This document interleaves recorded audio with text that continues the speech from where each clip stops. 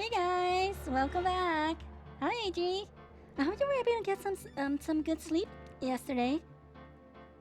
So look, as you can see, today we'll be playing Phoenix Wright Ace Attorney. We haven't played this, so we're gonna play the first game. Hi Paco. I slept kind of late yesterday, but I slept pretty good still. So that is good. I woke up kind of early. Woke up kind of early today, and yeah, I woke up kind of early. Still a little tired, but after staying up for a while, I feel much better. Uh oh. Can you guys hear me? I hiccup. Yeah, what? Tell us.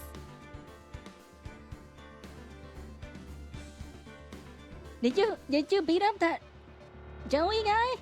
Black-eyed. Oh, okay. Uh-oh, this is not good. This is not good. I'm hiccuping. Oh, okay. So that didn't scare me. So okay, my parents got some Taco Bell today, so I ate that. It was alright, but I think this is the first time ever I had Baja Blast. It was interesting. Let's just put it that way. The flavor of the Baja Blast was interesting. I still prefer cherry Coke over it though, but oh, this is not good. But this morning I had a lot. Since I woke up early, I had a lot of time to practice singing, so that's good.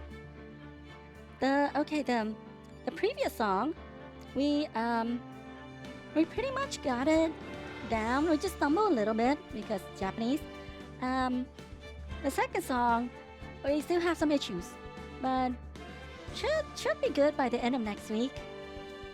So that might be good, and then we can start learning a new song. And of course,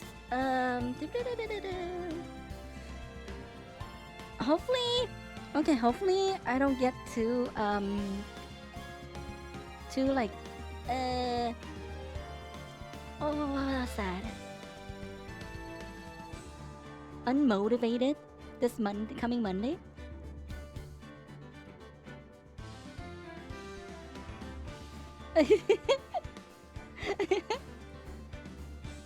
I mean, I've only heard about it. It's like some blue I guess it's Mountain Dew. I didn't know it was Mountain Dew though. I didn't know it was Mountain Dew. And I think, yeah, it's better than the regular Mountain Dew. So that's something. But I haven't drank the regular Mountain Dew in like a really long time. I just don't like it anymore. And I remember it making me gassy, and I didn't like it. But they might have changed it now, but I don't know. I don't want to test.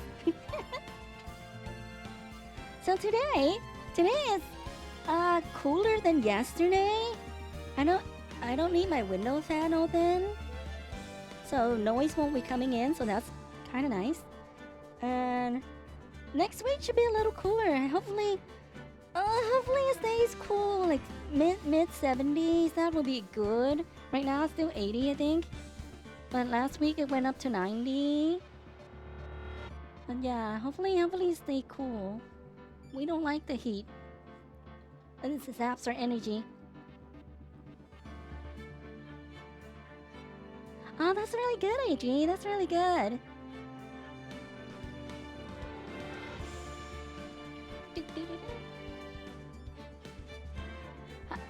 And then it'll take a while to go away fully. And then you don't need to use the antihistamine anymore.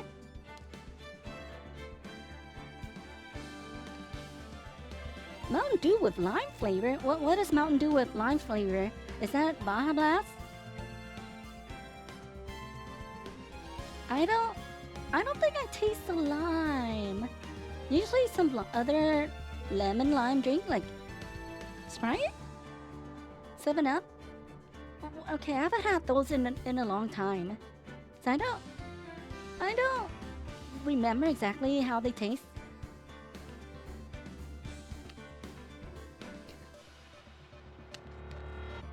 And we'll hopefully sometime next week it'll be gone.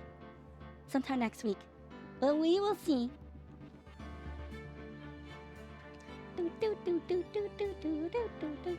Also, yeah, let me see.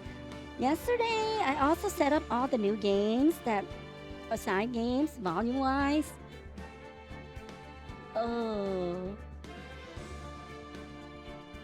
Yeah, if you guys noticed, I updated the list with some side games like Resident Evil 4 Remake being one of the side games. Because we did finish the OG. But this time we're playing the remake, but that's a side game thing. We'll try to rotate between those games, or at least we'll play them all at least once. And then when we need a side game, we'll see what we're in the mood for. Of course, shooting things is always fun.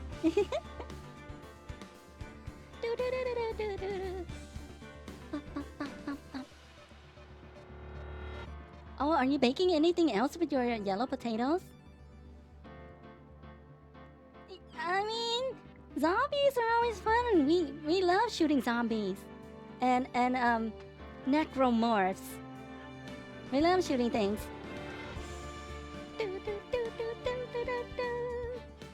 For this game though, we have to go inside the game to see if the volume's good. Usually, sometimes we need to make some adjustments, even though we kind of adjusted already.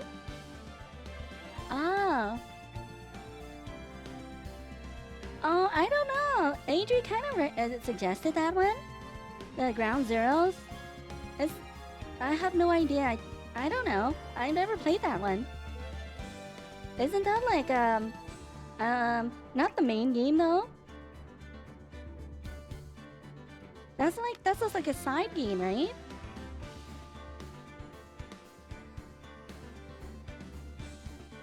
Like Ground Zeroes, I think it's a side game. Ah, I don't think we have Phantom Pain. Let me check. Metal Gear. Oh, you know what?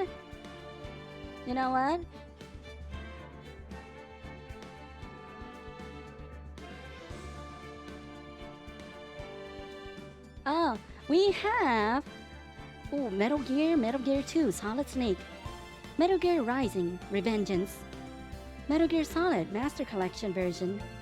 I don't know what's in the Master Collection version. Metal Gear Solid 2, Master Collection, Metal Gear Solid 3, Master Collection, Metal Gear Solid Master Collection Volume 1 bonus.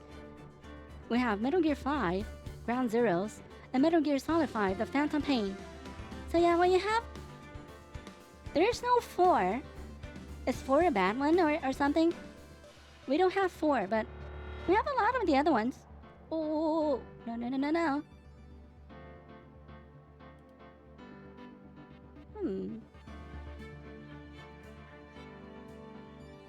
I think the Metal Gear and Metal Gear 2, it looks like Solid Snake. It looks like a kind of like an upgrade version of the NES ones. Wow, 600 megabyte. So that's pretty big for an NES game. I mean, we can still try it out some other time, and then I think maybe we can try it out some other time, and then when we get back into the Metal Gear stuff, we can play it over. I think this time around should be better. I just like sometimes expectations are different, so we will see. We will just just have to adapt. Do do do do do do do do do. Bum bum bum bum bum bum.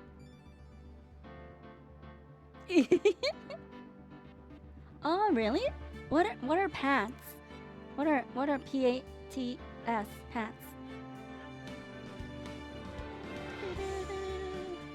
Yeah, sometimes also. Oh, okay. That makes more sense. You know me. You know me.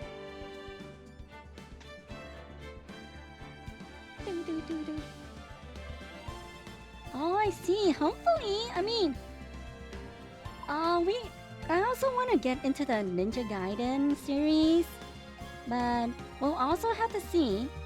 We'll also have to see that one. And I mean, we did play the NES one a little bit. And we were that day. I think we were just playtesting a bunch of NES games, and that was part of it. We only played a little bit, I think. Just like what's the other one? Battletoads.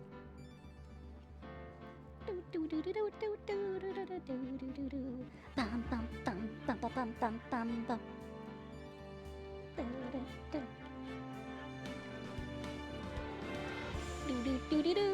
Okay, I updated the slots stuff. You can get even more now than before.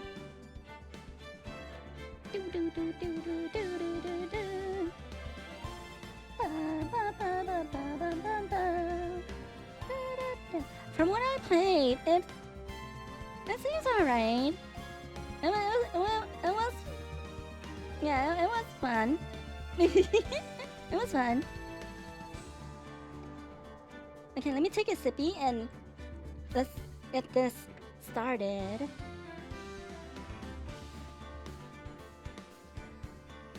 Also, aren't the potatoes just for snacking? Here we go. Phoenix Wright, Ace Attorney. Oh, okay. Oh, so you eat your supper pretty early? I'm playing with the control. New game.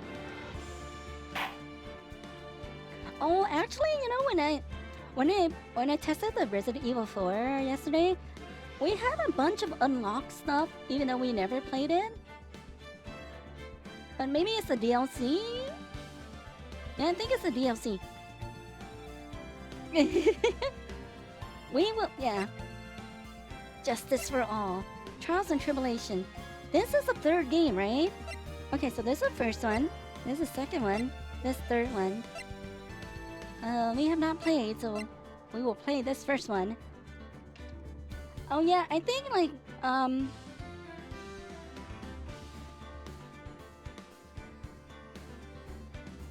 I thought you wanted me to play the remake.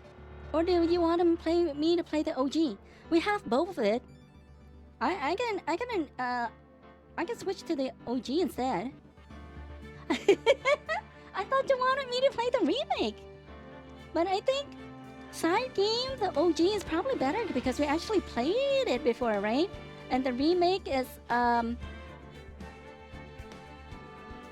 I didn't remember. I thought okay, let me change and let me change it. Yeah, that's what I was thinking. It should be like a main game, not side game, because it's pretty new. It's pretty new. Okay, I changed it. PC version. Let me uninstall this real quick. I will uninstall you. And then uninstall you. Let me see. Resident Evil 2005. 2005. It's still okay. They also probably updated this. That's why it's 24 gigs. Okay, let me install this one. That shouldn't bother us though.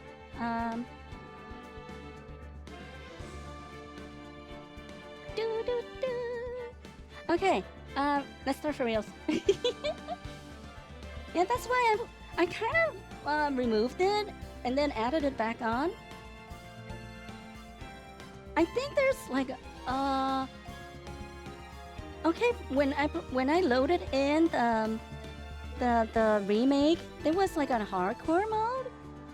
Is it like that in the OG also? Hardcore, and then if you beat standard and hardcore, you get professional mode. Is that how it was? Play this game. Episode 1, the first turnabout.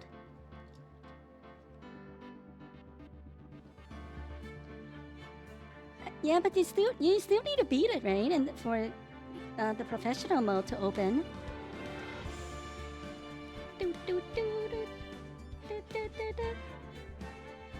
Also, the OG doesn't have the hardcore, the third level difficulty. Only 3. It skips the hardcore one.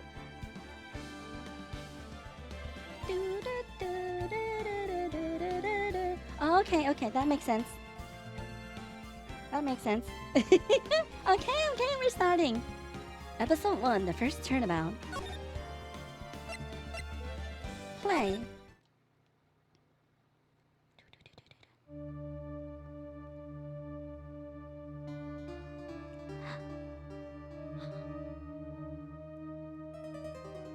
It's bloody.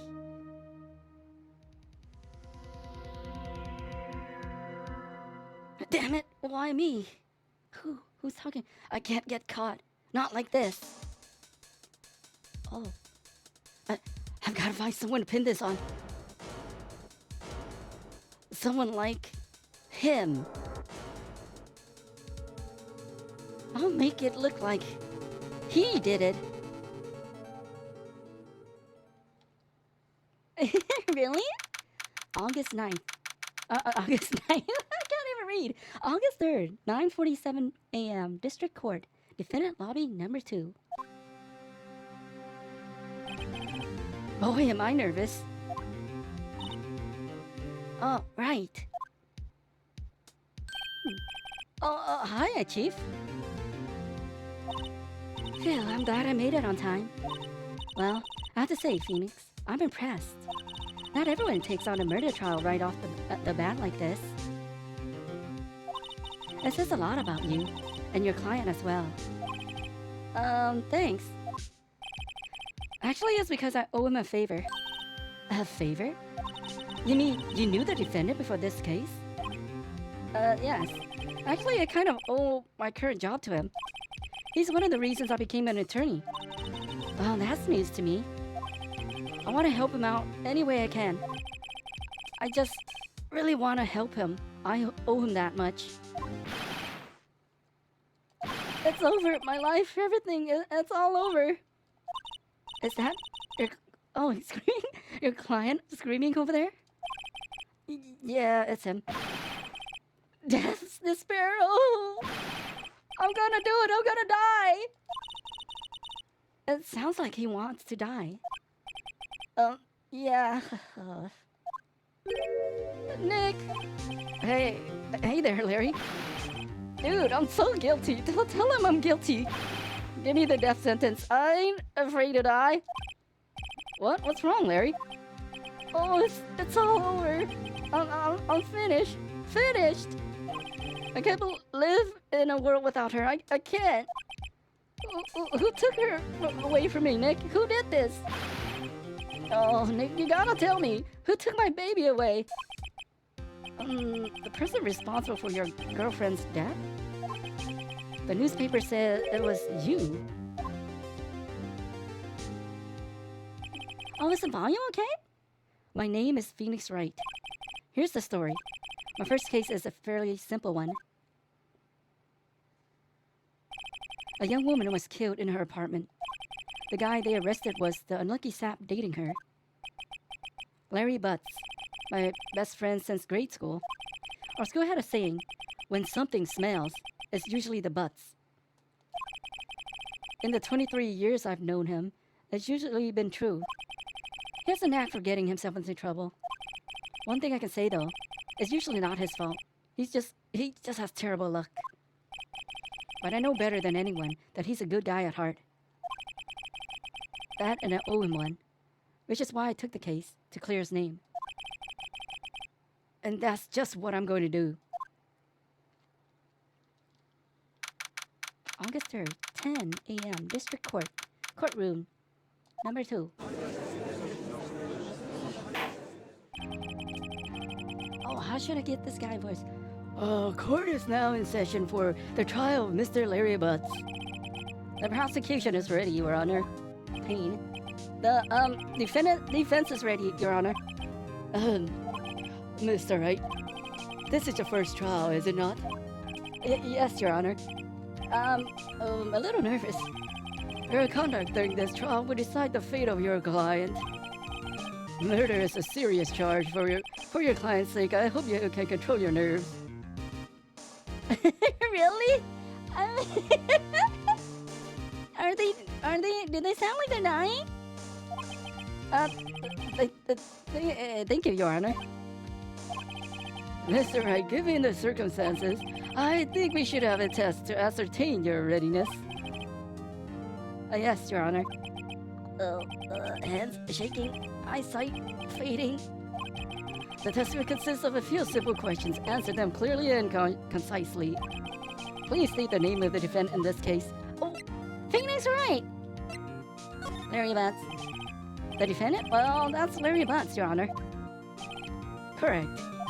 Just keep your wits about you and you'll do fine. Next question.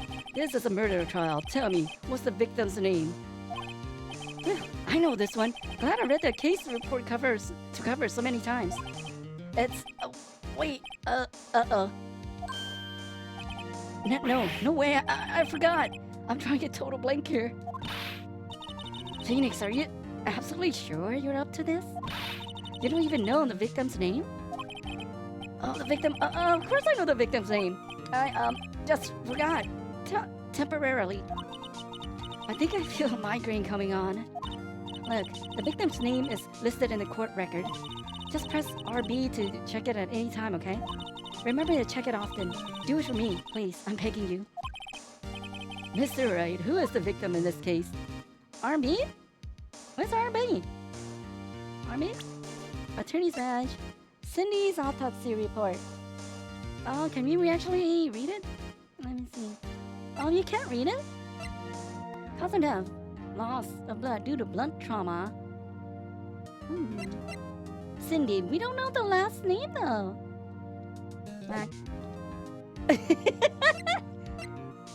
Cinder block. Cindy Stone. The victim's name is Cindy Stone. Correct. Now tell me, what was the cause of death? She died because she was hit with a blunt object. She was struck once by a blunt object. Oh, really? Object? Oh, RB profiles? Oh! BFA, 27, Chief Attorney and Fay and Co. My boss, a very good defense attorney. Larry Butts, 23, the defendant in this case, a likable guy who has been my friend since grade school. Cindy Stone, the victim in this case, a model. She lived in an apartment by herself, 22. Winston Payne, the prosecutor for this case, lacks presence, generally bad at getting his points across. Age 52. I was gonna give him some voice like this. Oh, correct.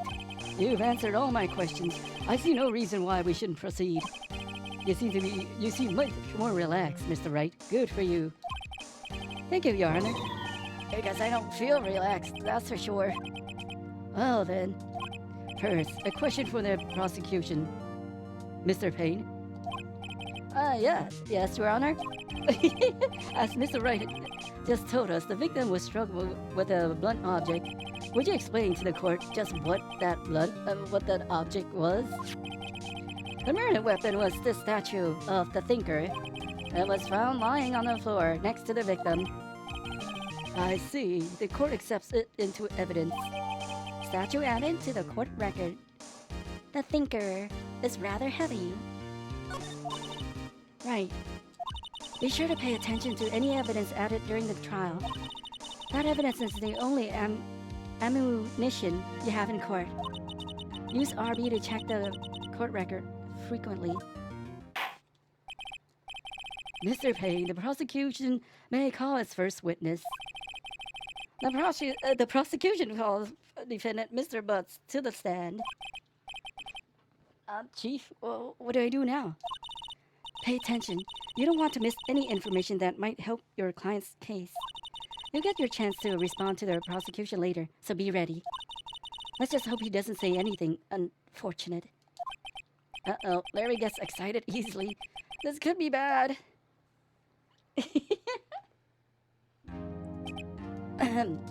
Mr. Buzz, is it not true that the victim had recently dumped you? Hey, watch it, buddy! We were great together! We were Romeo and Juliet, Cleopatra and Mark Antony! Didn't they all die? I wasn't dumped. She just wasn't taking my phone calls, or seeing me, ever. What's it to you anyway? Mr. Butts, what you describe is generally what we mean by dump. In fact, she had completely abandoned you and was seeing other men. She has just returned from overseas with one of them the day before the murder. What do you mean, one of them?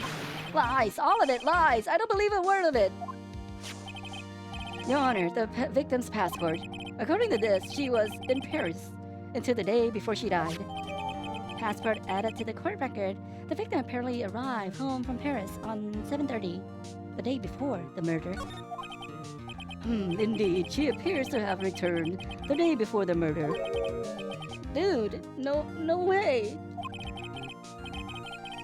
The victim was a model but did not have a large income. It appears that she had several sugar daddies. Daddies? Sugar? Yes, older men who gave her money and gifts. She took their money and used it to support her lifestyle. Dude! We can clearly see what kind of woman this Miss Stone was. Tell me, Mr. Butts, what do you think of her now? Right. I don't think you want him to answer that question. Yeah, Larry has a way of running his mouth in all the wrong directions. Should I stop him from answering? My client has no idea the victim was seeing other men. That question is irrelevant to this case. Oof. Dude, Nick, what do you mean irrelevant? That cheating she-dog? I'm gonna die. I'm just gonna drop dead. But I'm gonna get to the bottom of this. It auto progressed, so I didn't have a chance to. Let's continue with the trial, shall we? I believe the accused's motive is clear to everyone. Yes, quite. Oh boy, this is not looking so good. Next question. You went to the victim's apartment on the day of the murder, did you not? Well, did you or did you not? Huh? Well, maybe I did and maybe I didn't. Uh-oh, he went. What do you do?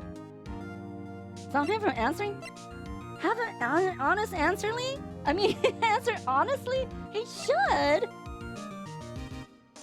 He should. I think he should. This is just the beginning, so have him answer honestly. If you don't answer honestly, we cannot honestly search for the real answer. Let me come up with way.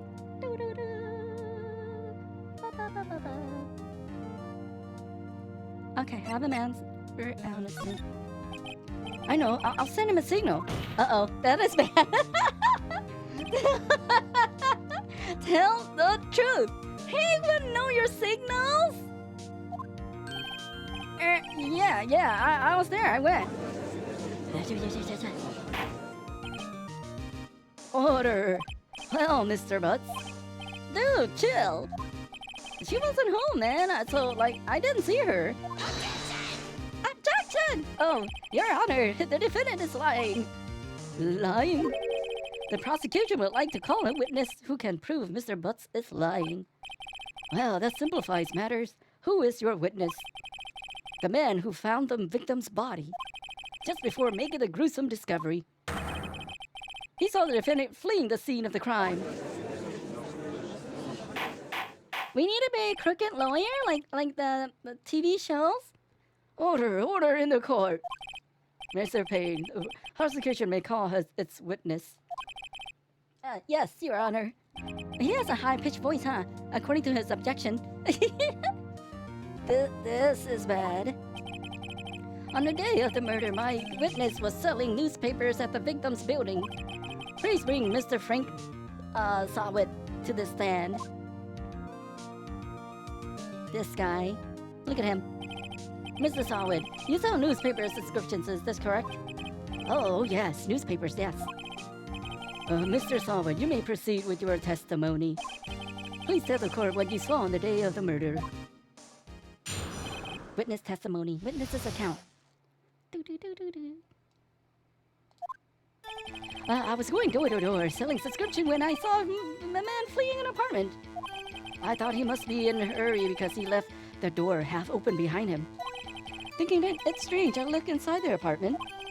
Then I saw her lying there, a woman, not moving, dead. I quelled in fright and found myself unable to go inside. I thought to call the police immediately. However, the phone in her apartment wasn't working. I went to a nearby park and found a public phone. I remember the time exactly. It was 1 p.m. The man who ran was, without a doubt, the defendant sitting right over there.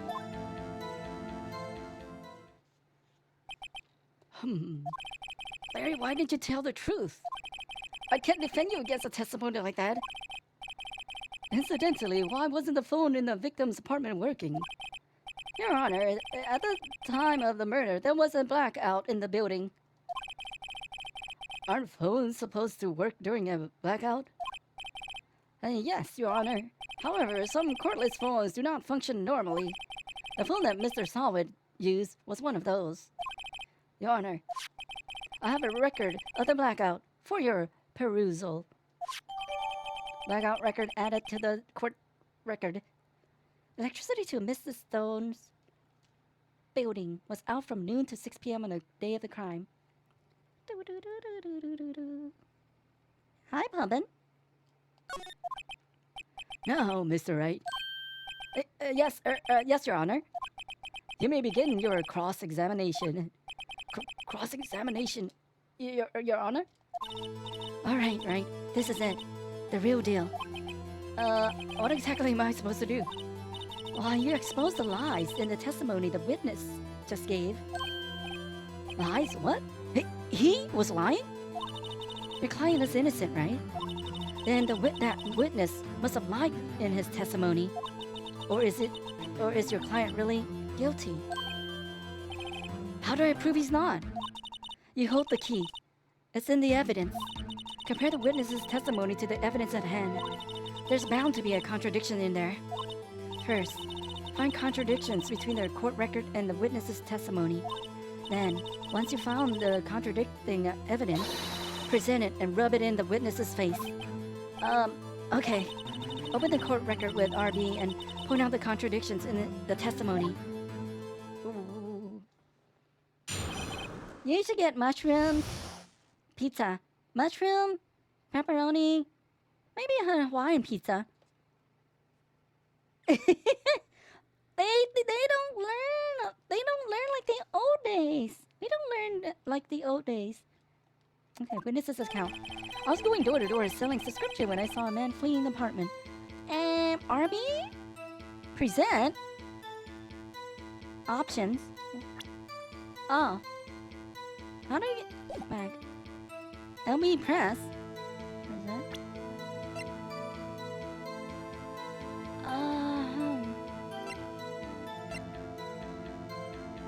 Okay, so we know time of death is 1 day after July.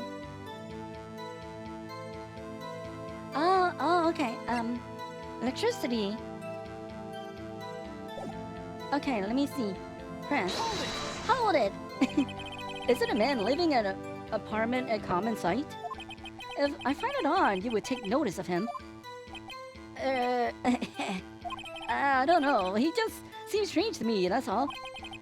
Like he was mad and yet frightened at the same time. Just like a criminal fleeing the scene of a crime. The defense requests that the witness refrain from conjecture. Of course, what the witness means is that the man he saw looked suspicious. So, what happened next? Oh, I thought he must be in a hurry because he left the door half open behind him. Perhaps. Half open, you say? Yes, the door was half open, yes. I watched for a moment, but no one came to close the door. That's odd, in a big city like this, I thought. I see, so what happened next? And what happened next? Thinking it strange, I look inside the apartment. Oh, so, can we press forever? What's the bars in the top right?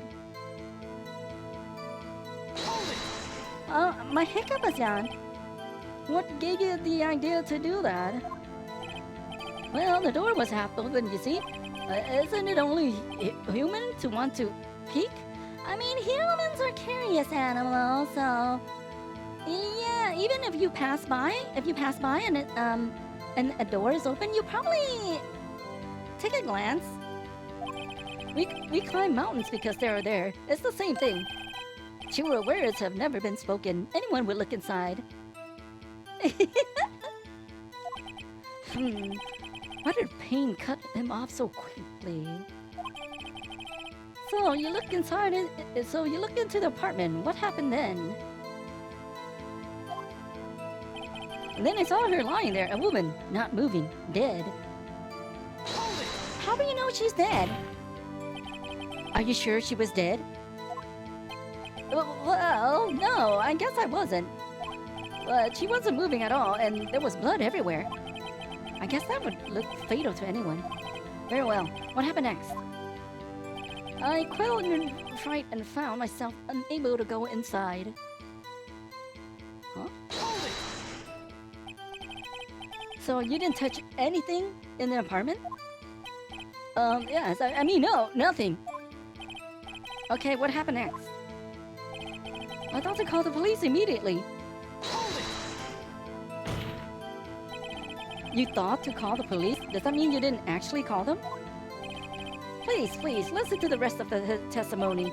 You thought to call the police. What happened next? However, the phone in her apartment wasn't working.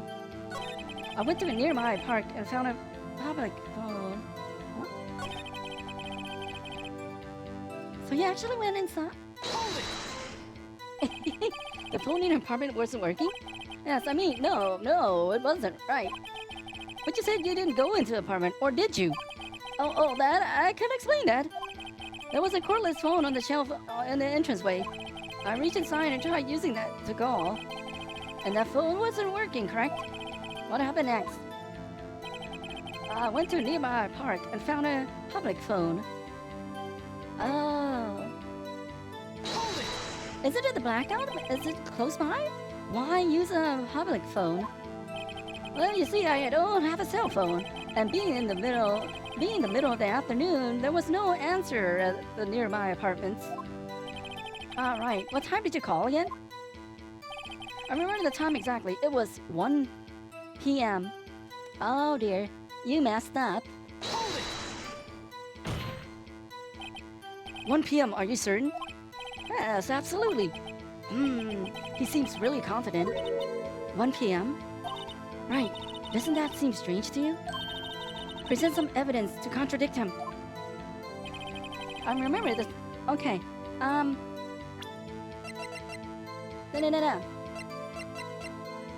Where is it? Electricity. It was a blackout record. From noon to 1 p.m. I mean 6 p.m. So, if he's close by, it should not work. Present!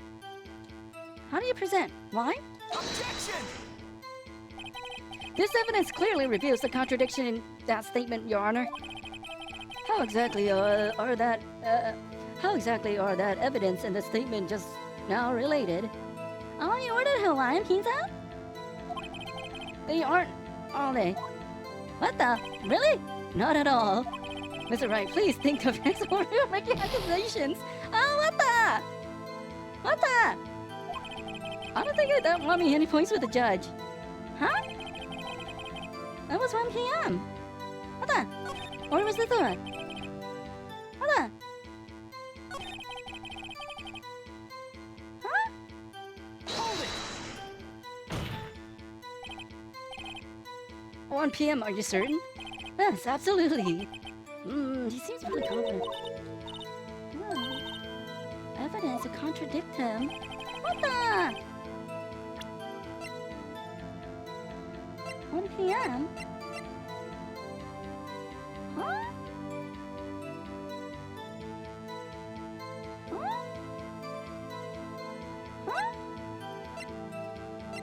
We don't have any evidence. Huh?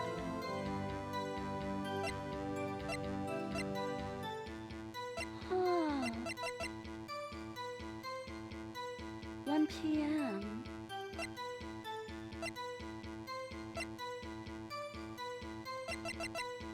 Okay, I'm not good at this.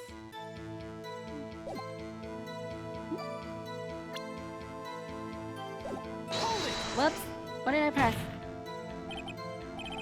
Okay, oh.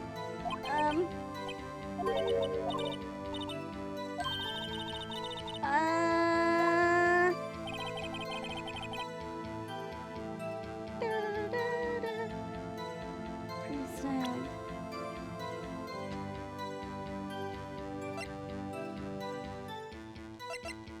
Something about noon. The building was out of power, though. Okay, what's this last? Hold it! Are you absolutely 100% positive? Yes, it was him, but no mistake about it. The witness says he's certain. That's all of it. There must be a contradiction in there somewhere. Examine the court record with RBN. Suddenly strike you as being suspicious. Then find the evidence that contradicts his testimony and present it to the court. Huh. Huh.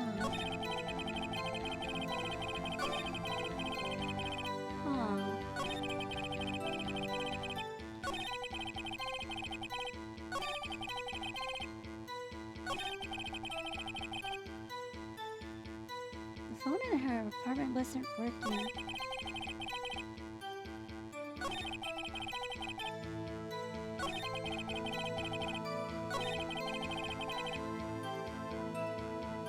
He found her dead at 1 p.m.? Oh. Oh. Time of death? That means she hadn't died yet.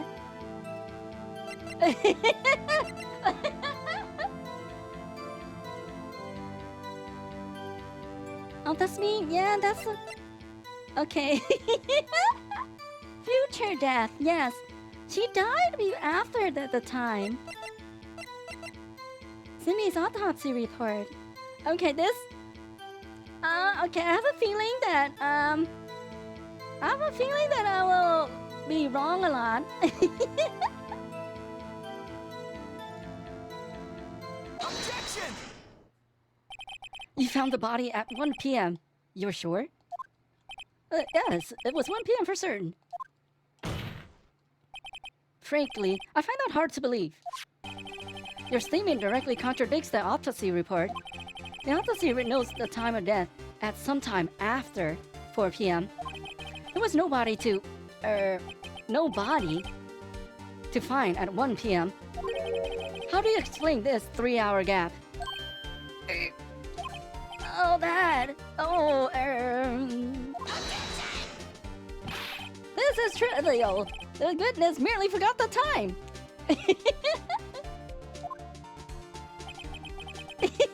After his testimony, I find that hard to believe. Mr. Sawit, why were you so certain that you found the body at 1 p.m.? Gee, that's a really good question.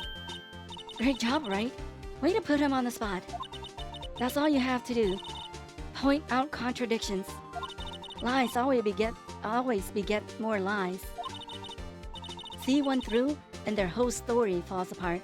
I changed the I changed how much you win. You win like 50 at the very least now, so you have 50 tries. Or 40. You have 50 tries to break even, basically, but you will always win. I see that since you guys like playing it, might as well make it worth your time playing. But it's still 1 minute cooldown. 1 minute. Wait, I remember now. Would you care to give your testimony again? I mean, it's 40% win rate, so it's alright. The time of discovery. You see, when I found the body, I heard the time. There was a voice saying the time. It was probably coming from the television. Ah, you done goofed. Oh, but that was 3 hours off, wasn't it? I guess the victim must have been watching a video of a tape program. That's why I thought it was 1 p.m. Terribly sorry about the misunderstanding. You messed up. I see. You heard a voice saying the time on a tape program. Mr. Wright, you may cross-examine the witness. Right. You know what to do. I've got this one. You messed up good. You see, when I found the body, I heard the time. There was voice saying the time. It was probably coming to the television. Oh, but there was... Okay, maybe... Let's press and see what he says.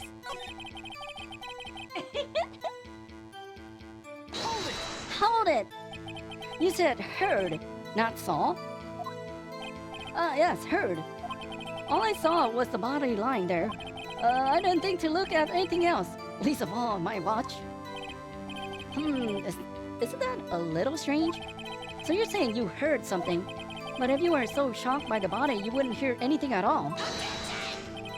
The witness did say he actually heard the time. It's ludicrous that he wouldn't hear anything. I have to agree with the prosecution. Witness, continue your testimony. There was a voice saying the time. It was probably coming from the television. Are you sure it was a television and not a radio? Well, no, I guess it might have been a radio. Incidentally, there was no radio on the premises. There was only one large television. Right. I can't put my finger on it, but something about this seems fishy. Something about hearing the television. Ah. The witness has testified. He heard the time. Oh, I wonder if we should just listen to it all and then doing the evidence. Yeah, we should get him, huh? Let's just get him. You heard. Excuse me, but the power was out in the building. Present. Objection! Hold it right there. The prosecution has said there was a blackout at the time of the discovery. And this record proves it. You couldn't have heard of the television or a video. I won't. The defense has a point. Do you have an explanation for this, Mr. Sawit? No, I find it quite puzzling myself, quite.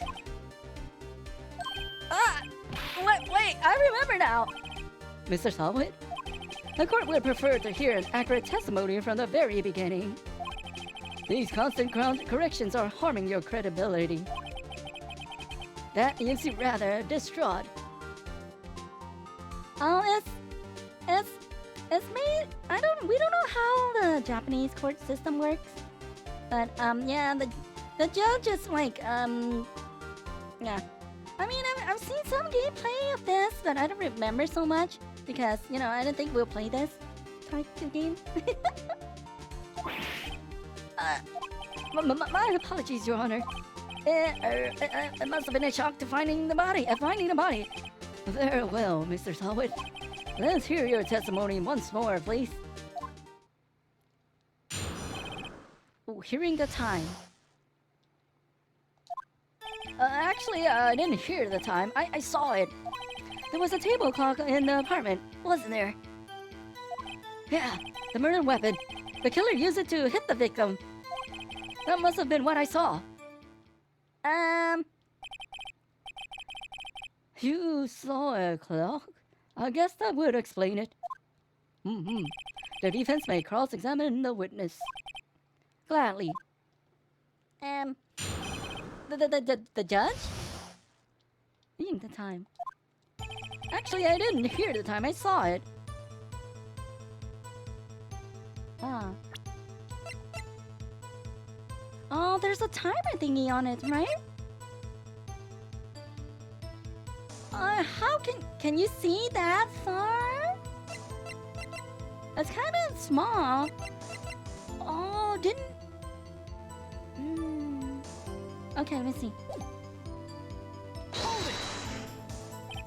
That strikes me as a very suspicious mistake.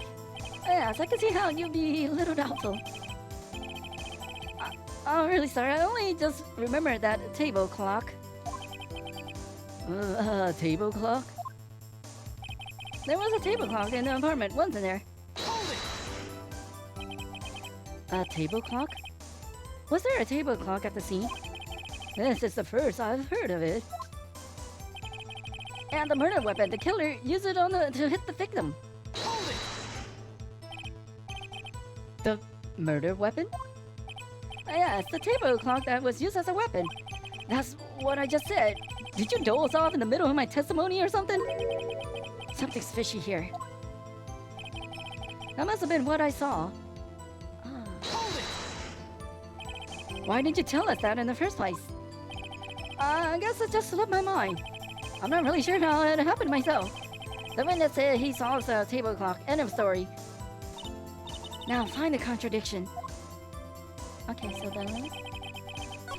this one, the third one. The killer used it to hit the victim. Huh. It's rather heavy. Huh.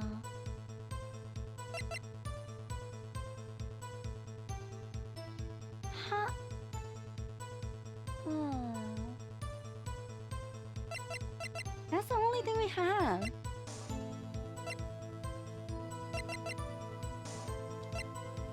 Can we zoom in on this or no?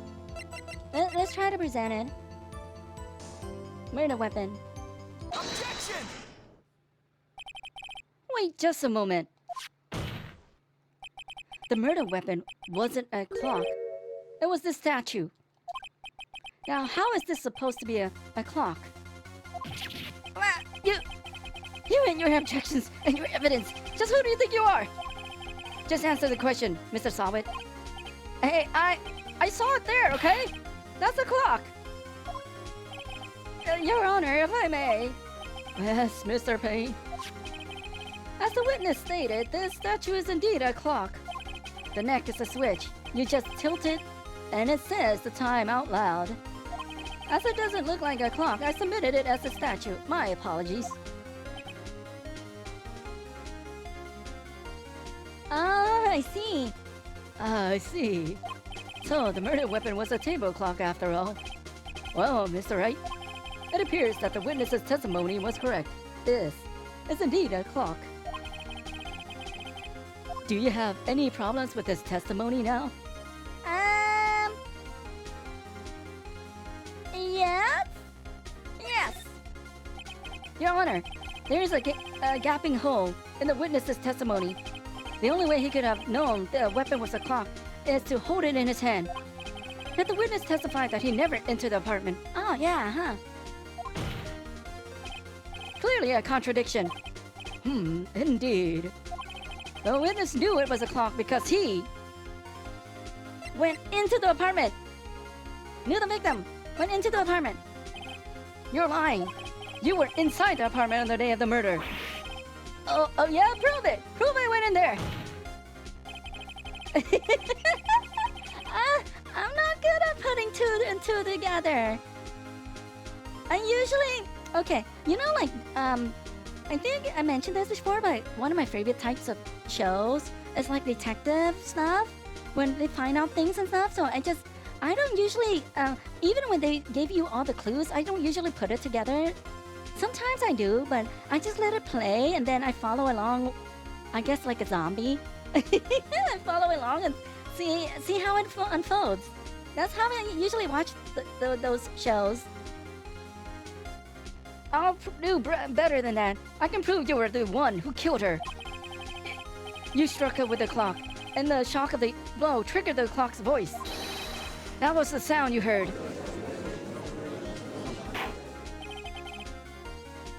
Order in the court. Intriguing. Please continue, Mr. Wright. Yes, Your Honor. Mr. Sawit, the sound must have left quite an impression on you. Understandable, since the murder weapon spoke just as you hit the victim. That voice burned into your mind. That's why you were so certain about the time. What's the meaning of this? This is all baseless conjecture. Baseless? Just look at the witness's face. Would the witness care to elaborate? Did you strike the victim with the clock? That day, I never.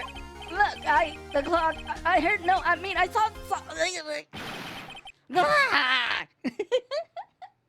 Shut up, I hate you. It was him, I tell you, I saw him. He killed her, and he should burn, give him death. Order in the court, I say. Your Honor, a moment, please. There isn't a shred of evidence supporting the defense's claims. Mr. Wright, Your Honor, you claim the sound the witness heard came from the clock. Do you have any evidence? The whole case is riding on this. I better think it through carefully. Your Honor, the sound Mr. Sawit heard was definitely this clock. A fact which is clear if you simply try sounding the clock? Examine it. What? Batteries? We should try sounding it. As the neighbors. Yeah, we try sounding it. Pressure! You guys make fun of me. Try sounding it. Let's sound the clock now, here in this court. Your Honor, may I have the clock? I ask the court to listen very carefully. Beep. I think it's 8:25. That certainly is a strange way to announce the time. Well, he is the thinker, after all. So, we heard the clock. What are your conclusions, Mr. Wright? Mr. Payne, can you tell me what time it is now? It's 11:25.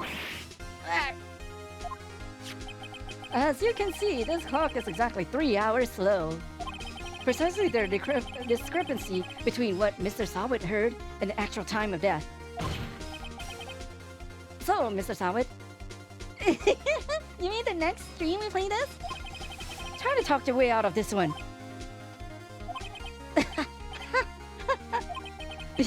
You forgot one thing. Uh-oh. What's he talking about now? Well, it may seem like the clock is running 3 hours slow. It proves nothing. How do you know it was running 3 hours slow on the day of the murder? If you can't prove that, you don't have a case. He's right. How am I going to prove that? Damn it, I was so close. Mr. Wright, it seems you lack the critical evidence to support your claim. Yes, Your Honor. This means I cannot let you indict? Is it indict or indict? Indict to me seems more right. First one or second one? Indict? Is it indict or indict? This means I cannot let you indict the witness. Okay. Unfortunately, is it indict? Oh, okay, thank you. This ends the cross-examination of Mr. Frank Sawit.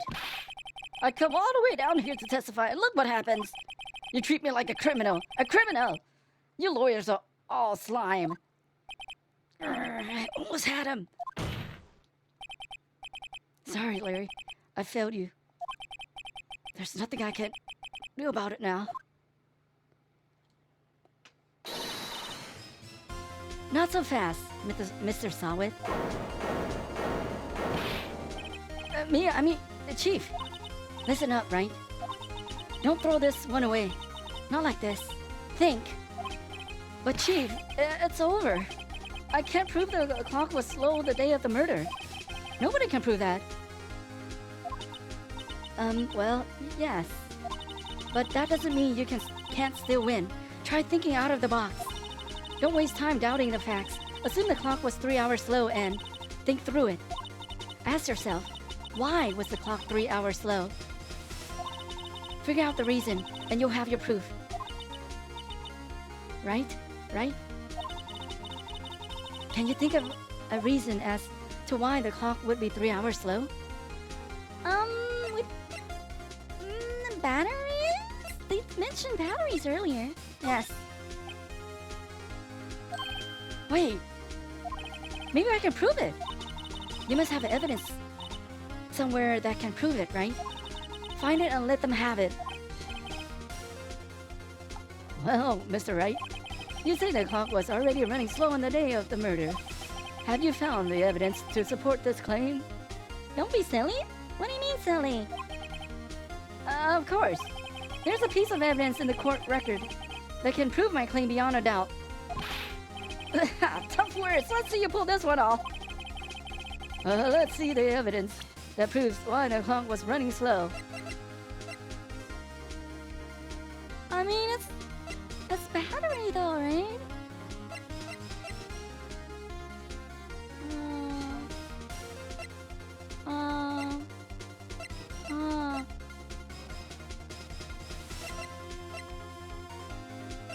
I don't know. 4 5? Maybe the blood got in the way?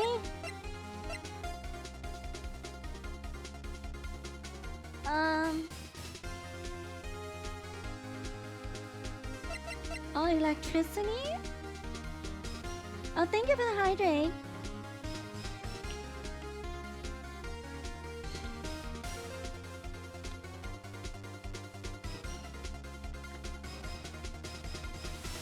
Because why would she need? Okay. Do they?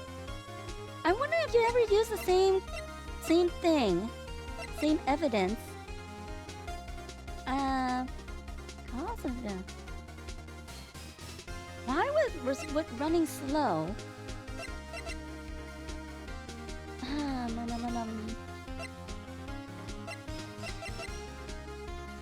Electricity.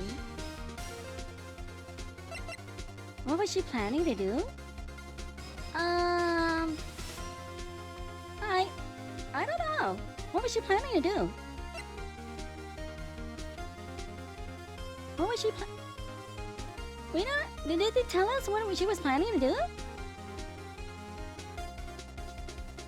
Oh, profiles can also can we present a profile right now? Oh, okay. Oh, maybe. Huh. Okay, so let's say if she goes home from Paris, why would she need to set the time differently? Or is Paris and like Japan 3-hour difference? Like she brought this home? Maybe she brought this home from Paris and that's why it's 3 hours difference. Maybe. Let me try this. Okay. Let me try. Maybe. I'll try. Present. Take that! Wrong. The victim had just returned home from abroad the day before the murder. As we all know, the time difference between here and Paris is 9 hours. When it's 4 p.m. here, it's 1 a.m. the next day there. The clock wasn't 3 hours slow, it was 9 hours fast. The victim hadn't reset her clock since returning home. That's why the time you heard when you struck her dead in her apartment was wrong. Proof enough for you, Mr. Sawit? Or should I say, Mr. Did It? He's foaming at the mouth! So she got it from Paris. It's the thinker from... It's the thinker... It's the thinker's sculpture in Paris? Order, I say. You had me worried because of the sweat. Well, this case has certainly turned out differently than we all expected. Mr. Payne, your witness? He was arrested and been taken away, Your Honor. Very well. Mr. Wright? Yes, Your Honor? I have to say I'm impressed. I don't think I've ever seen someone complete a defense so quickly and find their true culprit at the same time. Thank you, Your Honor. At this point, this is only a formality, but this court finds the defendant, Mr. Larry Butts, not guilty.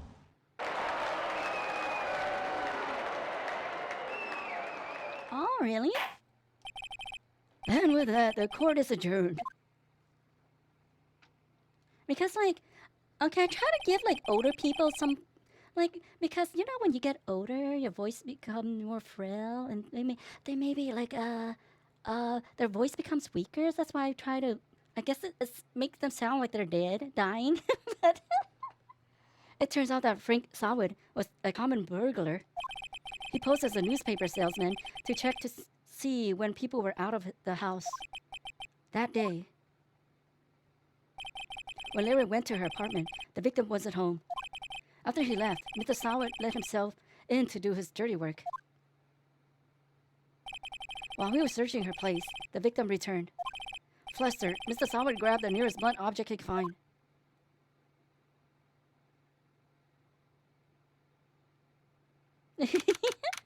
August 3rd, 2:32 p.m. District Court. Defendant Lobby Number 2.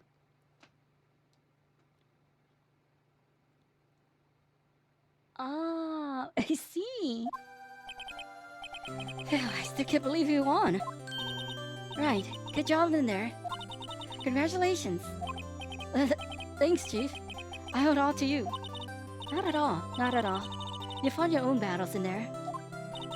It's been a while since I've seen a trial end on such a satisfying note. I've never seen the Chief looking this happy. If she's this glad, imagine how Larry must feel. My life is over. Larry, you're supposed to be happy. What's wrong now? Oh, Nick. Don't worry about me. I'll be dead and gone soon. Good. Wait, no. I mean, bad. Larry, you're innocent. The case is closed. But my Cindy Whitney's gone, man. Gone forever. Larry, she was a... Nah, never mind.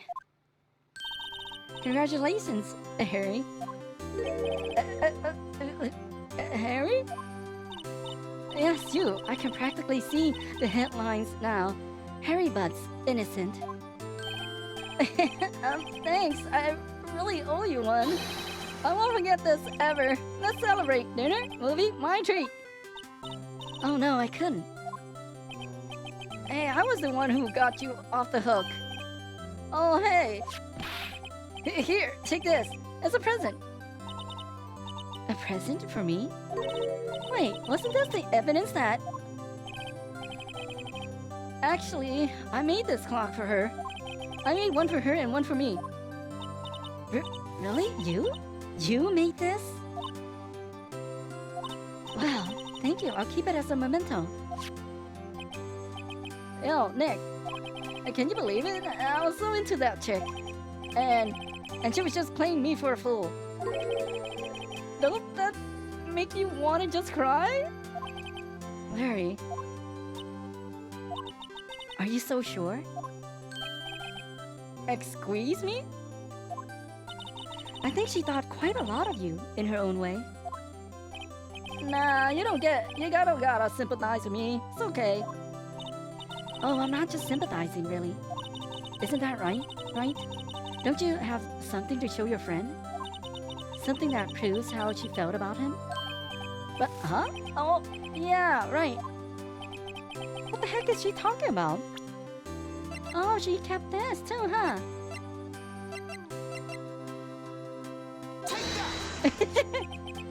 Check this out, Larry. Proof positive that you weren't just some chump to her. Uh-huh. What about that clock? This is the clock you made for her, Larry. And she took it with her when she traveled. Whatever, she probably just needed a clock, that's all. You think so? It's a pretty heavy clock to take traveling. Well, make of it what you will. Hey, Nick. I'm glad I asked you to be my lawyer. Really, I am. Thanks. Hope that made him feel a little better. Oh, pizza! We want pizza, right? I hope you see the importance of evidence now. Also, hopefully you realize things change depending on how you look at them. People too. We never really know if our clients are guilty or innocent. All we can do is believe in them.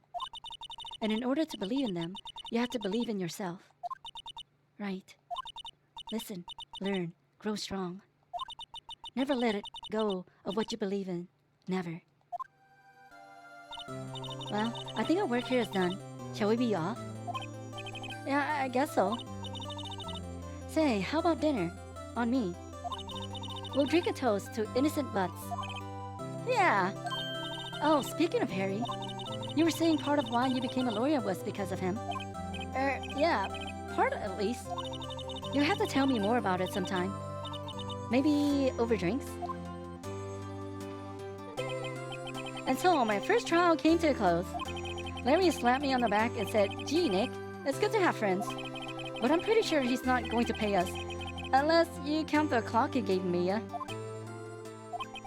I didn't know it was it then. But that clock was soon going to be the center of another incident. And my promise to tell the chief about me and Larry would be one promise that I wouldn't be able to keep. Uh-oh. The end.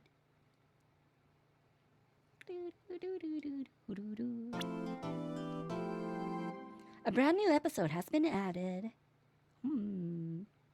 Interesting. Does this auto save? Oh, okay, there we go. Yes. Oh. Interesting, okay.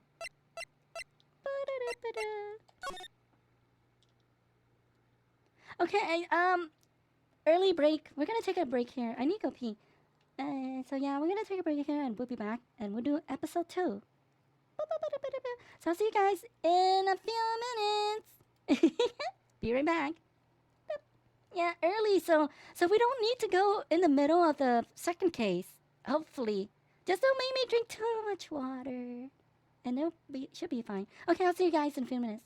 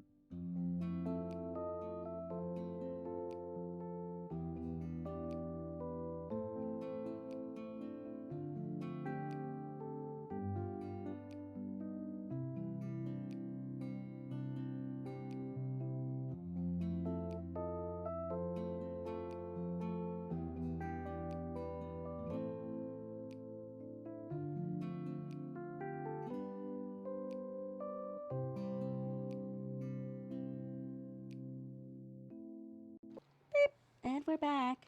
Let me see. Doing this. Hey! Thank you, Puppet. As long as you have a $sign, if you have a $sign, you win. Thank you for the flower. Thank you, AG. Okay. Turnabout Sisters, Day 1 investigation. Let's go.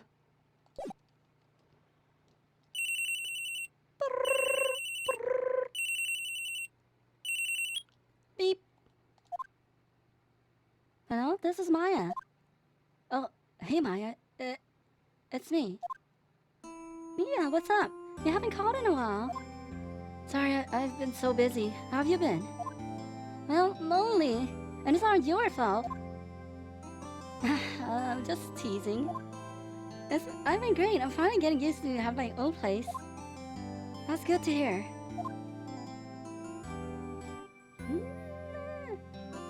Actually, I'm calling because I have a favor to ask. I know. You want me to hold evidence for you? Sharp as always. There's a lot of buzz about the upcoming trial. I just don't feel safe keeping the evidence here.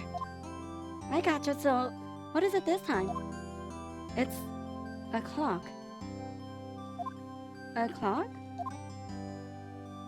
It's made to look like that statue, the Thinker, and it tells you the time. I thought you might like it. You've always liked toys. Hey, I'm not a little girl anymore, sis. Now. You know I'm only teasing. I should probably tell you, the clock isn't talking right now. Huh? It's not working? That's lame. I had to take the clockwork out. Sorry. I put some papers inside it instead. Papers? Is that the evidence then? Well, there's a possibility that it might turn out that way, yes. Can you come by the office tonight, say 9, to pick it up? I'll be in a pre-trial meeting until then. Okay, sis, but I expect dinner something good. Like burgers. I can really go for a good burger. Okay, we'll hit the usual joint. Alright, that's the deal. Okay, sis, see you soon. Yep, I'll be waiting. Maya. Ow. Conversation recorded, September 5, 9:27 a.m. That's gonna be evidence, isn't it?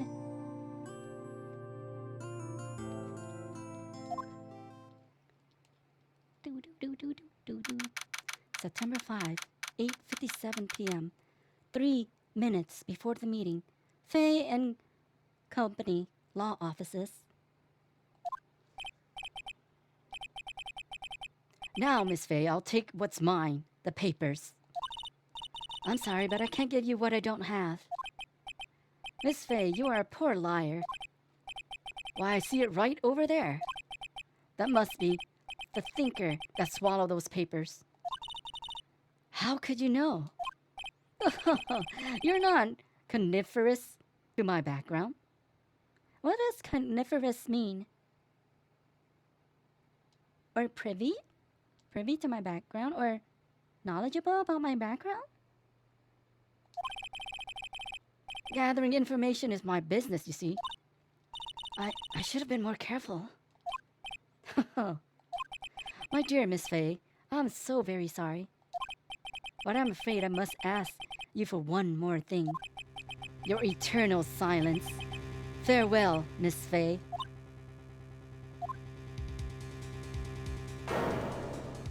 Oh, it's gonna be the same?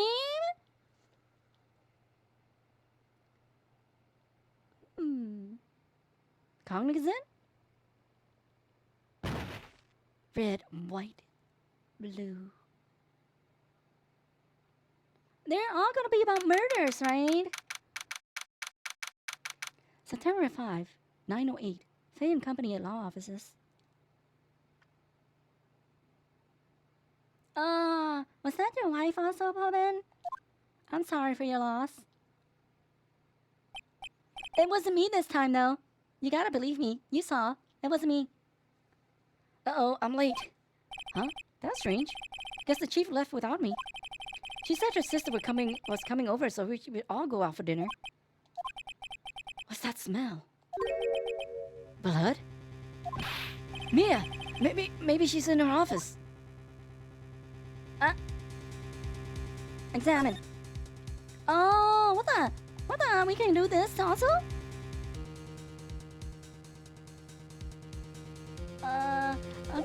We need to move. Office. That smell. Blood. Sis. Someone's there. Chief? Chief? Chief!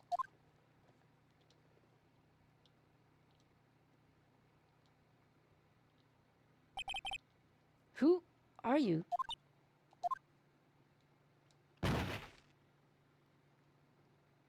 Did she pass out? Does a strange girl drop out code? I left her lying on the office sofa. I went back to the chief where she lay under the window.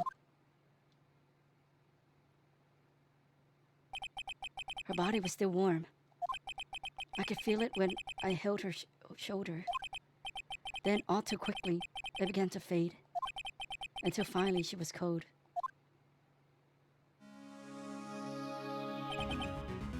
Chief. Oh. A salmon.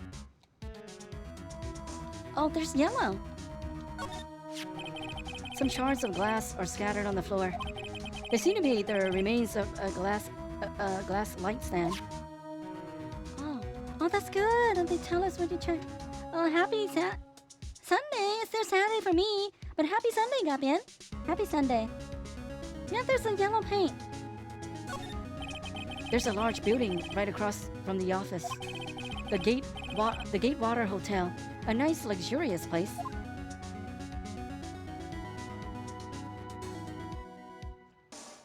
Oh, it's gonna happen in the other games too, huh?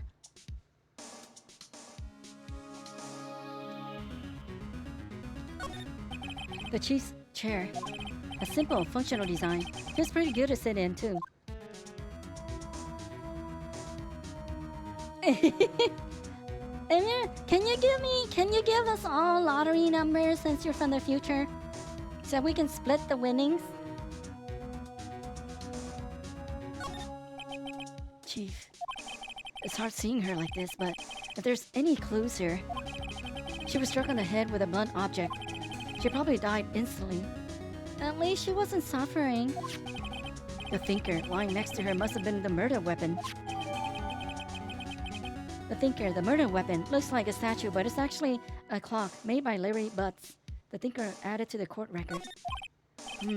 There's some glass shard near the chief's body. Must be the pieces of the glass lying standing next to the lying broken in the back of the room. The broken remains of a glass light stand, broken beyond all recognition. Nothing else that seems like a clue here. A piece of paper. It must have fallen from Mia's hand. What could it be? Oh, what's this?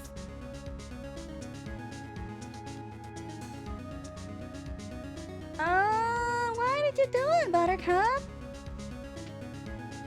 Someone tell that little rascal to come back here. Yeah, this is our first playthrough. Oh, it's written in blood on this scrap of paper. Maya? Did Mia write this? This piece of paper is a receipt from a department store dated yesterday. A department store receipt with letters written in blood on the back. I think that's enough snooping around for now. I better call the police and find out what that girl was doing here. Thank you, Gabian. Oh, did we search this? It's encrusted with dried blood. How ironic that this became the murder weapon again. Options? Oh.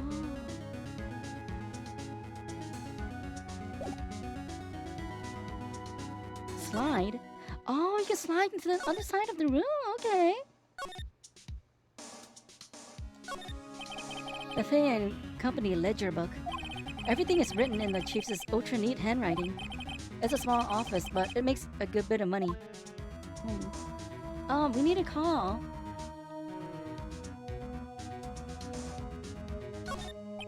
Surprisingly, the chief was never good with machines. About all she used this PC for was email. She picked up this ancient model at some garage sale for practically nothing. I mean, if you don't use it for anything, tech stuff is... you don't need strong. All the chief's important documents are packed in here. This is where she filed her case records and recent rulings. Oh, no clues here. Only the yellow stuff, huh? Oh. What was that? I thought I saw just something yellow. Huh? Oh, yellow. A perfectly normal office desk. The chief has a very particular policy about office decor. Spend big on the stuff the clients use, but keep your own stuff simple. Ah, that's good. I mean, wait, what if we missed some lore stuff? Right, I better call the police. Nani? That's funny. A few of the screws on the receiver are missing. It looked like someone was halfway through taking it apart. Police? Oh, police! Please, come quick. What? Oh, what was that? Someone screaming from outside the window? Huh? She's staring right at me. She's holding a phone in her hand.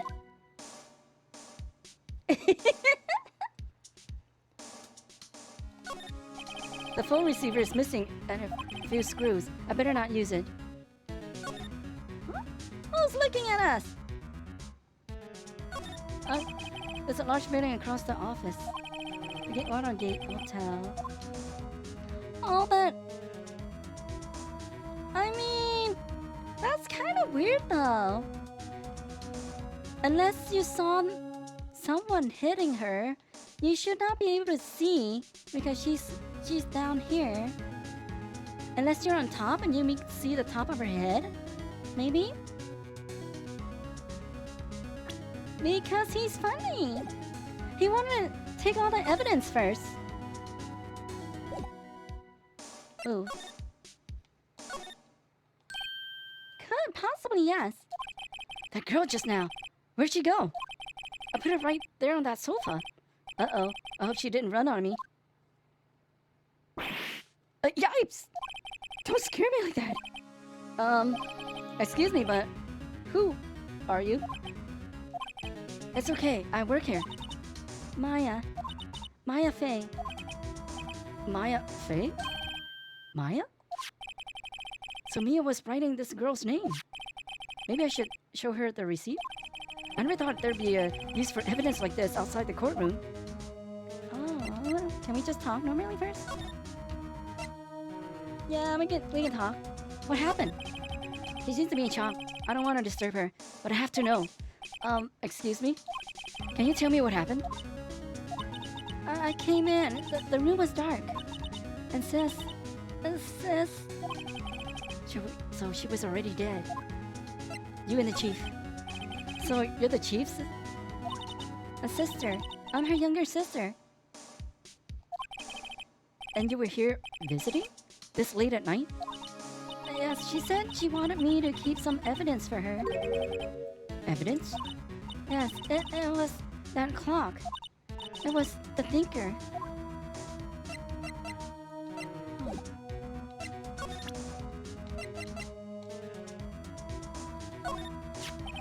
Before Mia died, she wrote a message with her own blood.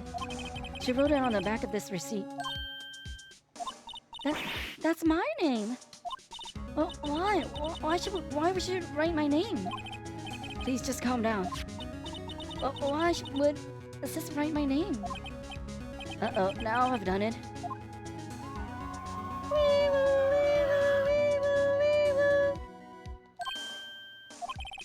The police! It sounds like they're coming this way. Freeze! Police! Alright, I'm Detective Dick Gumshoe, see? Gumshoe? What an odd name. We received a report from from the building across the way, see? Got a person saying they saw a murder. It must have been that woman I saw. Anyway, I don't want either you moving 1 inch, okay? Great, just great. Maya, wait, she wouldn't have. Nah. Whoa! Excuse me! Eek. This word Maya here mean anything to you?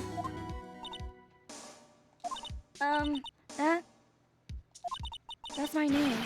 What? The victim drew this here note in her own blood, see? With her dying breath, she wrote down the killer's name. Killer? I'm not. Case closed. You're coming down to the precinct, ma'am. Well, what?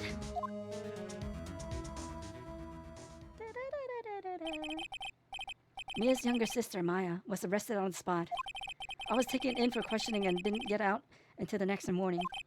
My eyes were heavy, but I couldn't sleep. I sat around waiting for visiting hours to begin at the detention center. I had to talk to Maya as soon as possible. September 6th, 9:07 a.m. Detention center, visitors room. Wow, they have poor Maya locked up like a criminal. Oh, it's you, the lawyer. Good morning. Good morning. She looks so tired. Are you going to be my attorney? Well, that's what I wanted to talk to you about. Sorry, not a chance. Are we evil?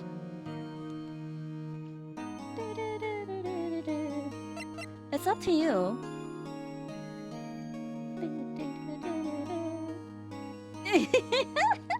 It's up to you. I better give it to her straight. It's up to you. Up to me? Yes, I don't think this is something I should decide. After all, you're the one in trouble here.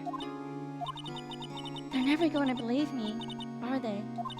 Even you, when you found me in the office, you looked at me like I had done it. Did it look at her like that?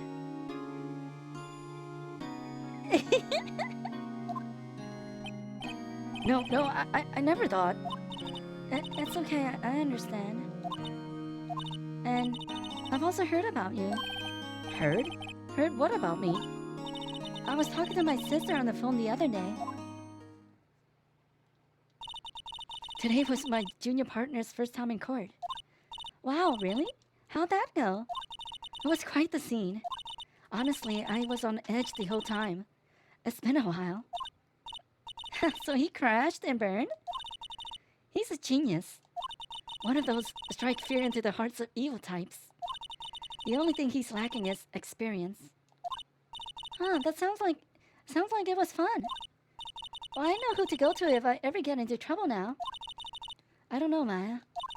I think you might want to wait. Give him 3 more years. That is, unless you want to be found guilty. That's what she said. I'm sorry. I didn't mean to insult you. No, it's okay. It's true, I guess. But at the same time, I can't just sit by and watch. When you think of the person who did this to Mia.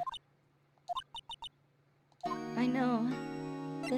We gotta do this. Talk, Maya. Yeah, we don't have a thumbs up emote because we ran out of. You guys, also, you guys also wanted the thumbs down emote.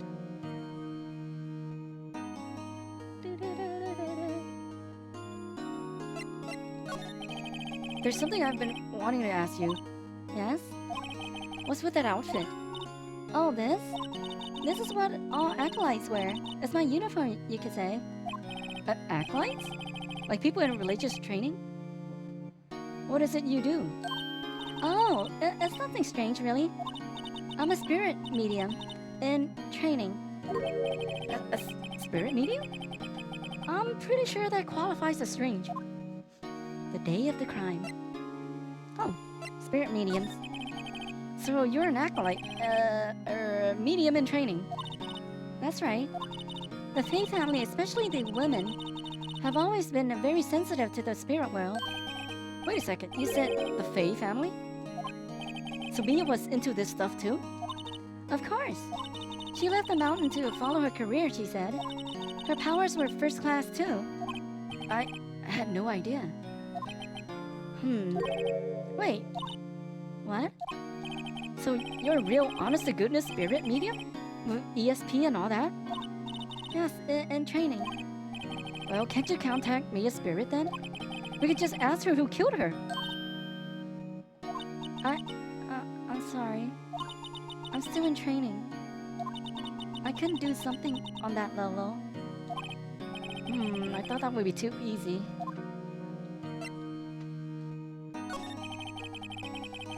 Could you tell me about the day of the murder? Yes. Let's see. That morning, I got a call from my sister. She wanted me to hold onto a piece of evidence for an upcoming trial. Evidence? Yes, that clock shaped like the thinker. The one Larry made. How could it have been evidence in a case? Right. She said something about that. I remember. Do you want to hear it in her own voice? Her own voice? Yes. I'm pretty sure our conversation is on my cell phone. You recorded it? Yeah, I forgot how to delete those things. Oh, cell phone. So you say you have a conversation with your sister on your cell phone? Let's hear it. Right. Oh, I just remembered that detective took my cell phone. Sorry. Oh, right, of course. Next time I see Detective Gumshoe, I'll ask him for it. I'll write you a note so you don't forget, okay? Sure, thanks. A conversation I had with my sister is recorded on my cell phone. Oh, then maybe we're gonna have so much evidence, huh? Huh? Something the matter? I was wondering, could I ask you a favor? This is the address of a famous lawyer. My sister gave me this a long time ago. She said if I was ever in trouble, I should call him. And, well, I'm in trouble. Do you think you could go ask him to represent me? Refuse? Okay. So, okay. Okay, we can ask. He'll probably say no. Let's accept. Sure, why not? I'll go ask. Thank you so much. I have no one else to turn to. Say, what about your parents? I see. Don't worry, leave it to me. Thank you. The trial's tomorrow at 10. What? Tomorrow? Tomorrow. What if this guy refuses? They told me that if I don't find one, the state will pick an attorney to defend me. When will that happen? They're giving me until 4 this afternoon. And visiting hours are almost up. I better hurry. Right, I'll be back. What the?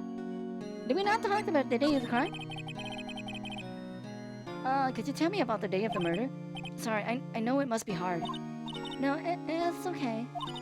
All I've been doing the last few hours is talking about it. I've kind of gotten used to it. Let's see. That morning I got a call from my sister. Oh, so okay, it's the same? This is the same, right? Okay, this is the same. Oh, it was around 9. The lights were off and I could smell blood. So it's different. Hold it! Yeah, it was different. I thought it was the same, so I skipped some of it. But I think some of the dialogue was the same. Then I found her.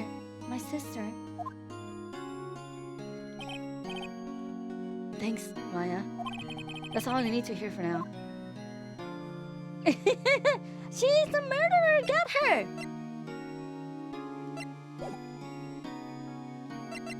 Move.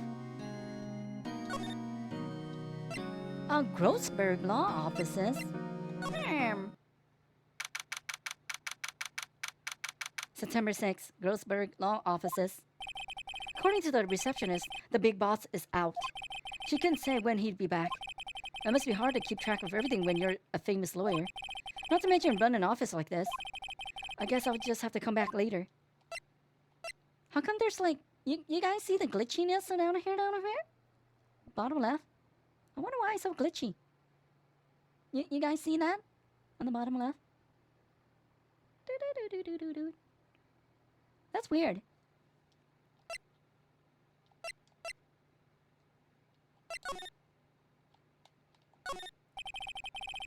The painting's been bugging me ever since I stepped in here. The oil paint is so thick it's practically giving me a stuffed nose. I'm sure the price is nothing to sneeze at either, for that matter. An expensive potted plant. No idea what kind of plant it is, but it's probably the most expensive one available. Oh, so he's buying all these expensive stuff, huh? A table for clients. An elegant ebony case. And if I'm not mistaken, that lighter's made of solid gold. Oh, and it only happened when there's a transparency thingy. Even I can tell someone here got money to burn.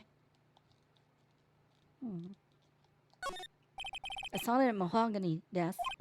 The wood's been polished to a deep luster. Expensive-looking mahogany bookshelves filled with expensive-looking books. Funny, they don't look like they've ever been read.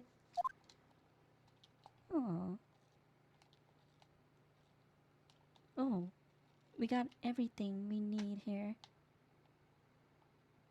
The ground is made of pure gold. Move. Hey, what is it? Did you meet the lawyer? Sorry, I haven't seen him yet. I see. I better go see if I can find this elite lawyer she's talking about.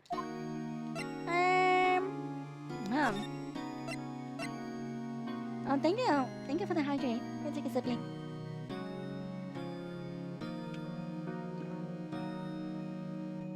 I mean, the little square thing doesn't bother me that much. She's talking to a baby lawyer, yes.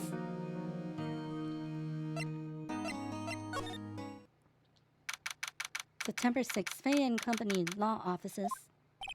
The office is filled with police officers. They're all busily searching for clues. Hey, you there! This is a crime scene, pal. No trespassing. Sorry, don't I know you from somewhere? Wait, you're that Butts guy, aren't you? No, Phoenix Wright. How could anyone mistake me for Larry? Guess I got the wrong name, Mr. Wright. Sorry about that. That Butts guy, he was a killer, and you're no killer, right? He was proven innocent. Right, and you were...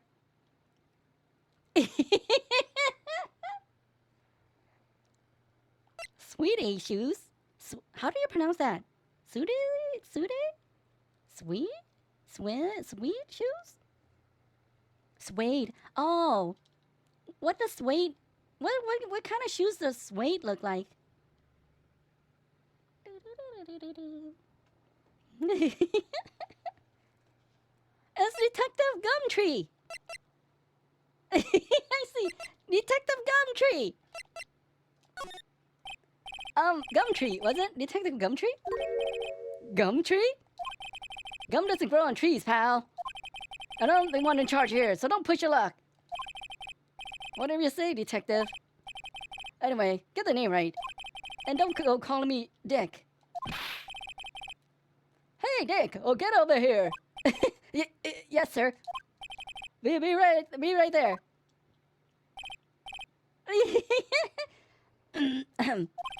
You're her lawyer, right, pal? If you got business here, you better do it quick. Phew, he thinks I'm Maya's lawyer. Oh, talk. Mia. We gotta bully everyone. About Miss Faye, did you do an autopsy? You want to know the results, eh? Now, don't you look at me like that, pal. It's no use. She might have been your boss, but that doesn't mean you get any special treatment. Oh, really? Alright, you can see the report, but that's all. Autopsy report added to the court records. Time of death, 9 p.m. Single blunt force trauma, cause of death, instant. Instant death. At least then she didn't suffer. Maya. About Maya.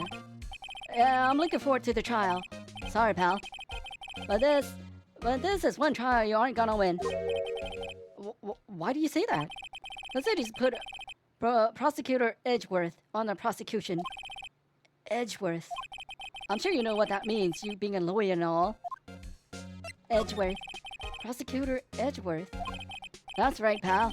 Mr. Miles Edgeworth himself. Wait. You do know him, don't you?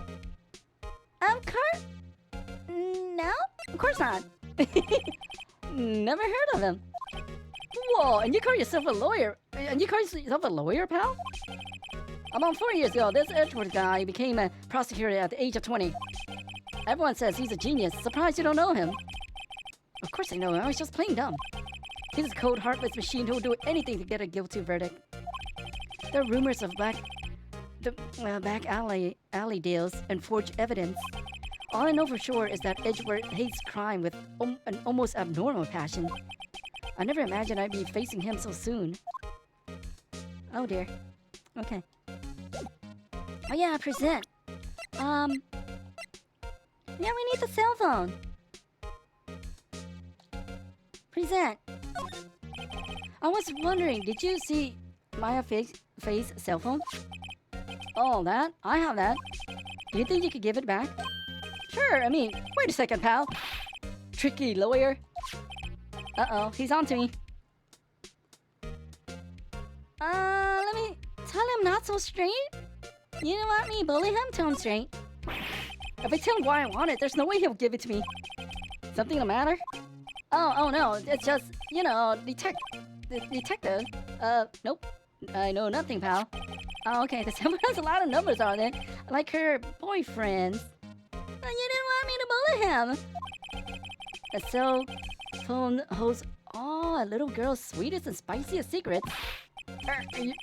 You're trying to confuse me, pal. Sorry, pal. I already checked all the numbers in memory. Impressive. You're quite the detective. Uh-huh. Oh, here. You can have the phone back. There weren't any suspicious call records in there after all.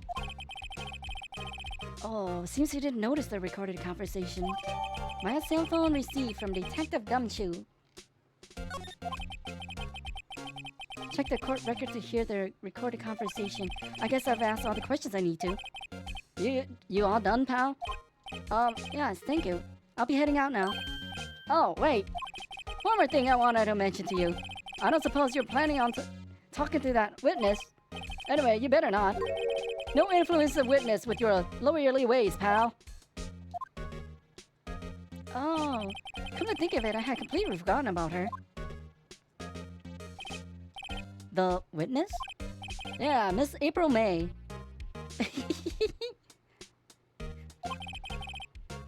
Sorry about this, but I can't tell you anything about her. Well, you just told me her name, Miss May, huh? So, you sent her home already then? You're trying your loyalty tricks on me now. She's not to go outside her room until the trial. So, she's still in the hotel across the way. I guess I should know better than to try to get a detective to leak information. You got that right, pal. Time to pay a visit to Miss May. Oh, we can check later. Probably not in front of him, huh?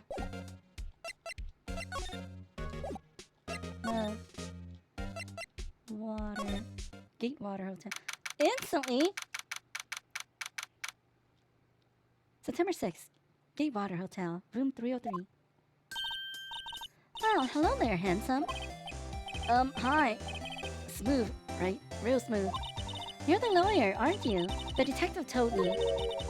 He said don't say anything to that lawyer, pal. Memo to self. Thank Detective Gumshoe for making my job harder. Gee, this is all like something out of a movie. It's all so exciting. I can't hardly contain myself. Oh, let me go freshen up so I can look the part of the beautiful eyewitness. I pitied the lawyer that had to cross-examine this one. Examine. What's this? There's a screwdriver stuck in this drawer. I'm wondering what's inside. Let's take a look-see. Hey, hey, hey, hey! What are you doing? No touching. Oh, bad boy. You really shouldn't pry around in other people's rooms now. You wouldn't want to make me upset, would you? Upset? I thought she was going to explode for a second there. I wonder what could be inside the drawer. Oh.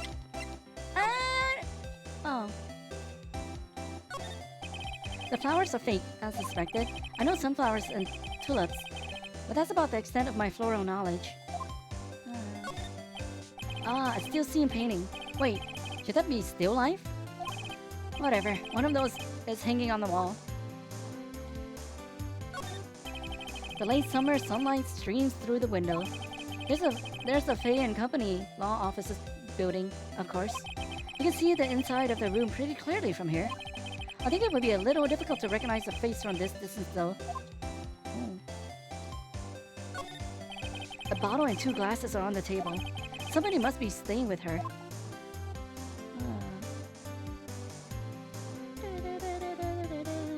Yellow. A simple bed. It's been recently made. Nothing eye-catching here. Huh? What'd you witness? Do you think you'd tell me something? I need you to describe what you observed at the time of the incident.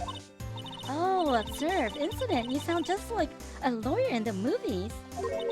I like a man with a big vocabulary. Better not encourage her. You know that thing that occurred, happened the other day? The bad thing? What did you see when it happened? I don't suppose you could tell me about it? Pretty please? Let me see. Well, dream on. If you want to know, you just have to come to court tomorrow, Mr. Lawyer. Oh boy. Miss May. Could you just... who exactly are you?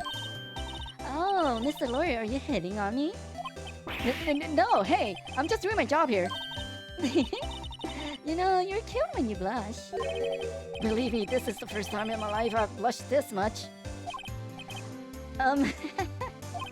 Right, can you just tell me what is it you do? Well, no. You had it, and you had your little hopes up, didn't you? Oh boy. This room. I see there are 2 glasses on the table. Is someone staying here with you? Oh, what amazing powers of observation. You must be one of those famous detectives like on television. Oh no, not me, just a lawyer. Say, Mr. Big Detective, why don't you go look for clues in the garbage, Miss May doesn't like nosy little lawyers, Oh boy.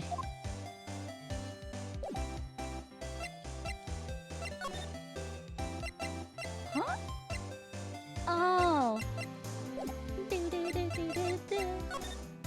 Oh, can we present her with anything? Huh.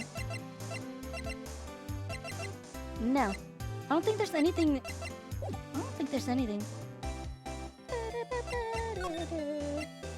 Detention center. Present. Phone. Oh, we can check. September 5, 9:27 a.m. Mia, what's up? You haven't called me in a while. Well, actually, there's something I want you to hold on to for me. Again? What is it this time? It's a clock. It's made to look like that statue, the thinker. And it tells you the time. I should probably tell you. The clock isn't talking right now. Huh? It's not working? That's lame. I had to take the clockwork out. Sorry. I put some papers inside it instead. Papers? Is that the evidence then? I'll leave that one up to your imagination. See you tonight at 9. That's it. Oh, I thought we could present it to her. Oh, we could present it to her. Hey, I got your cell phone back. Oh, say, can I listen to my sister's voice? Oh, we did it already, though. Maya's eyes closed. She listened to every word with such intensity.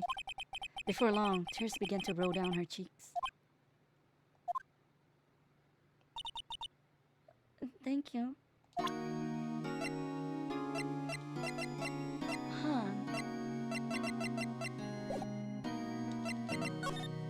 Your family. What about your family? I only had my sister. My father died when I was very young. And I don't know where my mother is. Don't know? So she could still be alive? Your mother. The women in my family have been mediums for generations. They say a lot of spiritual power runs in our blood. About 15 years ago, our family was involved in an incident. There was a man and he ruined our mother's life. Ruined? After that, she disappeared.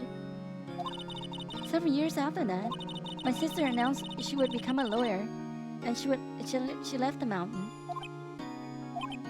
So, you live by yourself? Yes, I've gotten used to it. Oh, also, I had to become independent or I would lose my powers. I feel bad for her, all by herself up on that mountain. Your mother's enemy. So, who was this man who, ruined your mother? About 15 years ago, there was an unusual murder case that made quite a stir. Everyone was talking about it, apparently. The police were running out of leads, and they were getting desperate. Wait, they didn't use a spirit medium, did they? The police convinced my mother to try to contact the victim. Wow, so what happened? The case was solved, we thought. You thought? The man my mother helped, the police captured was innocent. The police's consultation, with a medium had all been carried out in secret, of course. But a man found out about it and leaked it to the press. He told all the papers that my mother was a fraud, and the media jumped on it big time. My mother became the laughingstock of the nation. I see. Why? Excuse me? White? That was his name. My sister told me. White? Something about white, red, and blue? Earlier. Okay, maybe this guy's back. Seems like Mr. Grossberg is out. Well, maybe I should just wait here for him to come back. And that wasn't the most over-the-top clearing of the throat I've ever heard. Oh, okay. Uh-huh. So, you're the one they say you've been looking for me. Yes, that's me. He looks even grander than I imagined. That badge on your collar. Ah, so you're a lawyer, are you now? Yes, well, yes. And what do you want? I'm not particularly busy these days. Please, proceed. Not busy? Then how come no one could get in touch with you? Something the matter? You came to see me, the one and only Marvin Grossberg, did you not? Well, here I am, boy. What do you want? Out with it. Well, sir, actually, it's about Maya Fey. Ah, yes, Maya Fey. Go on. Why the strange reaction? Ah-cha-cha. I'm really quite busy here, son. I can't go taking cases on a day's notice. No, it's quite impossible. Wait a second. How did you know the trial was tomorrow? Anyway, I'm afraid it's entirely impossible for me to represent her. Sorry, end of discussion. What's going on? He refused me before we even got a chance to ask him. What did I tell Maya? Interesting. Your refusal. How can you just refuse like that? Please, tell me why you won't take the case. Well, you see, it's just, I'm busy, you see. But the client is Mia Fey's sister. Mia trusted you. She knew her sister would be in good hands. Yes, of course, I know that. However, I'm sorry, but I must refuse. Sorry, goodbye. Creep, fine. I don't have time to argue with you anyway. I'll go look elsewhere. Think not. Huh? Did you say something? I think not, I said. What do you mean? I'm terribly, terribly sorry. But I'm afraid that no lawyer worth their salt will take on this particular case. Terribly sorry, my boy. Why? I cannot say. I beg your pardon, but could you leave now? I have nothing more to discuss with you. What's going on here? How did you know Mia Fey? She worked here a long time ago. Quite the apprentice, that one. Learned my techniques in the blink of an eye. She left one day, quite suddenly. She had a mission, you see. A mission? You could see it in her eyes. She followed it with a burning passion, never looked back, that one. That painting. That's quite a painting. Aha, you notice. That's my pride and joy. Impressive, isn't it? Well, isn't it? The color of the sky, the hue of the sea that will weave the straw hat.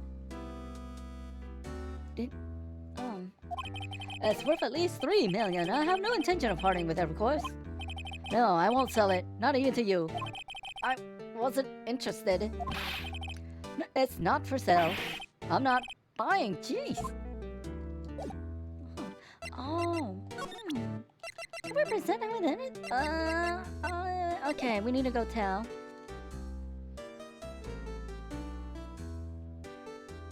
Oh, I see. Grossberg. Okay, I only know that Phoenix, his name, I think his last name is Naruhodo, meaning I see or something. That's the only name that I know for the Japanese counterpart for the character. Okay, now let's take a sippy.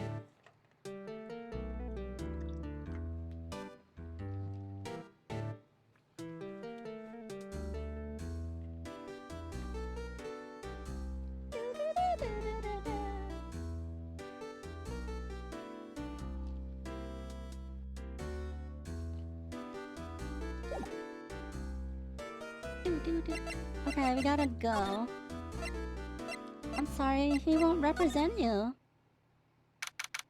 September 6th, 3:42 p.m. Detention Center, visitor's room.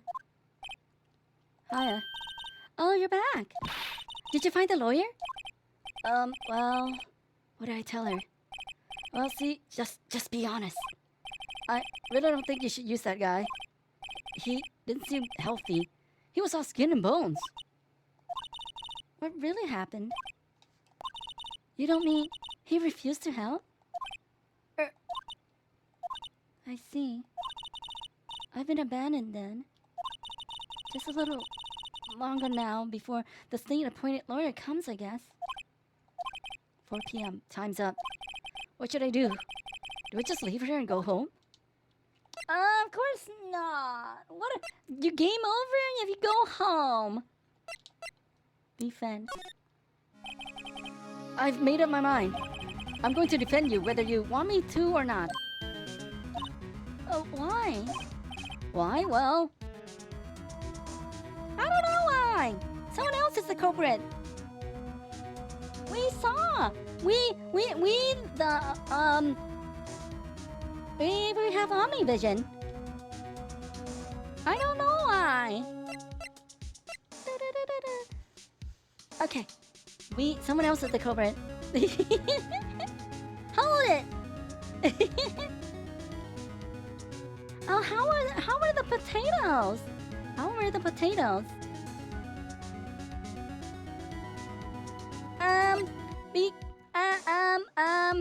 Because I don't know why.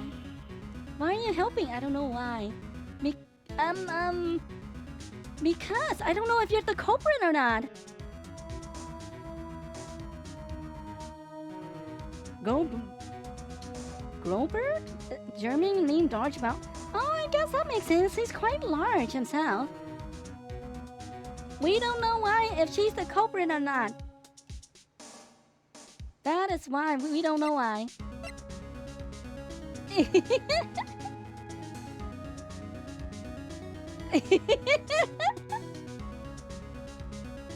No, okay. We have, we're like, we're kind of looking through the eyes of Phoenix right now, but, um, um, but we're Phoenix. We're Phoenix, right? We were playing through his eyes. He didn't saw nothing. He saw nothing.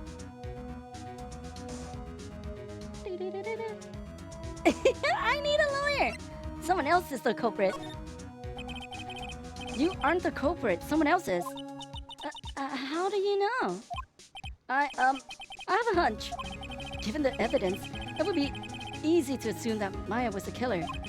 But there's something about this whole thing that smells fishy. The witness's strange behavior. Was that all an act? And the way that the lawyer refused to help out Maya.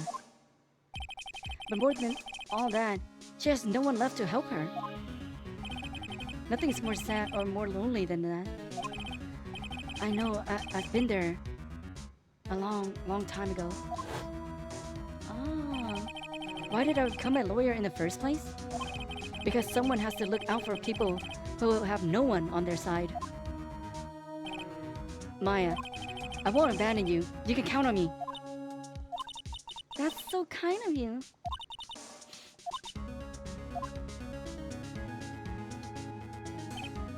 Well, let's fight this one and get you out of here. Right, thank you. Phew, she smiled at last. She looks like an entirely different person. One last question. You are innocent, right? Yes. And I trust you. So, you trust me too, okay? It's a deal. So what next? There's something that's been bugging me. Just what was inside that strange woman's drawer? It was when I tried to look into that drawer that she got all defensive. There has to be something in there.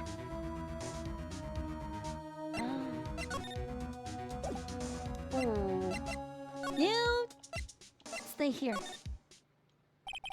Ah. Good afternoon, sir. Excuse me, you are? Ah, I beg your pardon, sir. I am the bellboy of this establishment at your service, sir. Oh, right.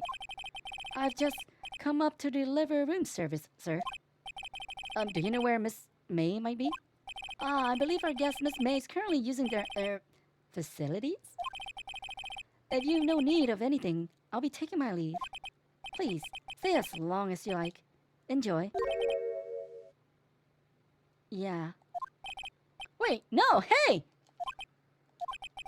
Why does it seem like every time I come here, I end up embarrassing myself? Wait, now's my chance to snoop around a bit.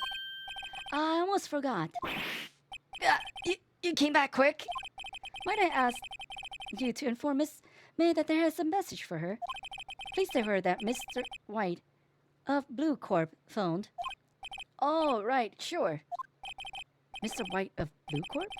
Where have I heard that name? White. That was his name. My sister told me. White was the name of the guy who ruined me and Maya's mother. Could it be a coincidence? Examine. There's a screwdriver sticking out of that half-open drawer. Now's my chance to see what's inside. What do we have here? A wiretap? What would a woman like her to be doing with something like a thing like this? Found in Miss May's hotel room wiretap. There's definitely something suspicious about this Miss May. Why would she have something like this in her hotel room? There's a story behind all this. I know it. Alright. I'll be using this a bit of evidence in tomorrow's trial, that's for sure. For Maya's sake. I'll get to this woman's bottom. Wait, I mean, you know what I mean. Oh, bellboy? Still there? Uh-oh, time to scram. I look forward to tangoing with you tomorrow, Miss May. In court. Oh, bye. Oh! Oh, my. Yes, of course we want to see you. do. Should we take another break here? I think maybe we should take another break here. And we'll come back and continue with day 2. Yeah, I guess in between these, we'll take breaks. Let me see.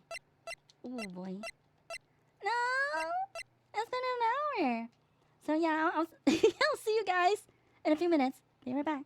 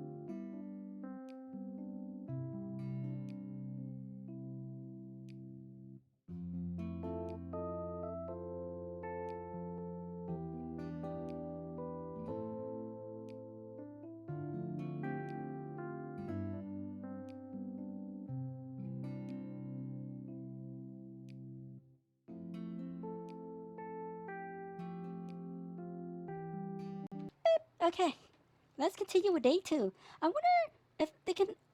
Oh, thank you, AG. I wonder, oh, look who's here! Look who's here! Thank you for the flower. I wonder how many days it can go up, huh?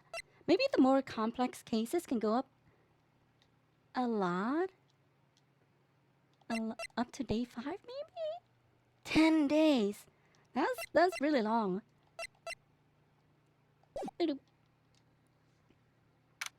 September 7th, 10 a.m. District Court, courtroom number 1. Oh, is he cheating you again? Why do you have to play against him? Why do you have to play against him? Can you just choose someone else to play against? Or is it in story mode?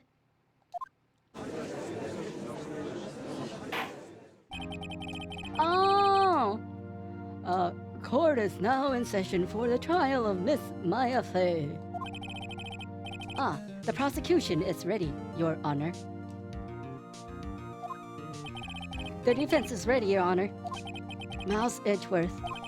I better not show any signs of weakness today, or he'll be on me in an instant. Mr. Edgeworth, please give the court your opening statement. Thank you, Your Honor. The defendant, Miss Maya Fey, was at the scene of the crime. The prosecution has evidence she committed this murder, and we have a witness who saw her do it. The prosecution sees no reason to doubt the facts of this case, Your Honor. I see. Thank you, Mr. Edgeworth. Now let us begin. If we may call our first witness, Your Honor. The prosecution calls the chief officer at the scene, Detective Gumshoe. Yeah. Thank you, AG. Witness, please state your name and profession to the court. Sir, my name is Dick Gumshoe, sir. I'm the detective in charge of homicides down at the precinct, sir. Detective Gumshoe, please describe for us the details of this murder. Very well, sir. Let me use this floor map of the office to explain. The body was found by this window here. And the cause of death? Oh, really? Loss of blood due to being struck by a blunt object, sir. The murder weapon was a statue of the thinker found next to the body, sir. It was heavy enough to be a deadly weapon, even in a girl's hands, sir. The court accepts the statue as evidence. They're still calling it a statue. Floor plans added to the court record. Now, detective. Yes, sir. You immediately arrested Miss Maya Fey, who was found at the scene, correct? Can you tell me why? Yes, sir. I had hard evidence. She did it, sir. Detective Gumshoe, please testify to the court about this hard evidence. Here we go. Testimony. As soon as the phone call came in, I rushed to the scene. There were two people already there. The defendant, Miss Maya Fey, and the lawyer, Miss Phoenix Wright. Mr. Phoenix Wright. I immediately arrested Miss Maya Fey. Why? We had a witness account describing her. The witness saw Miss Maya Fey at the very moment of the murder. There at the very moment, you say? Welcome back. Welcome back, Pullman.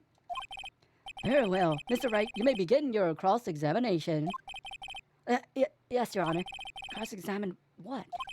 I couldn't see a single contradiction in that testimony. Whoosh. Smack?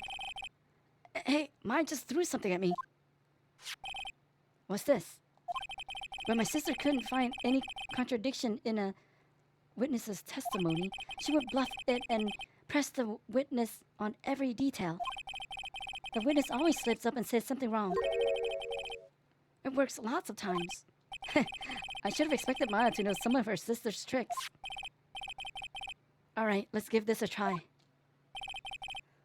Something the matter? No, Your Honor. I'd like to begin my cross-examination. Maya Fey's arrest. As soon as the phone call came in, I rushed to the scene. Hold it! Who did you say you got a call from? Hey, pal, don't play dumb. You know who.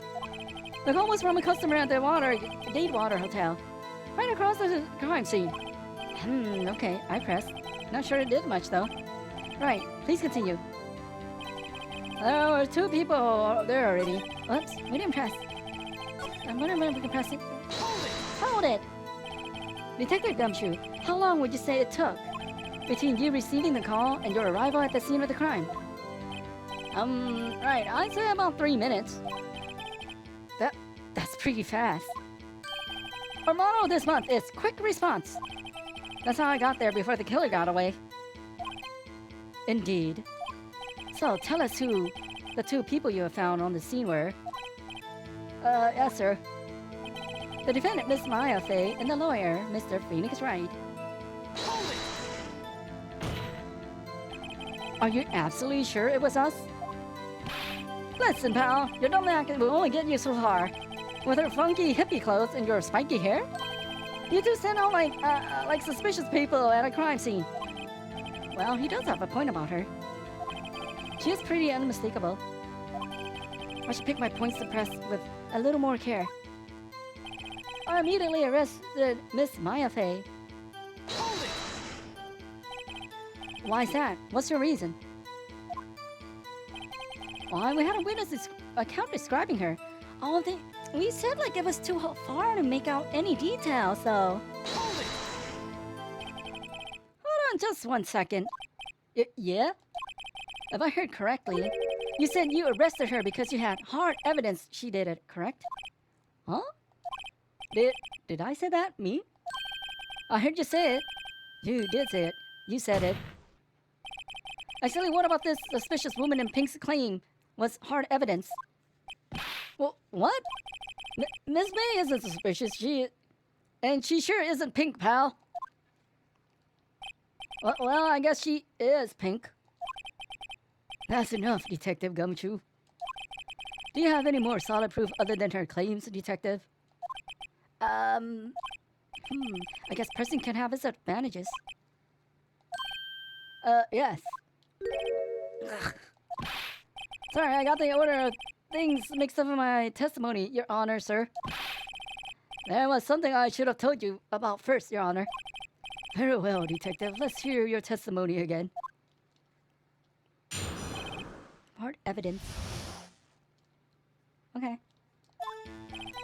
After securing the suspect, I examined the scene of the crime with my own eyes. I found a memo written on a piece of paper next to the victim's body. On it, the word Maya was written clearly in blood. Now test results shows that the blood was the victim's. Also, there was blood found on the victim's fingers.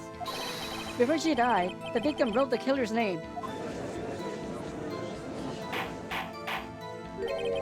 How do you like that? That's my hard evidence. Before we begin in cross-examination, I have a question for you, Detective. Your Honor? Why didn't you testify about this vital piece of evidence the first time?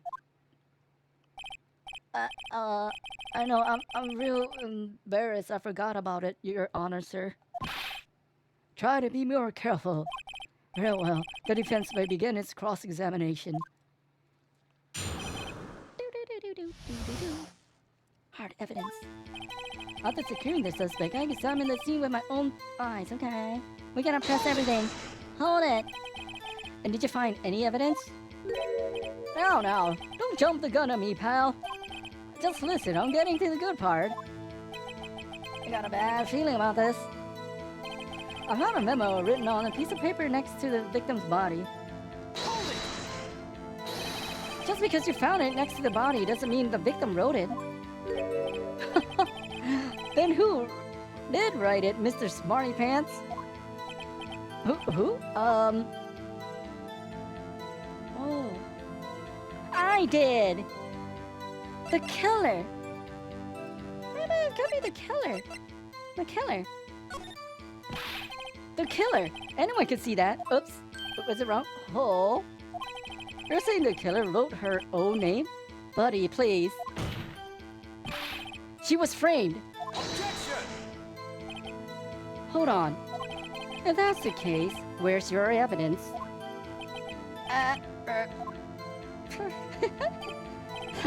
I guess that was a bit of a tall order for you. Those without evidence shouldn't open their mouths, Mr. Wright. Yeah, pal. Well, Detective, tell us what was written on that memo you found. On it, the word Maya was written clearly in blood.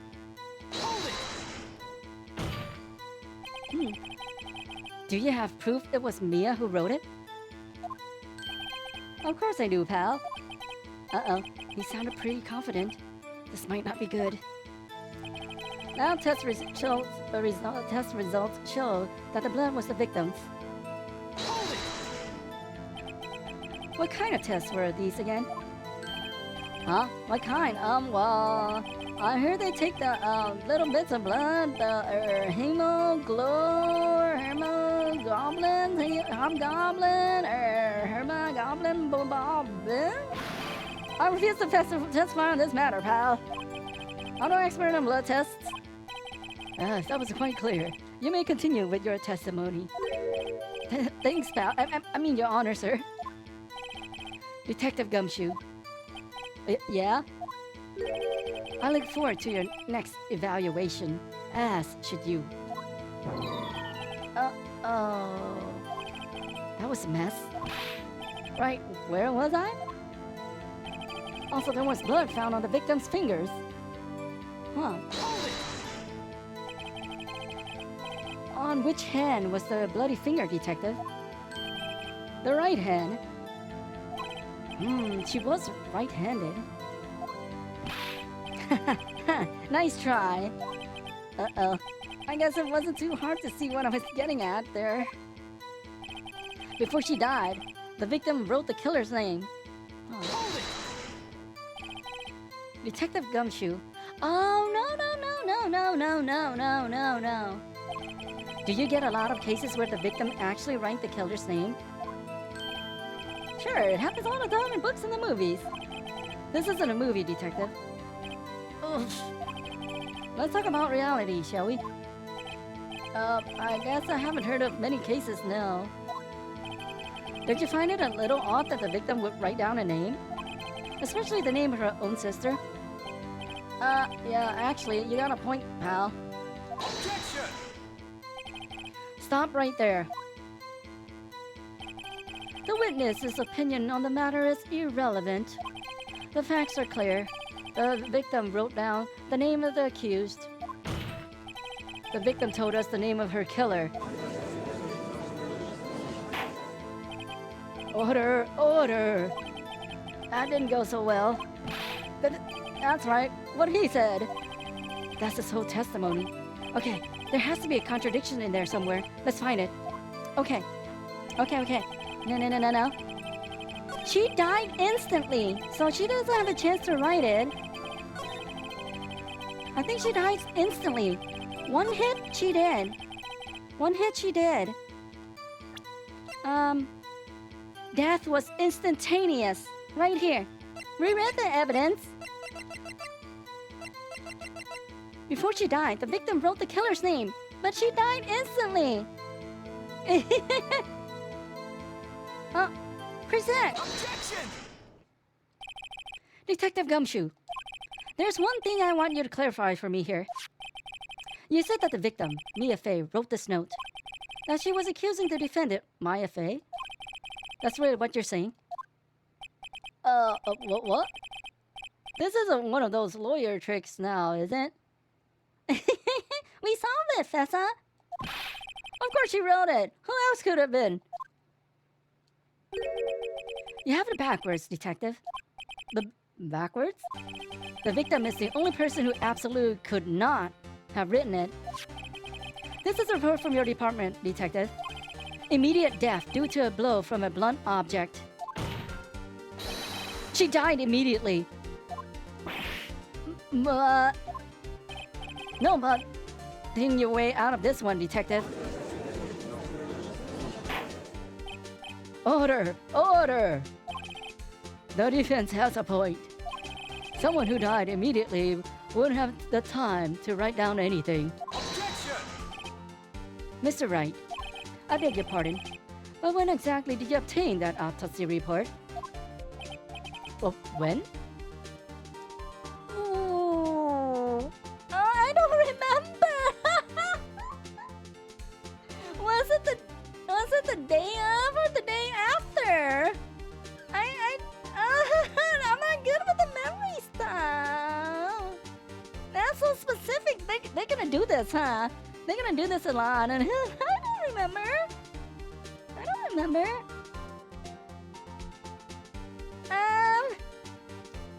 Oh, can we? Oh, oh, wait, we can see. 9-5. 9-5 evidence. Oh. Huh. It doesn't say. It doesn't say.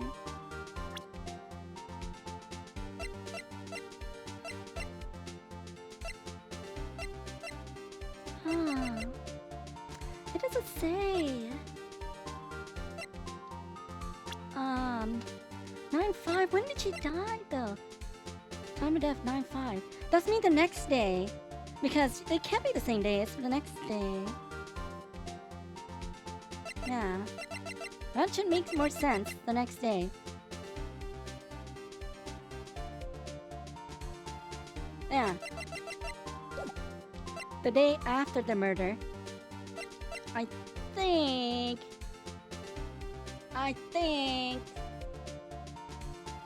Yeah, it should be the day after the murder that because we were running around trying to get the other guy's help before 4 p.m. So it should be the next day. It was the day after the murder. The prosecution's point being...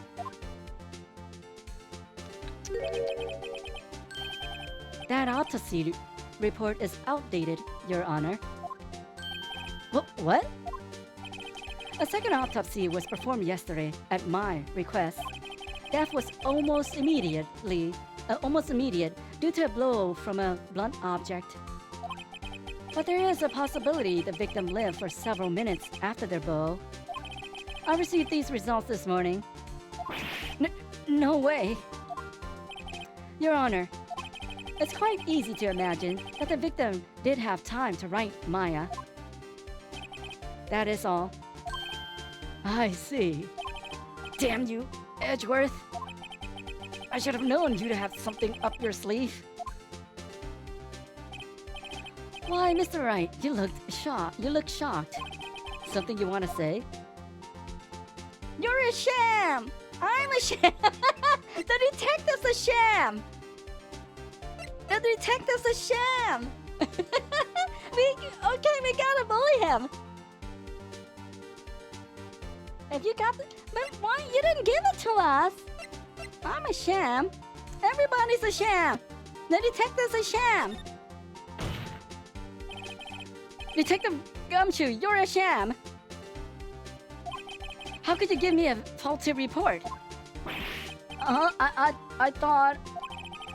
Detective Gumshoe. I'm disappointed in you, handing him the wrong report like that. I'm sorry, sir. You're not at fault, Detective. This isn't going to look good on your evaluation next month. Oh, but... Your Honor, I submit this report to the court. Understood. The court accepts the evidence.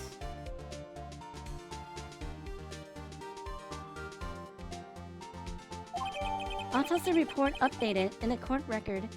Died from a blow from a blunt object. May have lived for a few minutes after being hit. Well, Your Honor, the evidence strongly suggests the victim was identifying the killer. I suppose that is the obvious conclusion, yes. Darn, this isn't good. The prosecution would like to call its next witness. This poor innocent girl saw the murder with her own eyes. Let the witness, Miss April May, take the stand. Exactly what part of her is innocent? Lick at our face. Witness, your name, please. April May, at your service. Wink.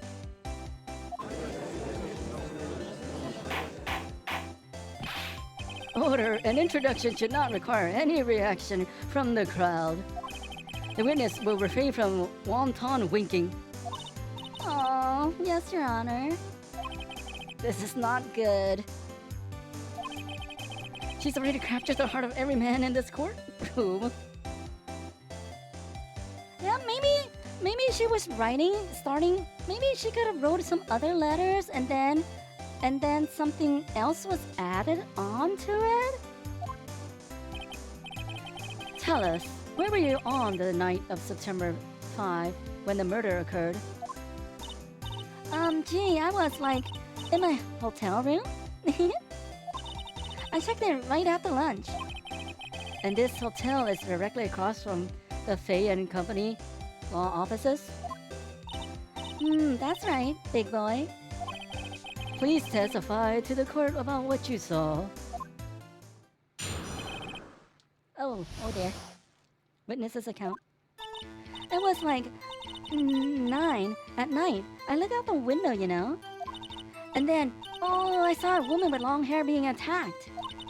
The one attacking her was a mousy girl sitting in the defendant's chair. Then the woman, dodged to one side and ran away. But that girl, she caught up to her and she hit her. Then the woman with the long hair, she kind of slumped. The end. That's all I saw. Every little bitsy witsy. Wink. Well, Your Honor, I see it is a remarkably solid testimony. I don't see a need to trouble the witness any... Well, wait, Your Honor. Yes, Mr. Wright. What about my cross-examination? I thought the witness's testimony just now was quite firm. Didn't you? Mr. Wright, I understand you were Miss Mia Fay's understudy, were you not? You must know her techniques well. Her cowardly way of finding tiny faults in perfectly good testimonies. Hey, how dare you? Well, Mr. Wright, were you cross-examining the witness? Yes, I'm doing it.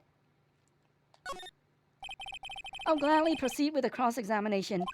If only because I have a feeling Edgeworth doesn't want me to. She has to have some weakness. Very well, you may begin your cross-examination. Witness's account. Okay, we got a presser and everything. It was like 9 p.m. at night. I looked out the window, you know. Hold it! Why did you do that? Huh? Why? Why what? Why did you look out the window? Were you expecting to see something? Oh, well, gee. What? That's it? She can't get out of this question that easily. I sort of, I had a feeling. Not really. I have a blanket covering my window. Well, I have a feeling she's trying to avoid the question. Maybe I should press a little harder on this one. Go for it. I wonder, yeah. Let's see how far I can run with this. Surely you must have had a reason to look out your window at that time of night. Objection! Huh? Mr. Wright, I will not have you badgering my witness. Badgering? You insist on needling her with these trivial questions. I really don't think it should be allowed. Yeah, stop him! The poor girl. Order. Mr. Wright, you have been warned. Poor girl? What about the poor me? You looked out the window. What did you see next? And then, I saw a woman with long hair being attacked. Oh, did you? Was that how that happened, AJ? Sometimes you just gotta look out the window. The woman with long hair, was that Mia Fay? Slender, sort of, well, some people might say pretty, if that's your thing. Your thing? And the person attacking her? The one attacking her was that mousy girl sitting in the defendant's chair. How do you know she was the defendant? Huh? Well, she had a girlish physique. Women know these things. Look, I just know, okay? There was only one person at the scene of the crime with a short, girlish figure. The testimony is bulletproof, Your Honor. She's right. I question the testimony. Oh, we gotta question everything.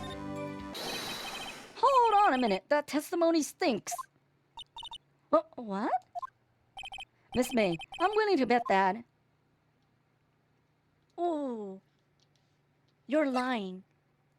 She might have saw something. She might have saw something though. But she didn't see what it was.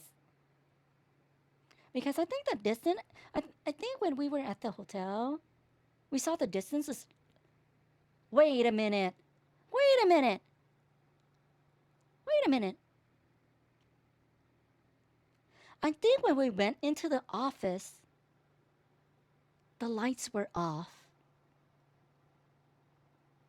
I think the lights were off, so she probably couldn't tell. Unless the lights were on? I don't remember. You're lying. Are you telling the truth? Did you really see the defendant?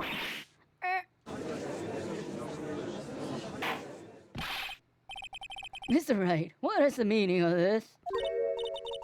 Yes, what is the meaning? Somebody tell me because I'm clueless about this, I mean. Okay, if you had really witnessed my client, Maya Fey, you would have noticed her clothes before noticing her physique. Oh, that's true, huh?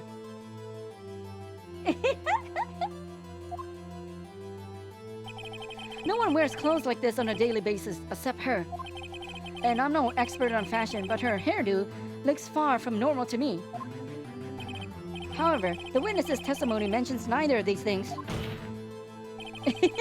The testimony is bogus. But... Phil, we don't know if she was dressed that way the night of the murder. She was, Your Honor. I saw her. And so did Detective Gumshoe. What do you say to that, Miss May? What are you trying to say, you mean lawyer? I saw what I saw. I just didn't think all the trifling little details were necessary, darling. Miss May, the court would like to remind you to please omit nothing in your testimony. I'm sorry, Your Honor. I'll be a good girl. I promise. Wink. Your testimony again, if you would. Damn, I almost had her.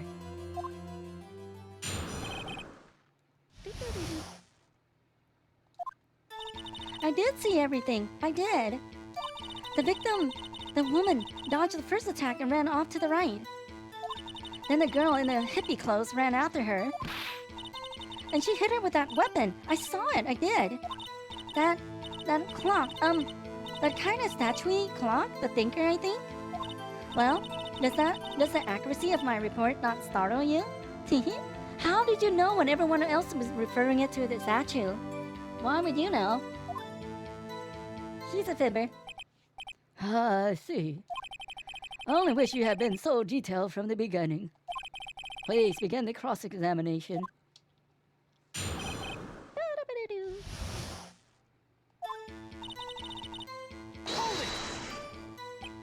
So you saw me then, too? Of course. I remember that spiky hair anywhere. Spiky?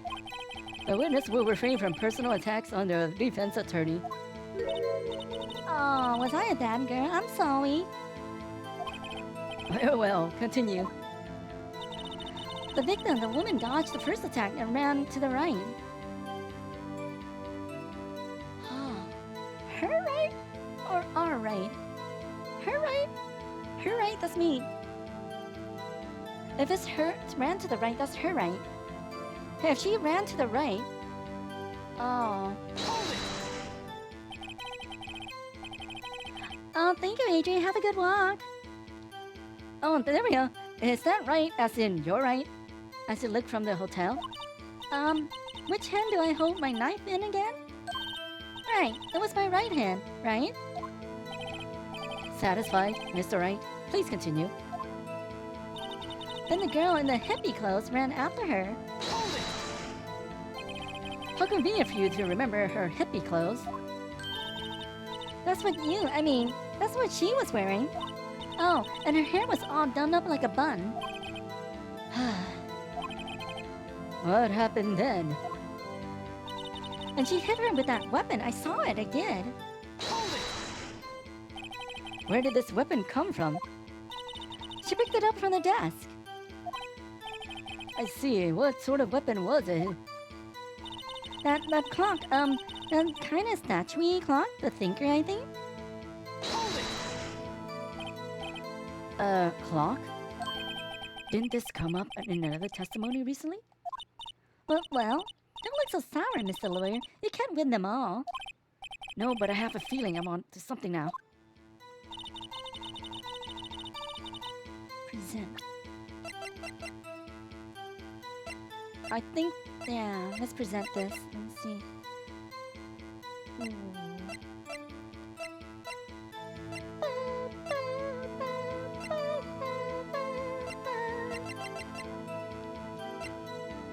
Objection! Miss May, what you said just now was quite revealing. Revealing? Oh, you'd like that, wouldn't you, naughty Mr. Lawyer? You just said that this statue of the thinker was a clock. But there's no way of knowing that just by looking at it.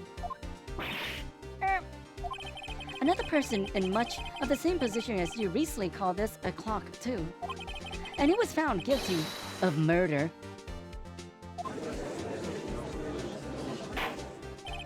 Order, order! Miss May, can you explain how you know this was a clock? Oh, Objection! The witness saw the murder with her own eyes. That's all that's important here. The defense is trying to confuse the issue with trivial concerns. Yes, of course. You will withhold your question, Mr. Wright. Objection! But questions are all I have, Your Honor. And as you may recall, I've caught murderers with these questions before. Well, only once. Objections the same. You may continue to question the witness. Phew, that was close. If you stop me there, the trial will be over. Huh? What? So what happens now? What happens now is you answer my question. How did you know it was a clock? What? That's... Because I heard it? Yes, I heard it say the time. So you've been to the offices of Fay and Company? No, hey, I didn't say that. Why would I go there? I heard it from my hotel room. The law offices of Fay and Company, where the murder took place, is very close to the hotel. She could easily have heard the clock. Well, Mr. Wright, are you satisfied? No, Your Honor. I can't give up now. I'm not satisfied because... Oh! It couldn't have rung. Because she removed the clock mechanism. She couldn't have heard it. It couldn't have rung. Your Honor, members of the court, it is inconceivable that the clock in question rang. It's empty. That clock is missing its clockwork.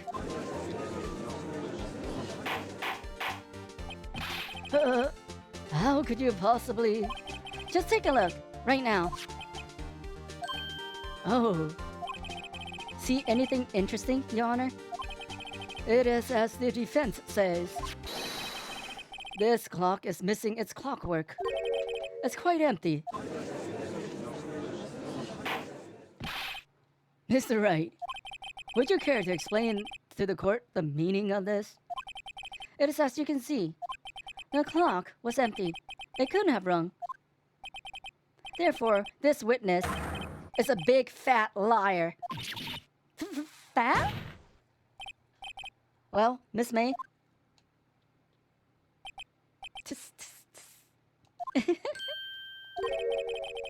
Quite a show you've put on for us, Mr. Wright.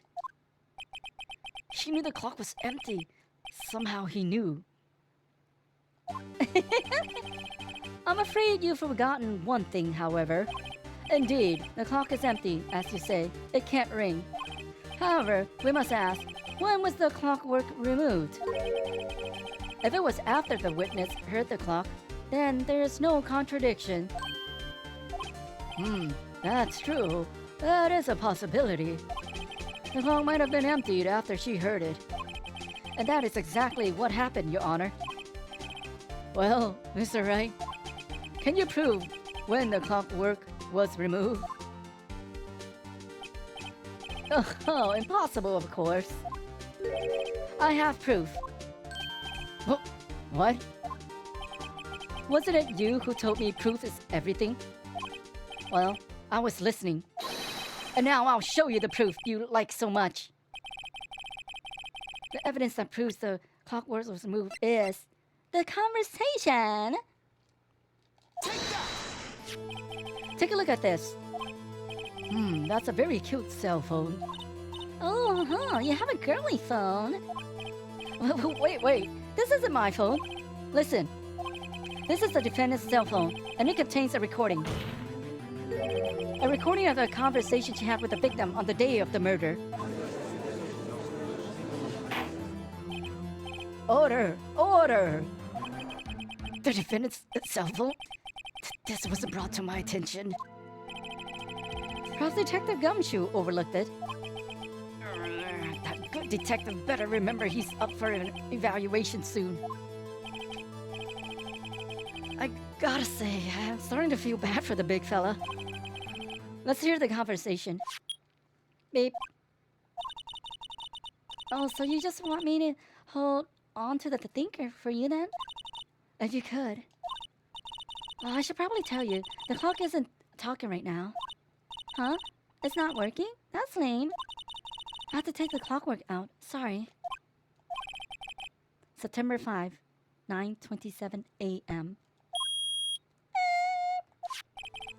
Your Honor, I think this makes it clear that the clockwork was already gone by the time this was recorded. Which was well before the witness even arrived at her hotel.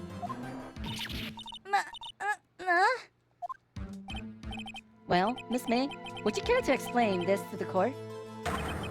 Just how did you know that the weapon was a clock? Look at Her eyes twitching. Well, isn't it obvious? I saw that clock before. What store was it at again? I go to so many. Oops, I forgot. Link? So the witness has seen it before. That would make sense. But there's only 2 in the world.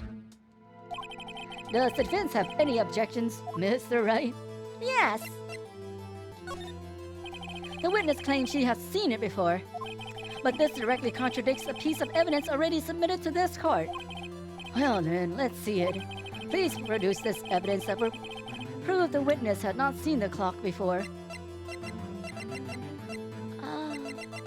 Oh, can we be... Oops. I picked the wrong... I was gonna go profile. Here's a denial for proof. The wrong... Please, this is a court case, not some surrealist performance art piece. Perhaps the defense would like to change its mind. Please produce this evidence that will prove. I clicked the wrong... Oh. I thought we can go to the... whatever.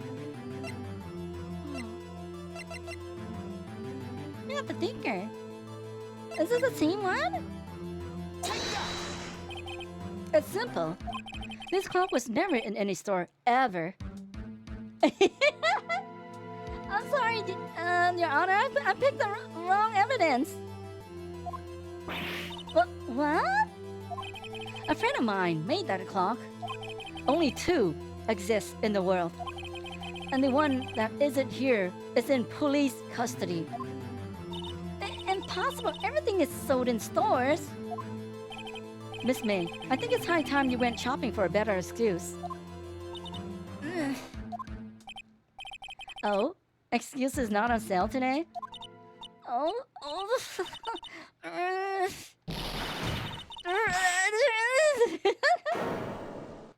Look at her eyes. What's it to you, porcupine head? That stupid clock doesn't matter, okay? She did it, and she should die for it. Die. Whoa, let's not get ahead of ourselves. This is a court of law. and the witness will remain calm. Huh? Oh? Huh? Silly me. Did I, like, lose it? I guess I did. Wink. This is scary. Miss May, let me ask. Tell me, how did you know that weapon was a clock? Oh dear. Does the defense have an opinion on this behavior? Okay, this is it. Yes, Your Honor. Allow me to explain how I see the truth of the matter. Miss April May, you knew the weapon was a clock because you had heard about it. The witness had never held the clock in her hand. However, she had heard that it was a clock. She heard? That is correct, Your Honor. There is no other way she could have known the thinker was a clock. And I can show you the proof. Well, this is interesting. Let's see it then. Show me evidence proving that the witness had heard the murder weapon was a clock. Wiretap. Have a look at this. Oh, the head? I found this in Miss May's room.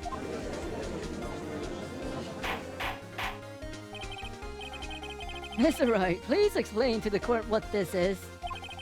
Miss April May, you were tapping the victim, Miss Mia Faye's phone, were you not?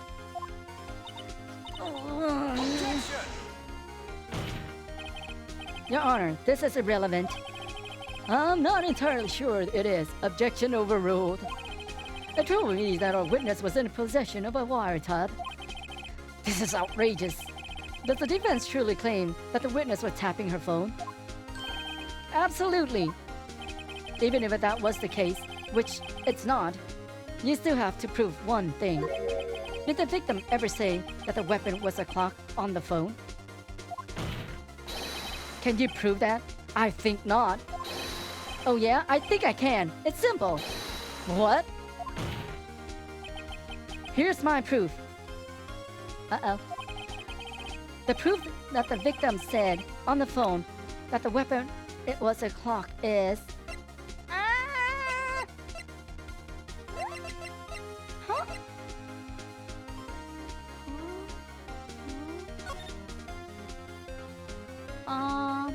Uh-oh. It should be the phone. Should be the phone. Should be the phone. I present the defendant's cell phone. Yes, we've seen that. Listen once more to the conversation between the defendant and the victim. Beep. Mia, what's up? You haven't called in a while. Well, actually, there's something I want you to hold on for to me. Again? What is it this time? It's a clock. It's made to look like that statue of the thinker, and it tells you the time. Miss April May, you used a wiretap to listen to this conversation. That's how you knew the thinker was a clock. Am I wrong? Objection! Your Honor, this is ridiculous. Your Honor, look at the witness's face. Does she seem amused to you? The defense demands an answer.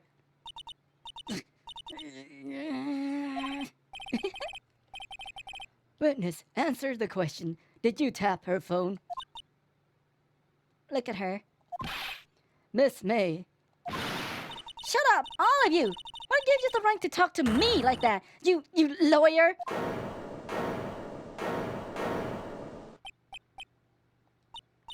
It's no fair, all of you ganging up on me like that.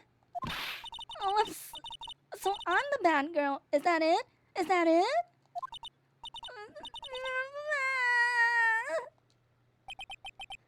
That did it. The court's seen the real Miss April May now.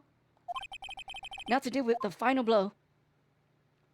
Oh, why the wiretap? You did it, didn't you? Why the wiretap? Why the wiretap? Why did you tap her phone?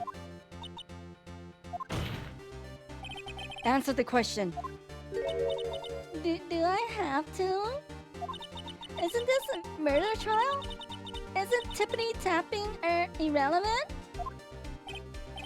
She's saying exactly what Edgeworth wants her to say. Miss May, you were tapping the victim's phone. I hardly call that irrelevant. Oh, thank you for the hydrate. Okay, let me take a sippy real quick.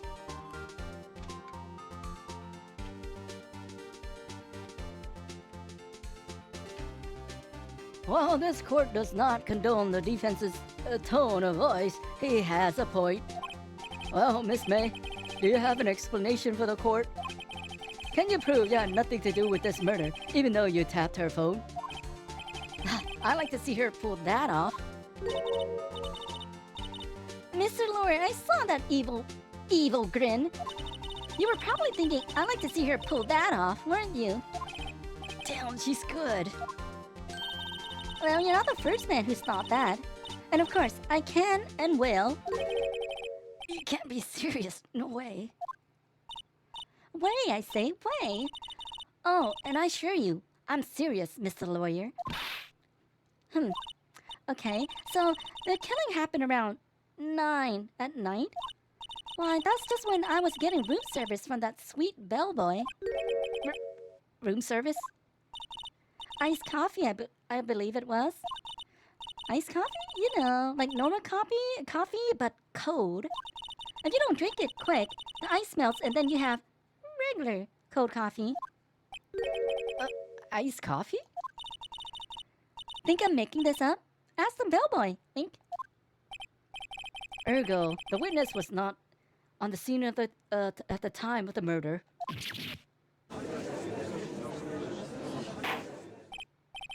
So where does that leave us?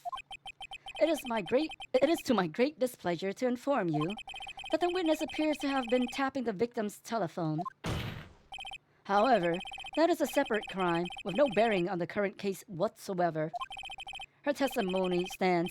She saw the defendant, Maya Fey, commit murder. No, they're going to just let her walk away.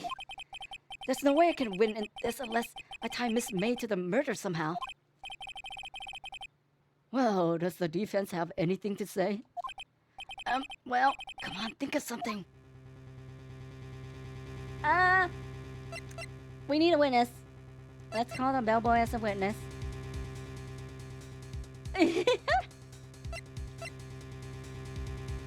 Yeah, they conveniently forget. The defense would like to call the hotel bellboy as a witness. There's something suspicious here, and I'm going to get to the bottom of it.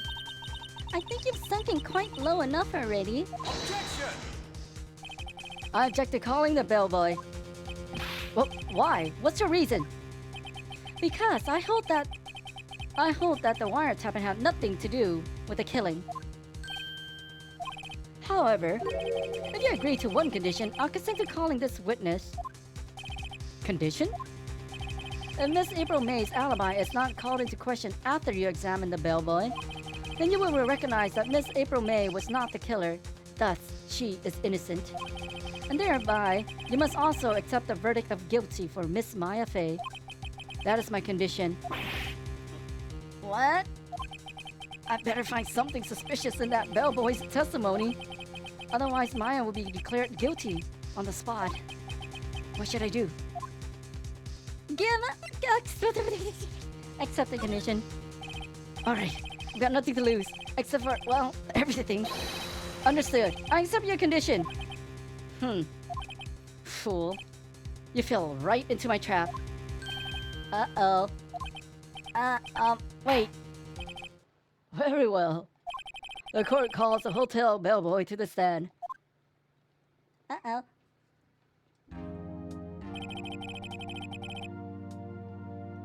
I believe we're ready for the witness to testify.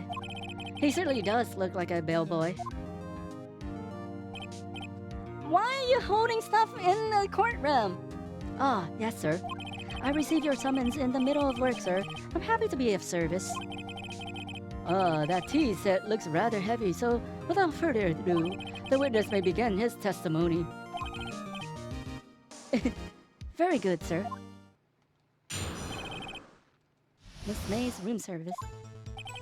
I'm the head bellboy at the fine Gatewater Hotel, in business for 4 generations. I believe I received a call after 8 in the evening from our guest, Miss May. She asked for an iced coffee to be brought to her at 9 on the dot, sir.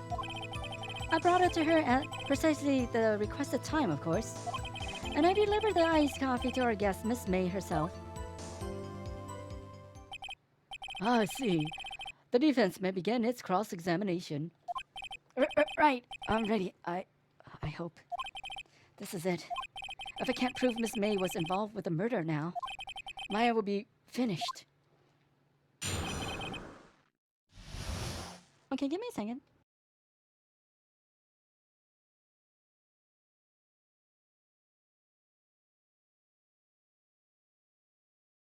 Okay. Okay, we read this already. Hold it! Hold it! What exactly is it you do at the hotel? Why, anything required of me, sir. I check in guests. I check out guests. I clean rooms. I make beds. I even deliver room service, sir. I check Miss May in personally. Are you always so prim? Mr. Wright, you will refrain from asking frivolous questions. I believe I received a call after 8 in the evening from our guest, Miss May. Hold it! Are you sure it was Miss May on the phone? Absolutely, sir. How can you be so certain? I checked Miss May in personally, sir. Not only did I see her in all her stunning radiance, but I also heard her voice.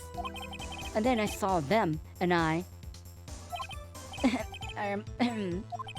The point being, I remember her quite well, sir. Ah, what then? Yes, she asked for an iced coffee to be brought to her at 9 on the dot, sir. Hold it! 9 on the dot, you say? Yes, I confirmed that detail several times. She was watching a program on the TV and wished to drink after she finished, sir. 9? The time of the murder.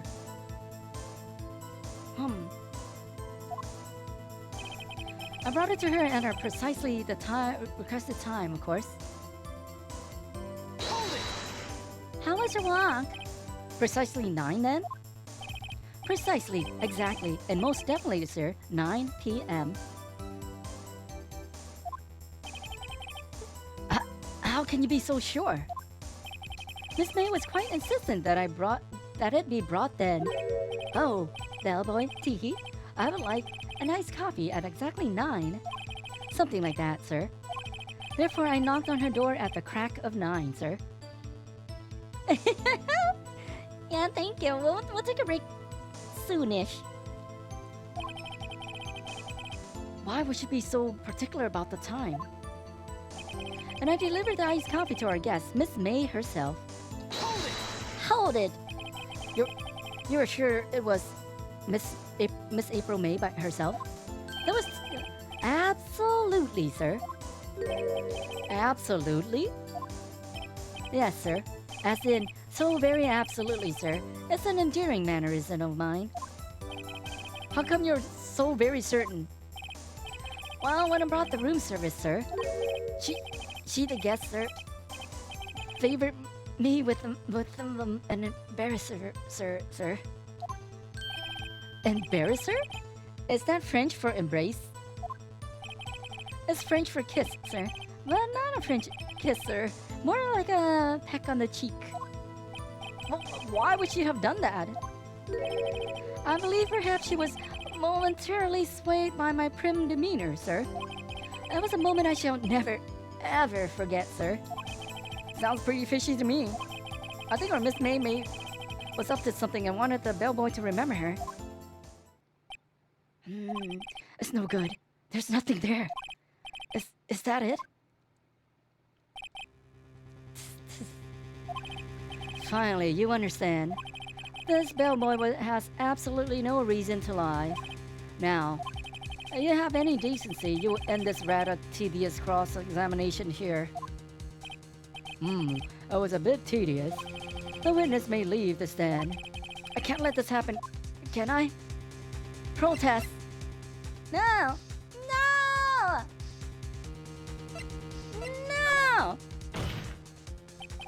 Oh, wait, please wait. Yes, does the defense have something to add? One last question. Let me ask one last question. Objection! Your Honor, I must object. This charade of justice has gone long enough. Now, Mr. Edgeworth. All right, Mr. Wright. I'll give you one more question, that's all. Okay, this is really it. Now, this is my last chance. What do I ask him about?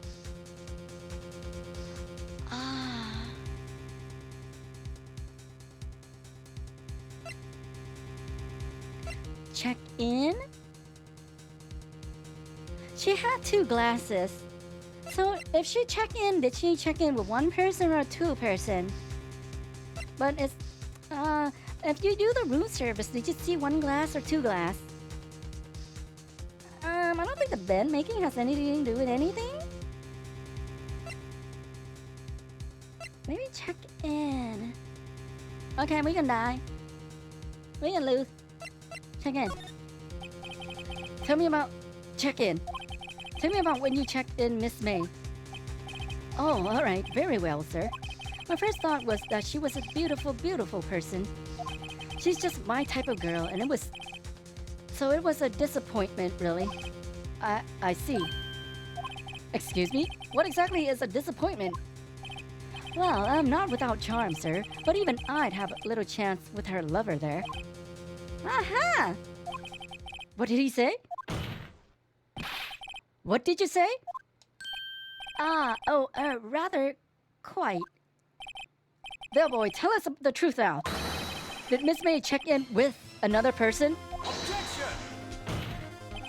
I object. That was objectionable. Objection overruled. The witness will answer the question. Yes, I see. Why did you not mention this in your testimony? Well, sir, you didn't ask. Nice try. That's the sort of thing you're normally supposed to mention. Yes, quite, indeed. That was a good barrister there, Mr. Edgeworth, who asked me not to mention if I wasn't I was specifically asked, sir. You fool! I've done it. I've won.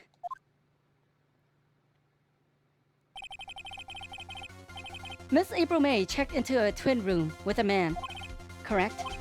Yes, sir. Then, when you brought them room service, you didn't see that man in the room? That's right, sir.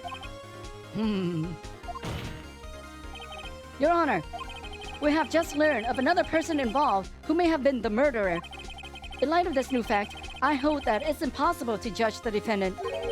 Wouldn't you agree, Mr. Edgeworth? And who, Mr. Wright?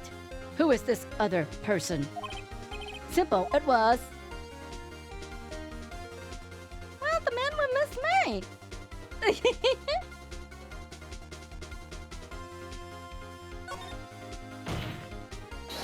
The man who checked in with Miss May. Oof. Your Honor, as has been previously revealed, Miss April May was tapping the victim's phone. Yet Miss May herself has an alibi at the time of the murder.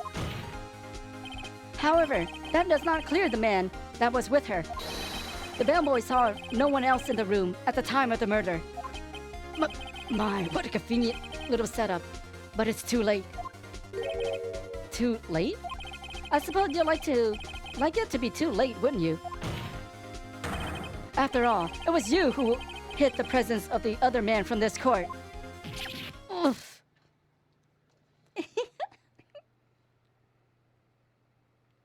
I mean, like you see like a lot of stuff in like TV, entertainment, court stuff. They do a lot of, well, I have not actually seen like a real court case proceeding, so I don't know what it's like in a real courtroom. But you know, they play it up in for entertainment and things in like TV shows. So they probably do a lot of things that is not legal in the real courtroom. Yeah. Upstart, amateur. These accusations are ludicrous. Enough. The court acknowledges the defense's argument.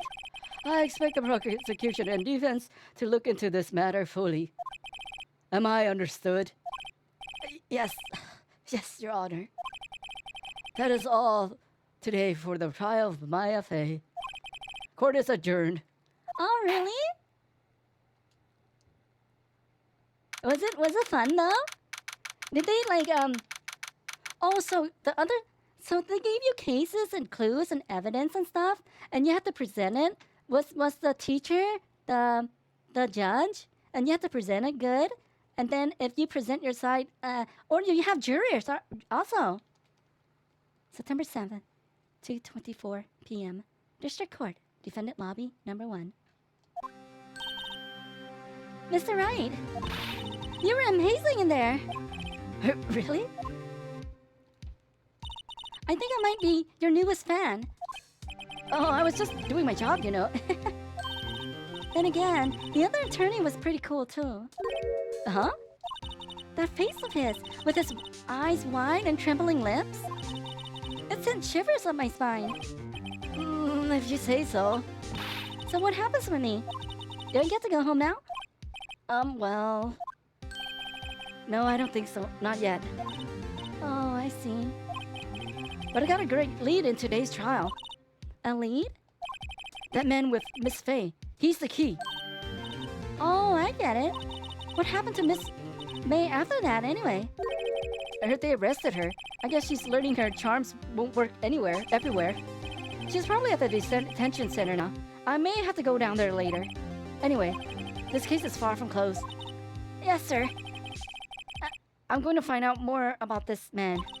Do you think he was the one who... Maybe so. Sis. Don't worry, I'll find him by tomorrow. I promise. I'm counting on you.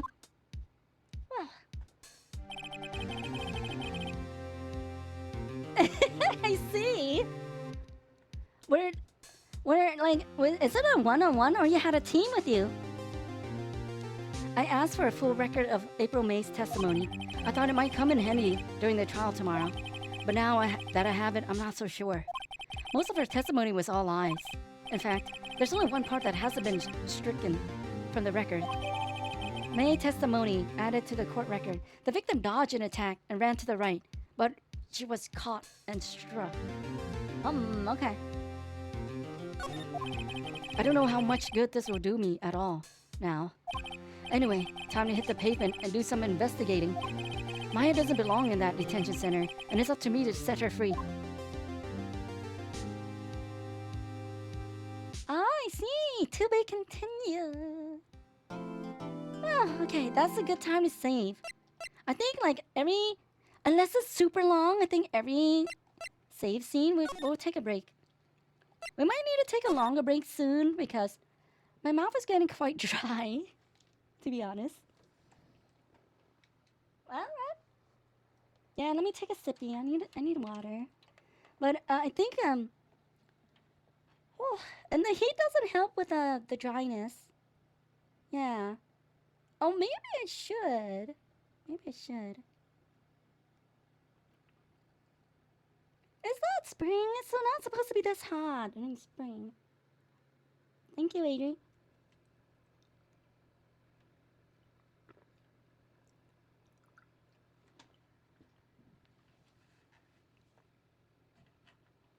Okay, so maybe... Wait. Okay, so maybe we'll take a little longer break right now. So it'll be a little longer. So, yeah, we can take a longer break here. Let my voice rest a little more. And then we'll be back. Maybe around 10 minutes maybe. But longer than the other two breaks. So I'll see you guys then. Be right back.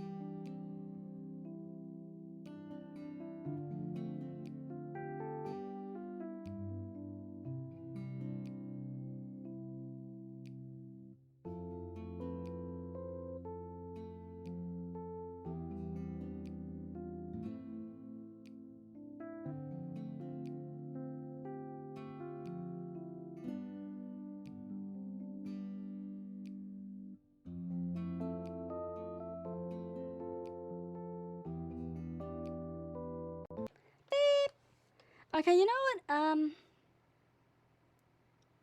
Uh, uh,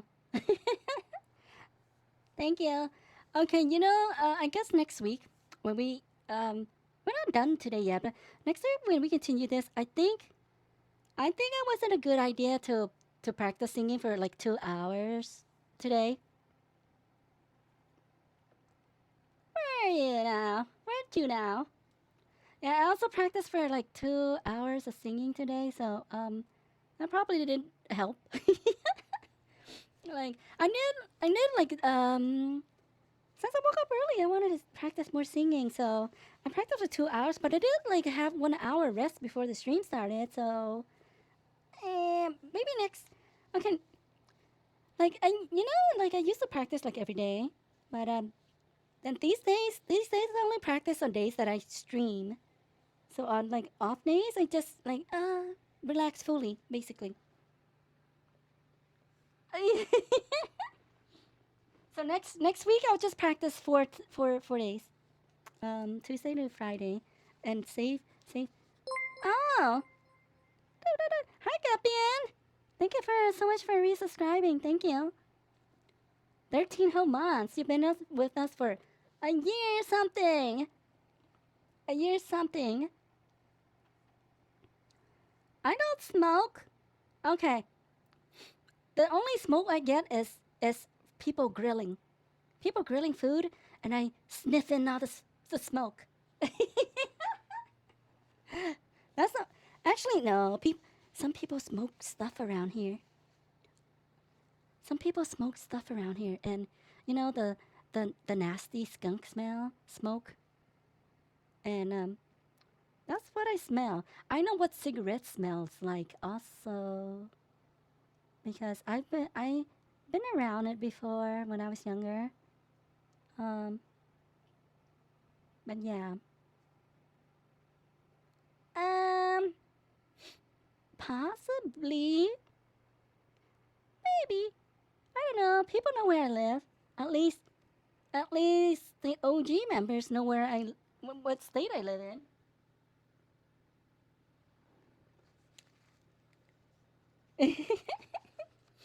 That's not enough herbs and spices. I mean, I talk about the weather. So if you checked, you probably know already. If you check the like the states' uh map temperatures.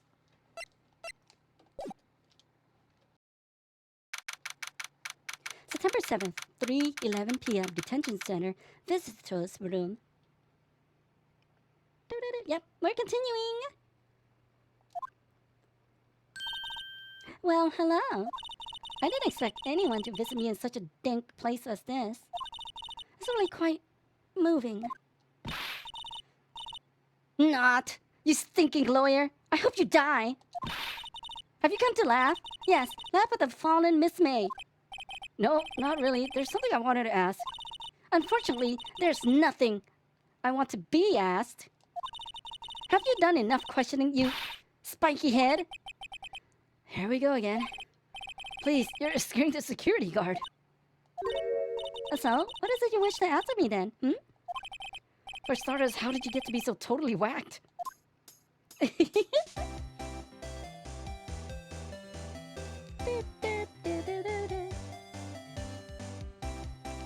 There's a line where it gets too weird. Oh, yeah.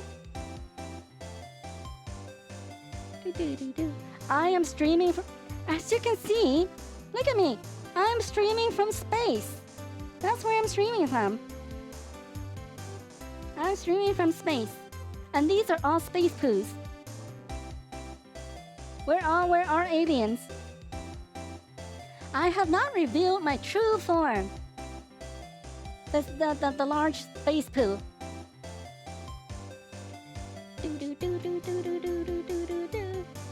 Now it will even take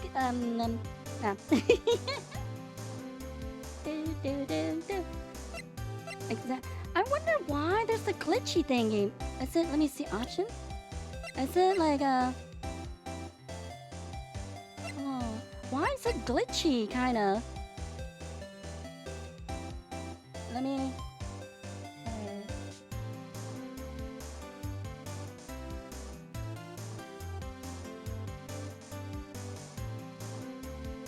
Oh, why was she growling? Okay, let's see if it's still glitchy. Oh, it's still glitchy. I don't know why. That's okay. I mean, it doesn't bother me that much personally because sometimes it pops up. But I have no idea why. Huh.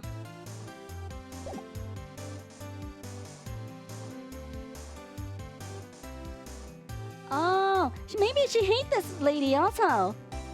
It's Miss May.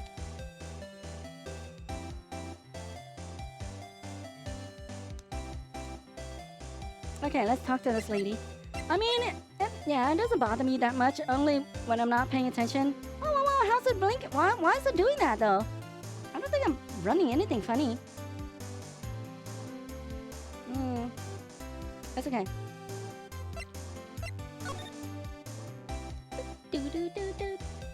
Well, there was... No, like, if you look at the bottom left, right? You see some glitch popping up near the examine button? You see it? Oh, on the right also. Only when it's in this transparent layer. This transparent bar. I don't know why, but I guess it is what it is.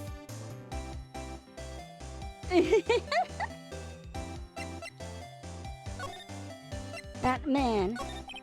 About the man who stayed with you in your hotel room. Can you tell me about him? Where is he? Come on. No way, Jose. Maybe I have something to get her to talk. Yeah. The wiretap. Why did you place a wiretap on Mia's phone? Oh, when you say it like that, it sounds so cold, so criminal. Tapping people's phones is a crime, Miss May. Oh, and I suppose you learned that in lawyer school, Creep. This woman is impossible to talk to. Your attitude. Say, why are you so angry? I mean, you don't look like a bad person. Oh, that does it, bottom-feeding, scum-sucking lawyer. Bottom? I can't tell, does she have a thing against lawyers or just against me?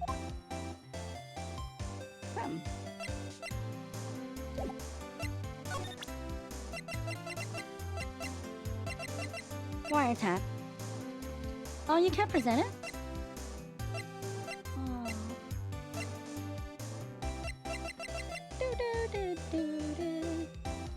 How about this? Oh, we didn't Hey, guess what? Actually, I really hate your guts. So get lost, because I'm not cooperating. Thanks, I noticed. How about this one?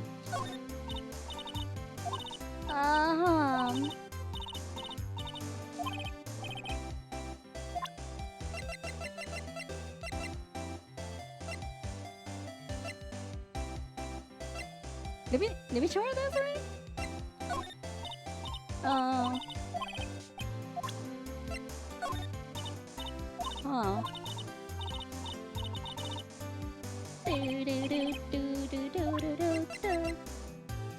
Floor plans.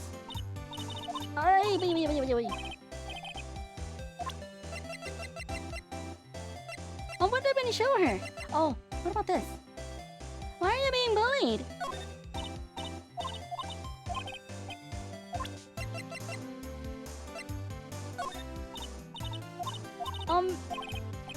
Maybe we don't have anything yet to show her. Maybe we don't have anything yet.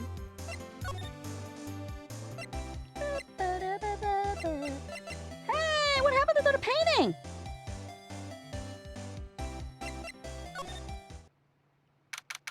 September 7th. Grossberg Law Offices. Huh? Looks like Grossberg is out today again. Maybe he's avoiding me for some reason? What happened to the giant painting here? Wait a second. Wasn't there a giant painting hanging on the wall? Yeah, it was a painting of... Oh dear. Fisherman? I know it wasn't him. Fisherman. Wasn't it? It was a very memorable painting anyhow.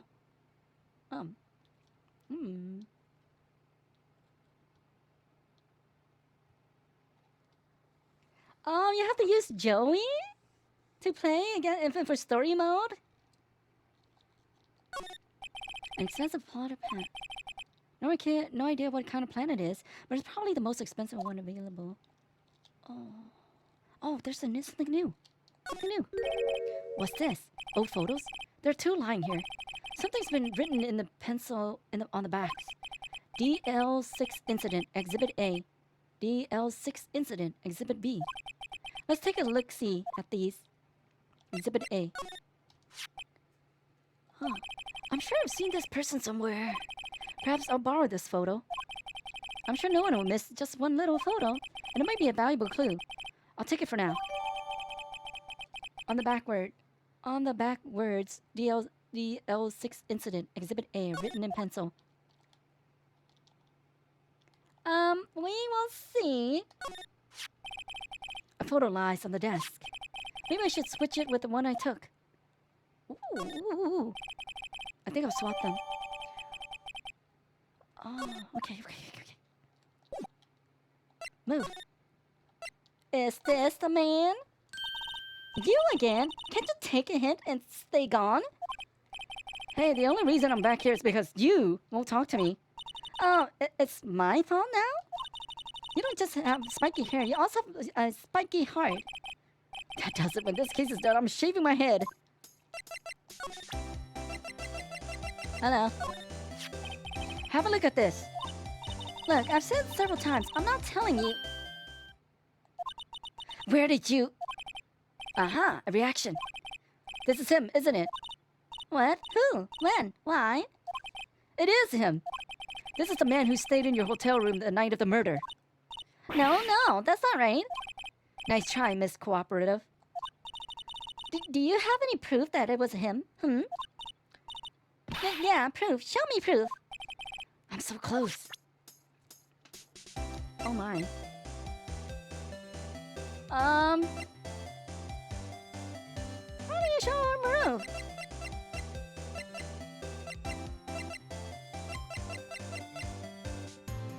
I don't really have any proof.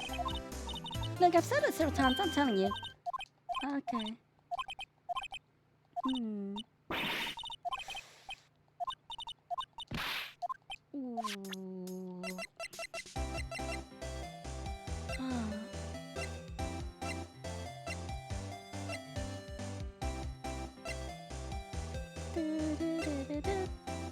Okay, man.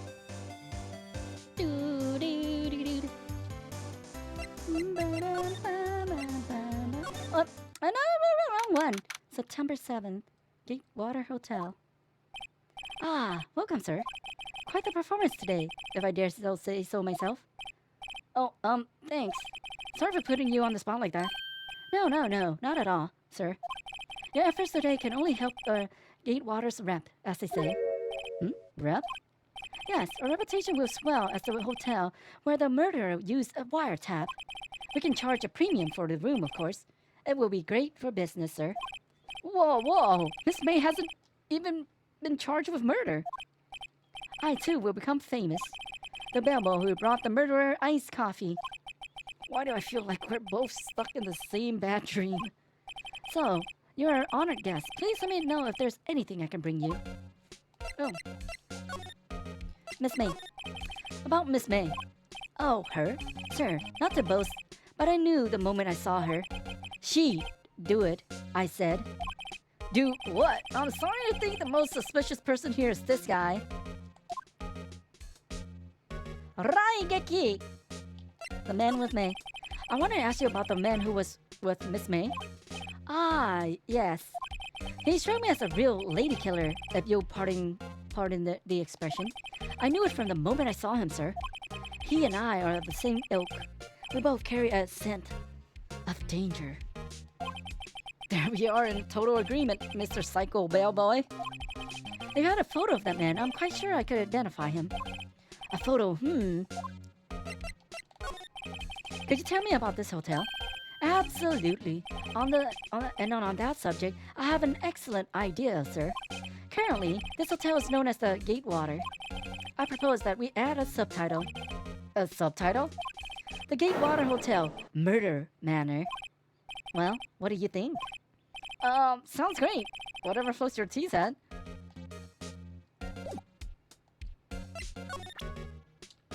Hey! Take a look at this photo. That's him, detective. I'm the lawyer. Oh, I know that. I just wanted to say detective once. You know how it is. No, I don't. Without a doubt, that is the man who checked in with Miss April May. How about I write an affidavit swearing that that's him? An affidavit? This guy is way too excited about this. Have him write it down. Well, sure, why not? Yes, I've always wanted to write an affidavit, sir. From henceforth, I will be known as the bellboy who swore the affidavit. Just hurry up and write it. Bellboy's affidavit can add it to the court record. Describes the man who stayed with Miss May at the hotel on the night of the murder. I mean, Miss May can play dumb to this. Okay, thank you for your info. We gotta go.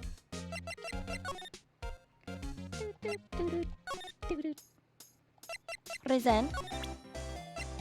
Wow! 2 rows of items? Present. Could you have a look at this? What's that? The bellboy's affidavit. It tells us everything he saw, such as the man you checked in with. Who was most definitely this guy. Now I'm getting somewhere. Erase her fears. Push her hard. Push her hard. This is it. All or nothing. Time to do a little bluff. No use playing dumb, if indeed that's an act. If you don't talk, I'm taking this info to the press. What? Even though he should have been witness to murder, your little friend was missing. I'm sure the press would have a field day with his reputation. Oh, fine, I'll talk. You win, lawyer. Yes, man, that felt good. It's great to be alive. Why are you pumping your fist in the air? Now, tell me about the man you were with. That man, he's my boss. Red White, the president of Information Gathering Conglomerate, Blue Corp. Red White? Information Gathering? Well, I suppose you could call it a detective agency. So this is the man that was with you the night of the murder? I'm scared to talk. I don't want to end up like her. That's okay, I'll just ask Mr. White himself. Can you tell me where Blue Corp is located? Ooh. Something about red, blue, and white. Mr. Red White at last. Finally, a lead on this guy. If April May couldn't have done it, that leaves him. Time to take action. Bellboy's affidavit discarded.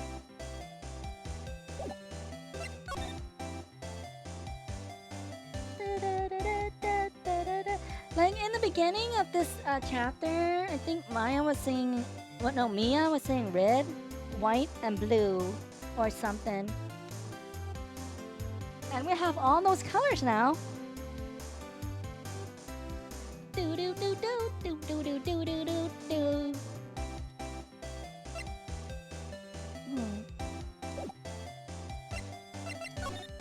Ah, Blue Corp.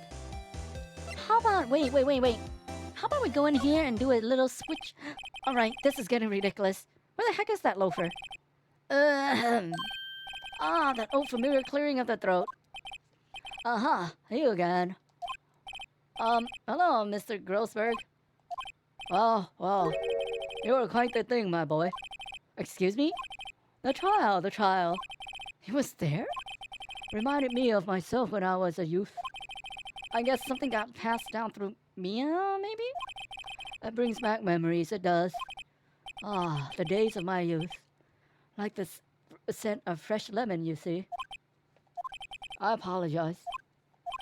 It was a bit too much for me, my boy. Seeing you today, I appreciate the reminiscing, but I'd rather much you gave me some information. Oh, so we can get that. I was gonna go and do the switcheroo with the painting and with the photo.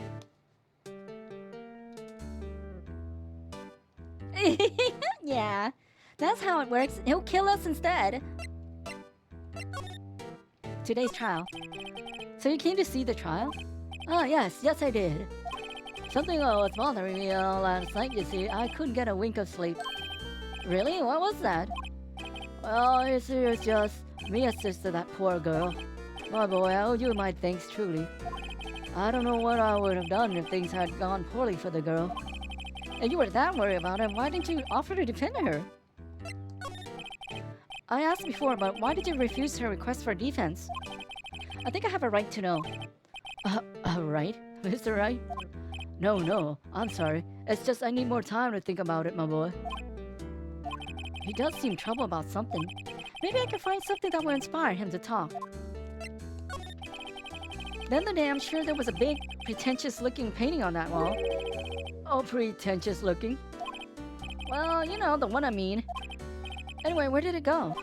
Oh, yes, well... I got rid of it. Got quite tired of the thing, really. I sold it, you see. Yes, that's right. Sold it? I'm not sure I buy that. Wasn't the painting rather important to you, sir?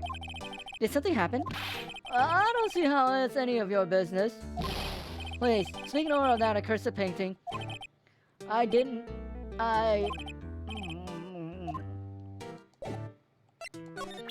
How do you like this photo that I wiped from your desk?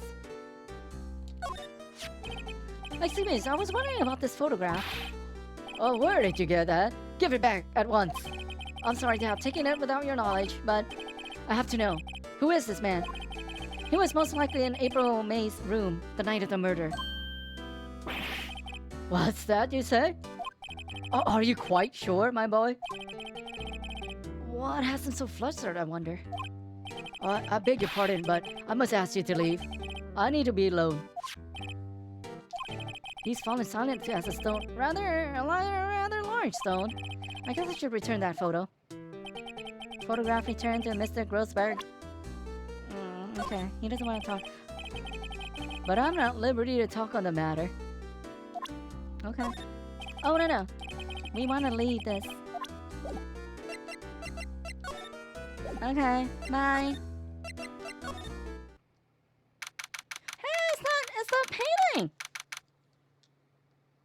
Blue Corp Incorporated, CEO's office. What's with the surreal decor? Welcome, please furnish me with the title of your personage. What the? Oh, your name. What's your name? I was just incorrectly asking the title that you go by. Right, Phoenix Wright. Inquirably? Mr. Wright, is it? Right, I see. Splendoriferous. Perhaps I have intimidated you with my giantesque vocabulary. What is this guy's problem? I'm Red White, CEO of Blue Corp. You know, corporate expansion official. My business dealings bring me into contact with the elite of the elite. So I'm afraid I'm not used to conversing with the wordily challenged. What a fruitcake! Let me guess. You are an attorney fresh out of law school, are you not? That's the only explanation for why you would come to meet me like this. What does he mean by that? No matter. So, what business does a mighty lawyer have to do with a man such as myself? Yikes, this guy's arrogance meter is off the scale. Examine. We're not gonna talk to you. We're gonna examine all your stuff. An impressive lineup of trophies. Judges, special runner-up, best participant. You gotta have nutcases in order to make it interesting. Judges Cooperation Award, special good try prize. The word judges and special kind of stand out. Blue Corp. As such a man holding up the world, the Blue Corp sign certainly stands out enough. The model for the man is, of course, Mr. White. Truly a work of art, but probably too bodacious for you to appreciate, correct? I think it's a little too brutish for just about anyone to appreciate. Okay, I need some water. Give me a second.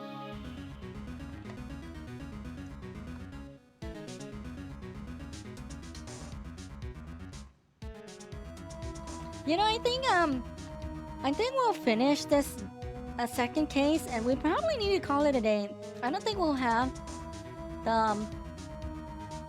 I think our voice will probably be pretty dead by the time we get to the third case. I did hydrate, but let me stand and stretch. But we're still on day 2 only. I don't know how many. Was it day 3? I don't know how many days this is.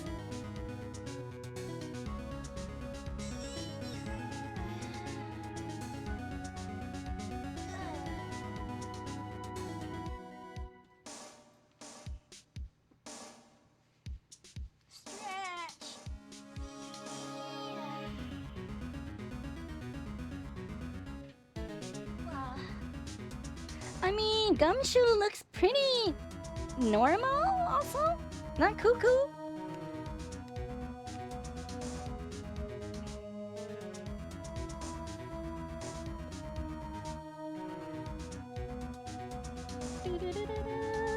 Yeah, we want to finish the case.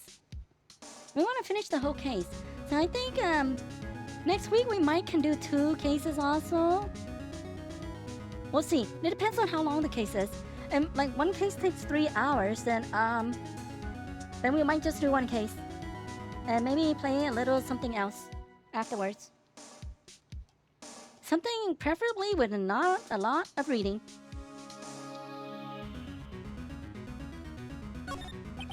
I'm guessing this is supposed to be a desk. My, this is quite the thing. It is modeled on my body, see? Well, does this sleek roundature not inspire you? I mean, yeah, but my voice is not gonna be good. I will lose my voice. Oh, hi now. This is the top floor of a 20-story building. The view is quite presidential. Nani? Haven't I seen this somewhere? Is this a replica? Ridiculosity. Or something. I have no interest in anything but originals. That right there is a bona fide original worth 5 million for sure.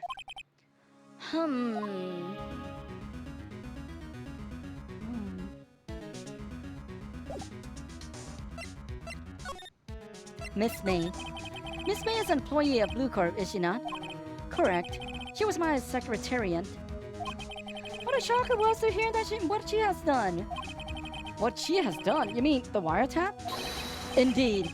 She is paid to answer phones. Tapping them is not in her job description. She does gather information for us as part of her duties. But I assure you, we do not condone illegal methods. It is ineffable that she would do this. It sounds like he's trying to turn Miss May into a scapegoat. Night of the murder. On the night of the murder, were you in April May's hotel room? Who can say? I still don't pay attention to mundane details such as time and place. My motto is, don't worry, be happy. Still, Mr. White, the hotel bellboy has stated on the record that he does remember you very clearly. No matter, the bellboy can say what he pleases. I still won't talk to you. If you want me to speak, put me on the witness stand. Although I doubt you'd be capable of doing that. You raises a good question, actually.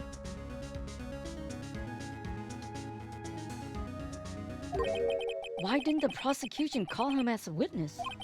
He should have seen the same thing as April May. Oh ho ho.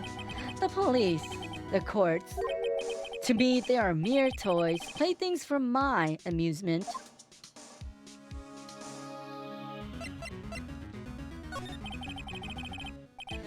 What kind of company is Blue Corp anyway? Ah, excellent question. We buy and sell various kinds of information. We are a company of the future, you might say. We are the future. Sell information? In just 10 years, I built this business up into the grand office you see now. In case you were wondering, Blue Corp was named after the color blue. I, Red White of Blue Corp, as founder of CEO and CEO, name it so. And why, you ask? Because I like the color blue, of course. Fabulistic, is it not? There's something that's been bothering me. Yes? What might that be? That big painting on the wall over there. It's gorgeous. It's a very striking piece of art. Magnificentious, isn't it? Yeah, that's one way to put it. Why am I making small talk? Okay. Okay, he doesn't want small talk? Okay. I've seen it before. You know, I've actually seen that painting before. Oh? Just yesterday, actually. Your point being? My point is simple, rather, my question is simple. Why is that painting hanging on your wall? Mr. Wrong, was it? Right. It appears that you do not fully grasp your position here. I ask again, who are you? Huh? A lawyer? No, my feeble friend. A mere lawyer.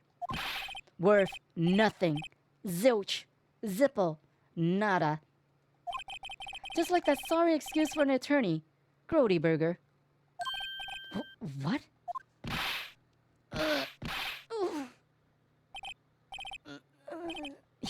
He punched me! Well, Mr. Lawyer, what will you do, eh? Charge me with assault? Charge away, I welcome it, for it is you who will be found guilty. What? Heed my exposition. The police, the courts, they all do my bidding. So you say. But I wonder, is that kind of control really possible? I don't expect you to understand. It is a world beyond your compensation. You came here from Grody Burgers, I presume? Mr. Grossberg's, yes. Then you must ask him, why is it that this painting of his hangs here? Perhaps then he will tell you.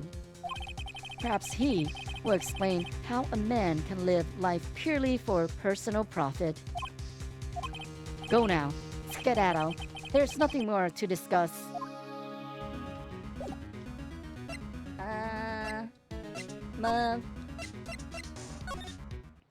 What about large? He doesn't want to do any large talks.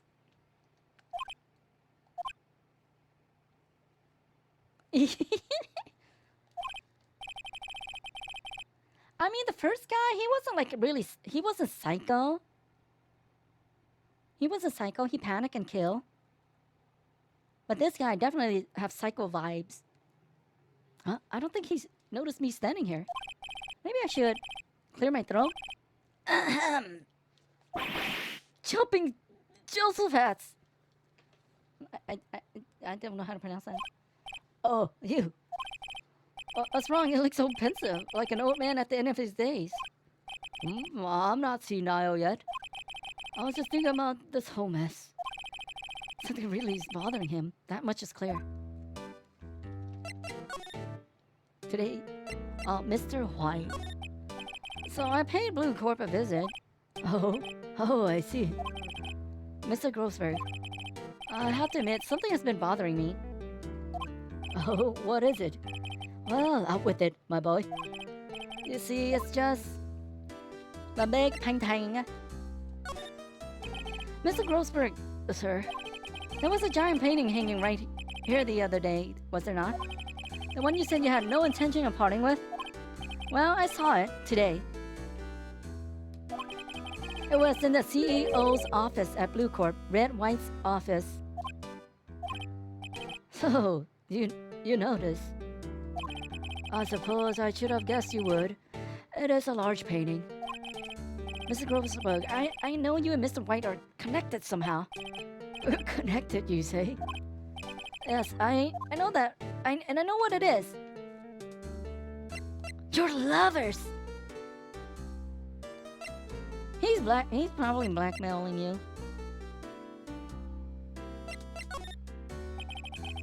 Mr. Wright has something on you, doesn't he? Blackmail? I think that painting is fairly gaudy proof. They're lovers, obviously. Very well. This may be the chance I've been waiting for. Maybe it's time to get this off my chest so I can finally rest easy again. After all, you were Mia's understudy. Perhaps it was fate. What's he talking about? Red White is a man who makes his living through intimidation. Blue Corp is a company that excels in finding people's weaknesses, I'm afraid. I've been paying them for 15 years now. 15 years! All because of the DL6 incident, as you may have guessed. The name on the back of those photographs. Maybe we should pick the funny stuffs. Unless it's the court things. White would have destroyed me if I did. So that's the connection. It is hard for me to tell you this, my boy. But arresting Red White would be nigh on impossible. Impossible? Why? He has information on everyone. It gives him an iron grip. Oh, we don't have quick save. He owns judges, attorneys, prosecutors, police, and politicians. What? They are bound, unable to do harm to themselves and therefore to him. Don't look at me like that. You see, what you see is nothing more than the weight of many years. Like, I mean, there are options that you can save, but not quick save.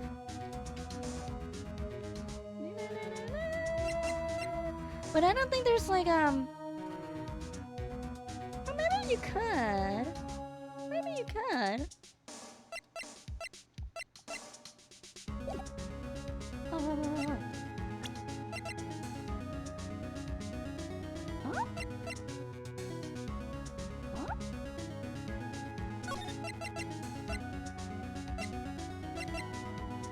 Off? Maybe that's why. Maybe we should set the transparency.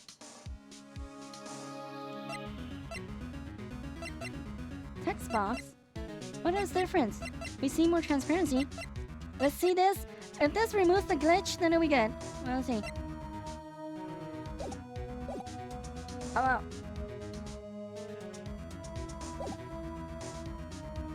Oh, it's still glitchy. Why? Why though? There's not much options in here.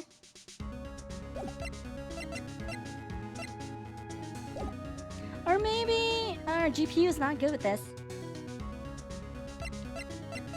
Huh. The DL6 incident. What is the DL6 incident? The DL6 is nothing more than the sorting code for the police gave the case. That was 15 years ago now. I received a request from a medium, a spirit medium. A medium? Her name was Misty Faye. Faye? Indeed, she was Mia's mother.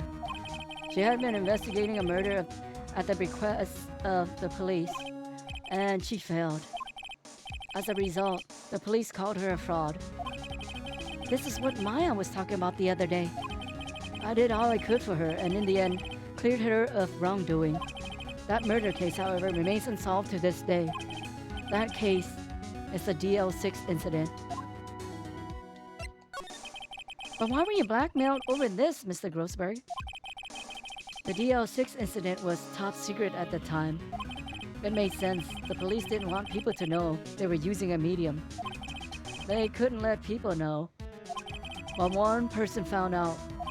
I told him. You told White? He offered me riches. That is an embarrassment to me now. Because I talked, the police were mocked far and wide. In secret, they began looking for the one who sold them out. Of course, White heard about it and it came to me. Only this time, the offer was blackmail. I see. White controls the law of this country as he sees fit. Yet if you would still challenge him, have a close look at Mia's office. Mia's office? She followed his every move for years. She may have recorded something of what she found. Okay. Well, it's funny looking at this room. It seems so normal. Hard to imagine a murder took place here. Mr. Grossberg said there would be clues. Maybe I should have another look. Wow. Okay, I need some more water. My mouth feels so dry now. Even with water, it doesn't help that much.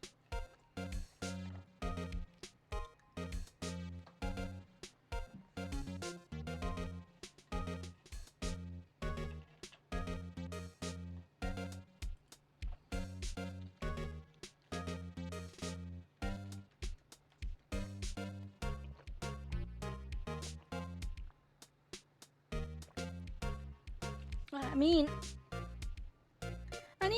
even when we did Spirit Hunter, I don't think we. Oh, that game was a lot of reading too, and I think we didn't play. We played like 3-4 hours also around there. But yeah. Oh, 105. Soon it will be 1,000. That will be quite a while.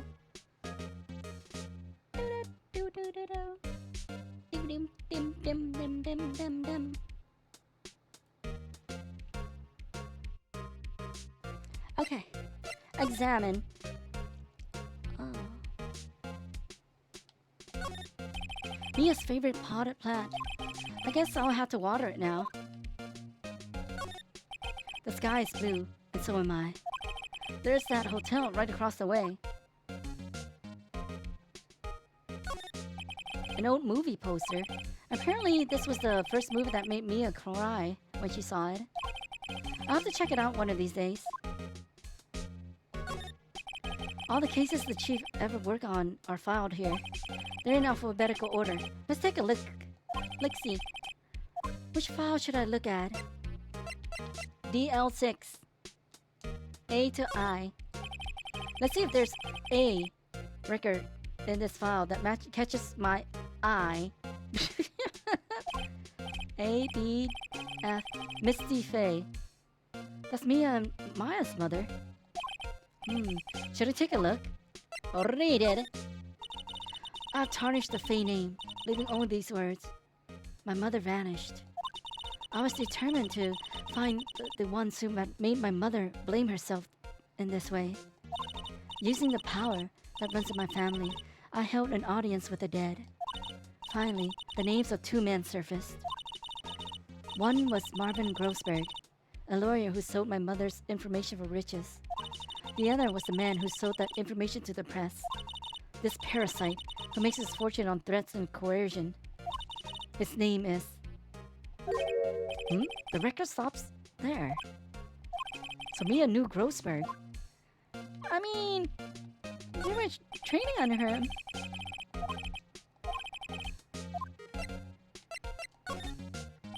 Let's see. J through S. Nothing much in here. Maybe I just can. Well, no harm in flipping through a bit, I guess. The biggest parts here at the end in S. Suicide? Ew. Just a collection of suicide reports. There's politicians, policemen. There's a writing on most of these in pencil. White?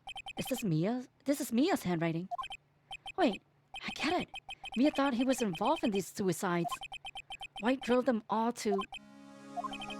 I can use these newspaper clippings. Let's find the most disturbing one. Newspaper clipping added to the court record.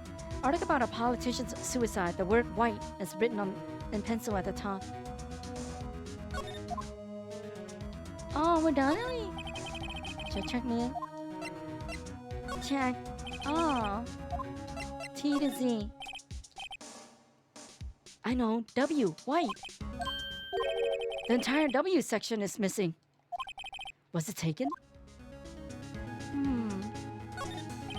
Mia's desk. Perfectly clean, as always. The only thing it's missing is Mia.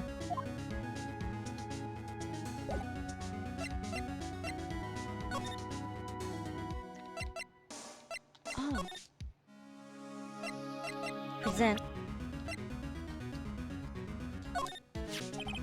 found this in Mia's files. So she was investigating her right as I expected. Oh, if you wanted to challenge her, you could present this in court. Not a bad idea. That's not enough.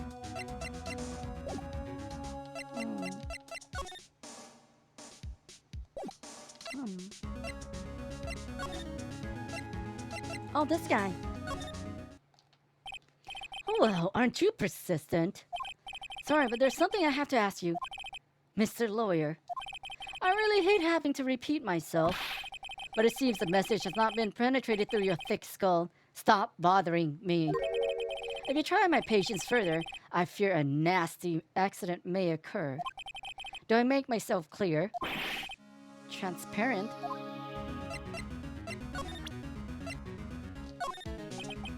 This is the only clue that Mia left me.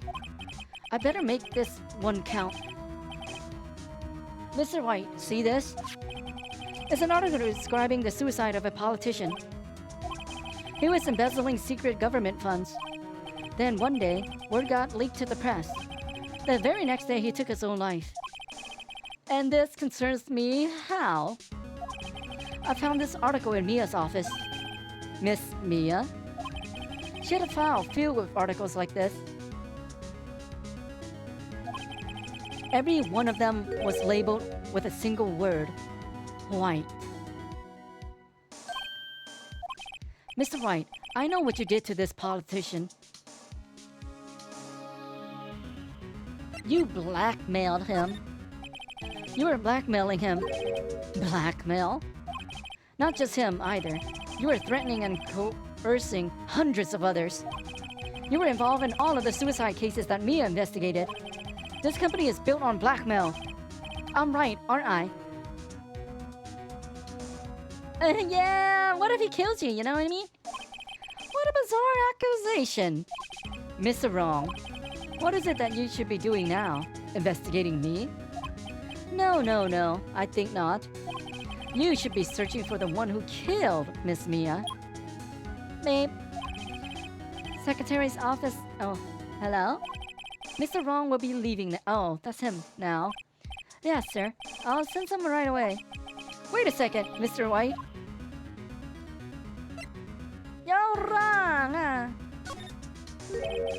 You're wrong, Mr. Wright. Excuse-moi? What I should be doing now is going after you. Just what are you insinuating? Mia was onto you. She was keeping tabs. For this reason, you have April May tapping her phone. Then Mia was murdered, and all the documents about you mysteriously disappeared. So the culprit would be... Even a child could work it out, Mr. White. You did it. Oh. Beep. Secretary's office. We won't be needing an escort for Mr. Wrong. Instead, please connect me to the public prosecutor's office. Of course, sir. One moment, please. White, that you? What are you calling me at a time like this? Hello, Chief Prosecutor. I've changed my mind. I want to testify tomorrow. What's this about? The Mia Fey case. I witnessed the murder, you see. And thus, as a very important witness, I would like to testify. What? Why now? I thought you said you didn't want to go to court. Quietude. I told you to change my... I told you I changed my mind, didn't I? Oh, and one other thing. Send the police over here right now. The man is standing in front of me. He looked dazed, but could be violent. What? What man? Are you even listening? The executioner, the hatchet man, the liquidator, the killer man. Oh, the killer man? What? Mr. Wright, this is another one of those. Chief Prosecutor, I do not believe you're in a position to freely offer your opinions to me, correct? I'm telling you to send the police now. Babe. Did not tell you, Mr. Wrong. You're a mere lawyer. As was Miss Mia. How dare you! I'll point the finger at you, and you will be tried as Miss Mia's killer. The case is as good as settled. No lawyer of any worth will defend you. I have friends in the local lawyers association, you see. You'll be given a lawyer so stupendously inept that they will make even you look competent. I feel faint. Detective Gumshoe reporting, sir. Butts, Harry Butts. Right, actually, Phoenix Wright. And my friend's name is Larry. Oh, right, pal. Butts is that murderer, right? Detective Gumshoe, I present to you the man who killed Miss Mia Fey. What? Take this despicable human being into custody. Farewell, Mr. Wrong. September 8th, 3:37 p.m. Detention Center, Visitors Room. I can't believe it's only been a day since the first trial. My trial begins tomorrow. White's going to set a trap for me. And the prosecution will be in it, of course. Edgeworth included. An attorney was assigned to me by the state yesterday. I refused. I had an idea. Right. Mr. Wright. Oh, Maya. Great. They'll let you out of detention. Just now, yes. It's all thanks to you. Now I'm afraid we've switched places. What? You mean you? Oh yeah, let me hydrate. Thank you.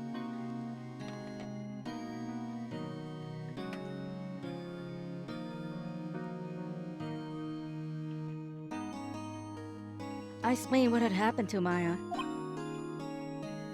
Oh, what spiciness? I don't believe it. How many people does that man need to destroy before he's satisfied? My mother, my sister, and now you. This has gone too far. Mr. Wright, please tell me, is there anything I can do? Well... Help me break out of here! Okay, let's choose one of the funnies. Help me break out of here. Right, okay, listen up. I want you to help me break out of here. You mean a jailbreak? Yeah, tonight's our only chance. All right. Huh? Oh, I better get a hacksaw while the stores are still open. Oh, and a rope ladder and a getaway car. Can you drive? Oh, wait! Wait! Oh, what? I'm kidding. It was a joke. No way. No, really, I was kidding. But thanks. It's good to know you're on my side. There really isn't anything you can do for me anyway. But I can't just sit here and do nothing. I've got to give that man a piece of my mind. Just a piece? Okay. Then come to the trial tomorrow. Okay, I'll be there.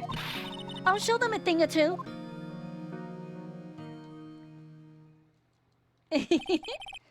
Times may change. Yet with crime, it's the same old story.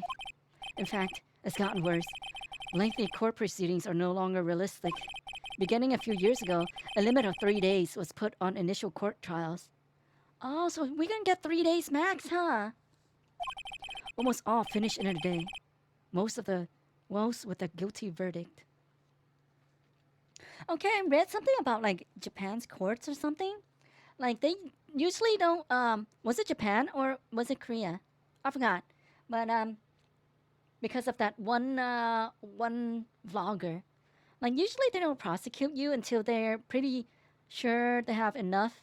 If they don't, I'm pretty sure they unless they have enough evidence to 99% of the time or 95 put you behind bars or something or successful. Otherwise, they probably won't prosecute you. Something. I never thought I would end up in the defendant's chair myself for this case. With the true culprit appearing as the star witness. This is it. Tomorrow is me or him.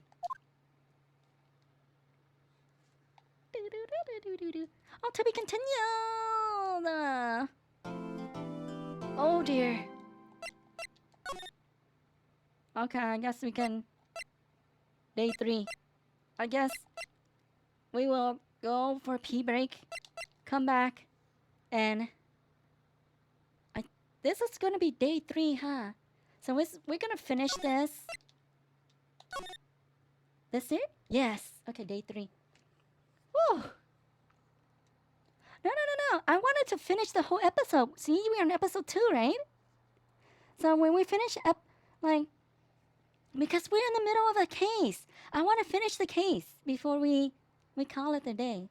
So we want to finish this episode 2. So I think next week, if like the episode 3, if the episode 3 takes 3 hours ish, we'll just play one episode per week.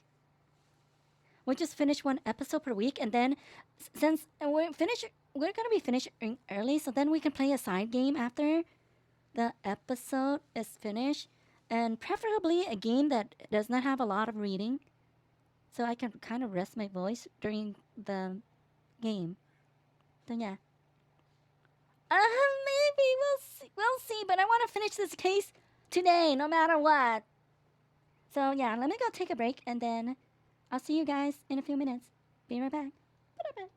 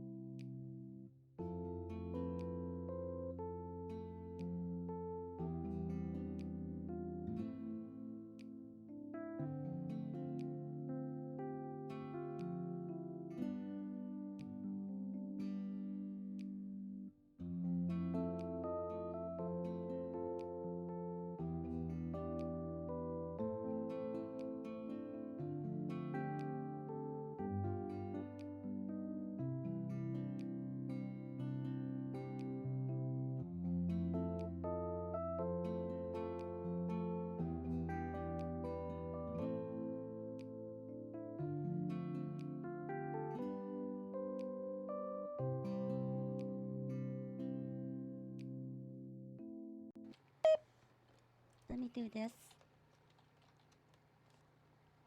Aww. Whoa. Whoa, give me a second. Hey. Oh.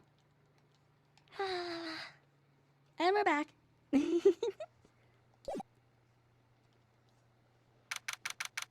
September 9th, 9:52 a.m. District Court, Defendant Lobby, number 1.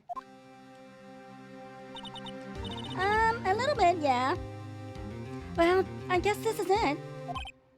Yeah, one way or another, this case gets decided today. Phoenix, look. Prosecutor Edgeworth. I received a call from the Chief Prosecutor's office yesterday. I was told that whatever Mr. White says today, it would be the absolute truth. No matter how you try to attack his testimony, if I raise an objection, I have it on good faith that the judge will listen to me. What does White have the judge in his pocket too? So you're saying I'm going to be guilty? End of story. I will do anything to get my verdict, Mr. Wright. Anything. Why? Why? How can you torment an innocent person like this? Innocent? How can we know that? The guilty will always lie to avoid being found out. There's no way to tell who is guilty and who is innocent. All that I can hope to do is get every defendant declared guilty. So I make that my policy. Edgeworth, you've changed. Phoenix, you know him? Don't expect any special treatment, Phoenix, right? Phoenix? Well, court will be starting soon. What? But wait! Your defense attorney isn't even here yet. They're not... I'll be defending myself. What? Okay, let's do this. I mean, you can do that. But generally it's not recommended.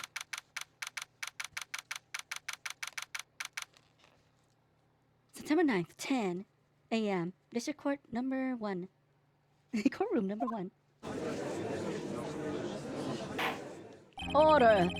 The court is now in session for the trial of Mr. Phoenix Wright. The prosecution is ready, Your Honor. The defense is ready, Your Honor. Mr. Wright, are you sure you're up to doing this? Yes, Your Honor. I'll be defending myself. Understood. Very well. Mr. Edgeworth, your opening statement, please. As the details of the event are already quite clear to the court, today we will hear the testimony of a witness to the defendant's crime. I see. The prosecution may call its witness. That went far too smoothly. Why didn't the judge ask Edgeworth why his witness didn't testify before? It's like he already knows why.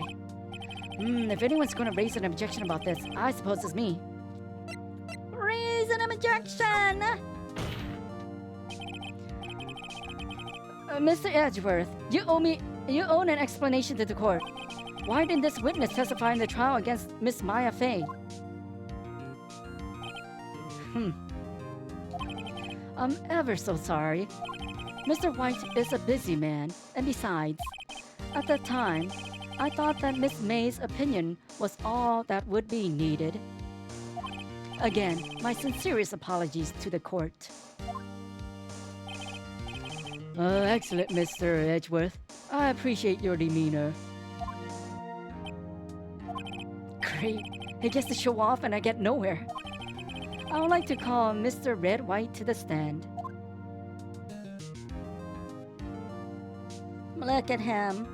Look at him. Please state your full name. Do you wish to know the title of my personage? Mr. Glitters. Your name? Yes, that is what I said.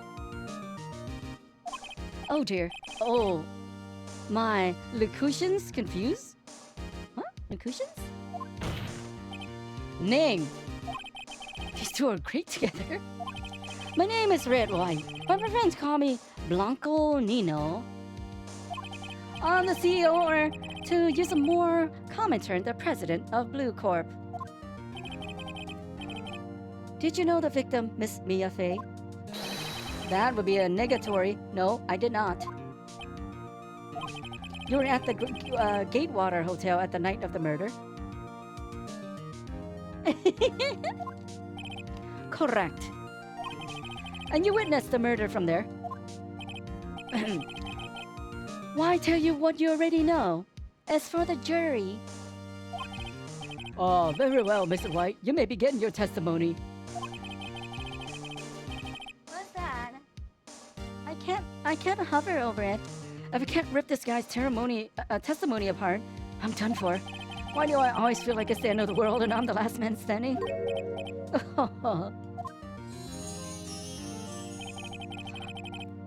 I hope you have made your peace with God, Mr. Lawyer.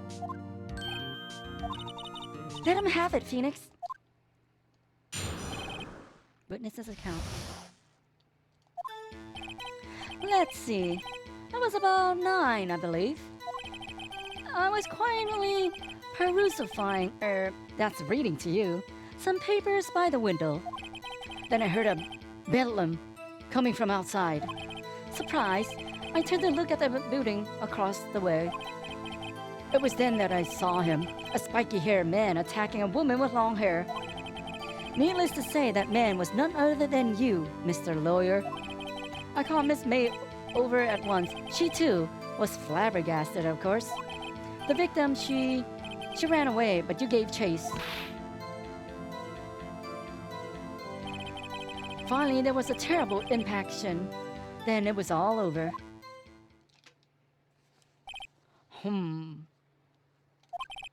Things occurred as you testified, and I'm afraid the defendant is guilty. Very well, the defendant, Mr. Wright. Your cross-examination. Yes, Your Honor.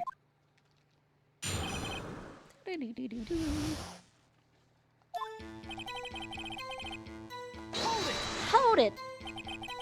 How do you know what time it was? Because I'm always absolutely perfect, you know. No, you're not getting away with that. You're so mistrusting, Mr. Lawyer. So, what was the proper term for a secretary again?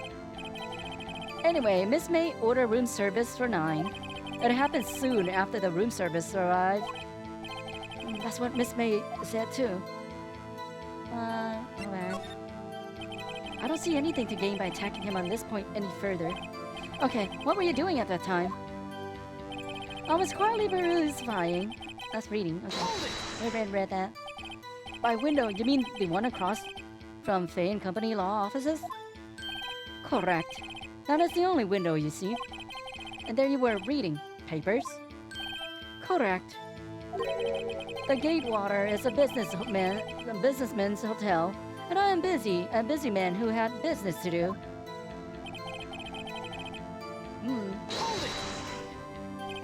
A bedlam? It must have been when you attacked, I assume. We see. Continue. Surprised, I turned to look at the building across the way. So you're reading your papers until you heard that sound? But of course, I am no snoop peeping out of windows at night. No snoop? Yeah, right. You made a career out of snooping. Okay. Spiky-haired?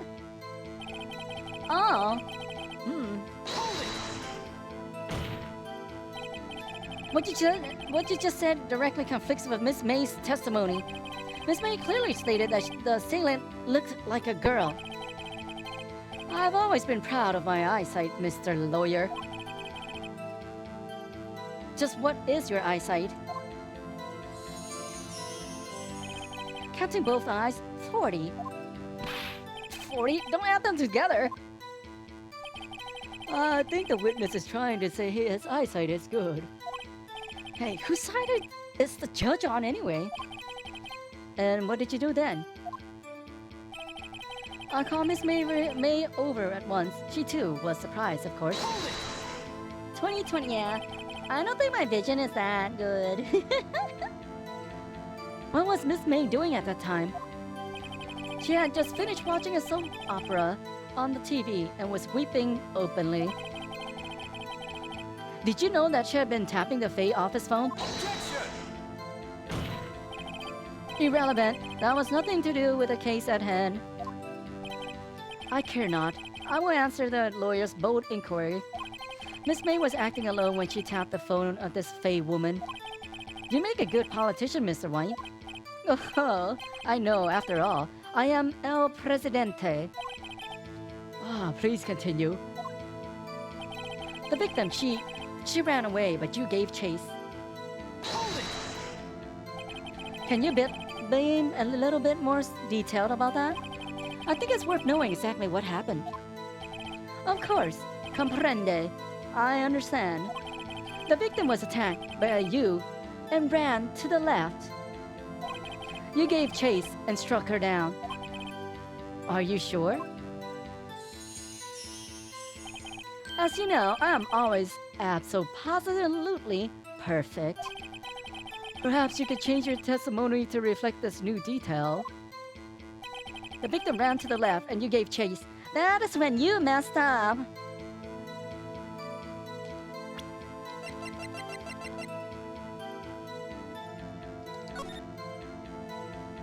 Maybe ran to your left or her left? Ran to her left? She could run to the left and drop those things down, but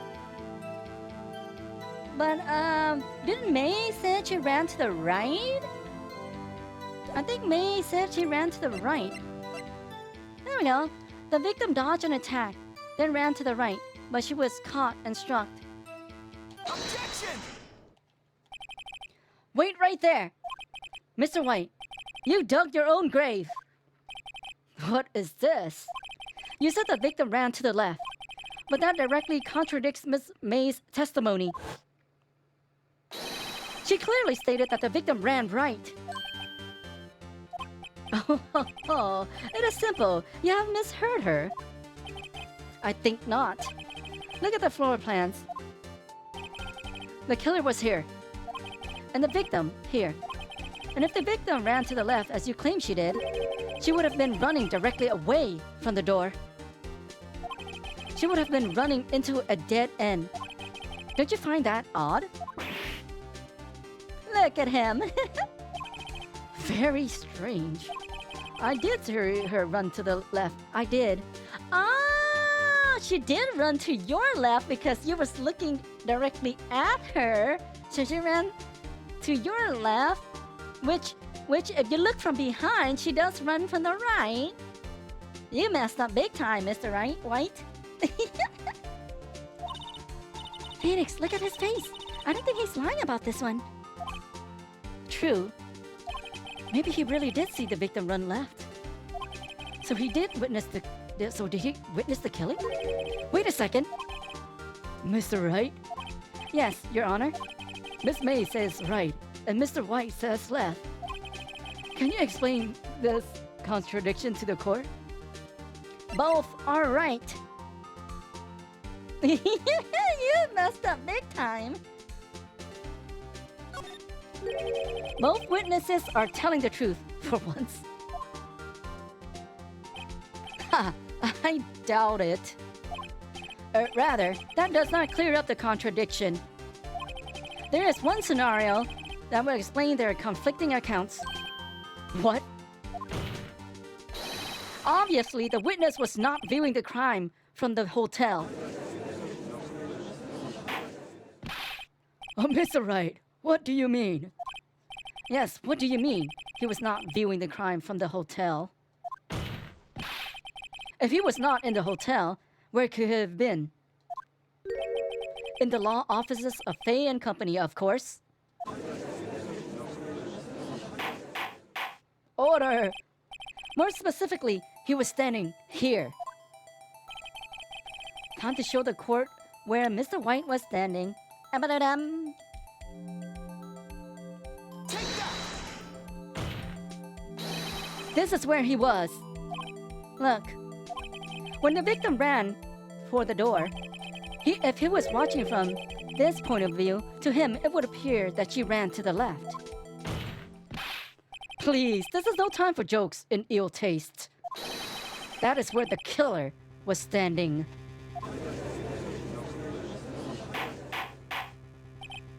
Order! I will have order. Anyone disturbing the order of this courtroom will be held in contempt. Mr. Wright, what are you suggesting? Rascallion. Objection! The postulations of the defense are the distortion of the truth, Your Honor. Indeed, they do seem a bit far-fetched. You provide us with so much entertainment, Mr. Lawyer. What now? He's laughing? The hilarity of the moment made me remember something. It appears to have been unclear, and for this, I apologize. Mr. Your Honor, might I be allowed to testify once more? Very well. Let's hear your revised testimony. Yeah, you know, once you write your witness statement with the cops and stuff, you cannot revise your testimony. Yeah, you're not supposed to revise your testimony. But yeah, okay. Good luck if you can't fix a broken testimony, buddy. Witness testimony. She ran to the left. Miss May's testimony was correct, as was mine. When you assaulted the girl, she first ran to the left. And when you hit her, savagely, that is what I saw. Next, with the last of her strength, she ran to the right. You chased her and delivered the final blow. You messed up there too, buddy. That is what Miss May saw. You see, you hit her twice. Don't you remember, Mr. Lawyer? She died in one hit. That does seem to make sense. Will you be cross-examining the witness's testimony? You bet I will. I mean, yes, Your Honor. You done goof. Because, let me see.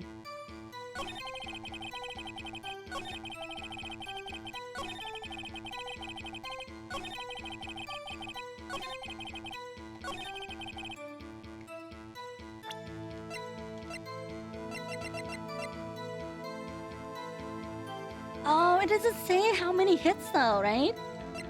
It doesn't say how many hits. Die from a blow.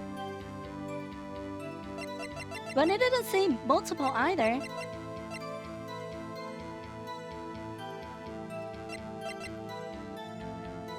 Okay, let's do this. Die from a blow by a blunt object. May have lived for a few minutes after being hit. Ooh, we haven't used this yet though. We haven't used this broken glass shards. Well, if we wrong, we just wrong. Objection! Mr. White, the victim died from a single blow. What do you have to say to that? Now's my chance to hit him where it counts. Mr. White, wasn't it you who told this court that you were absolutely perfect? I will refrain from using that phrase from now on. Your Honor, if you could ask the witness for a new testimony. Objection! The witness is obviously confused, Your Honor. I would like to request a 10-minute break. Oh, yes, quite. Objection! The witness is confused because he's lying. I empathetically request that there will be no break, Your Honor. Yeah, we want justice! Don't let him get away! Very well. If the witness would care to revise his testimony. The crowd's on my side. No slipping out of this now, White. Mr. White? Oh, okay. The two accounts. Well, see, I look at the other window when I heard that thing fall. Huh? Then the next moment I saw Miss Mia running to the left. The killer, you, attacked her, but she dodged. And then she turned and ran for the door. Then you did her in with a single blow. Twop! Twop indeed. Very well, you may begin the cross-examination. Mr. Your Honor, my stomach, you see, it is hurting. Deal with it. This is almost over. Ooh.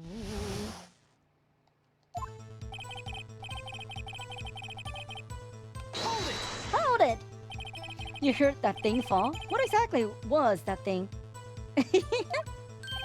Huh? Oh, that? The glass light stand. Right, the one that had falling over at the scene. But how can you hear it when you're all the way in the hotel? Phoenix, isn't something about that strikes you as odd? Yeah, very odd. Yeah, that is odd. I'll press further. Mr. White. Huh? What? You're saying that you saw the glass light stand? Yes. Then change your testimony to reflect that. Sorry, my bad. The witness will revise his testimony. Okay, of course. A light stand was lying on the floor when I looked. You messed up even more.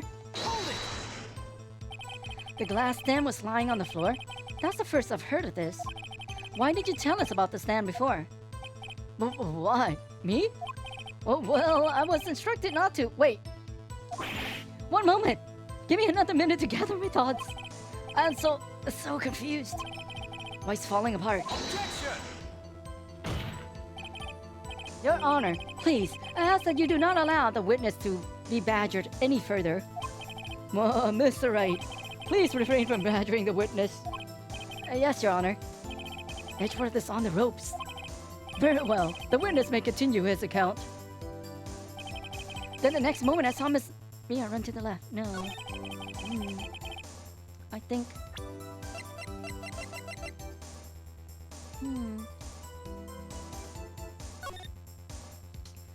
How can you see the glass? Look at that. You messed up. You messed up. The glass stand was nowhere near the field of vision.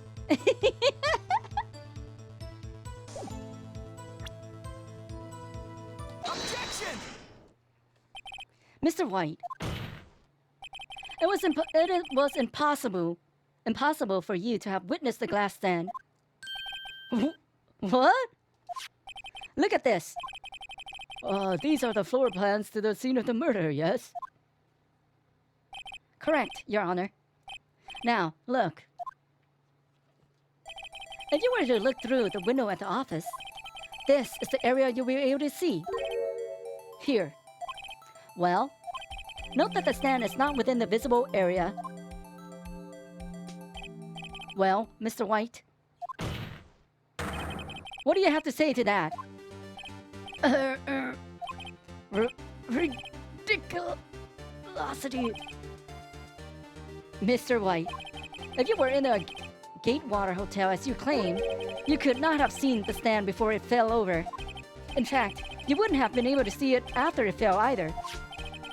There's no way you could have recognized the broken shards as glass light stand.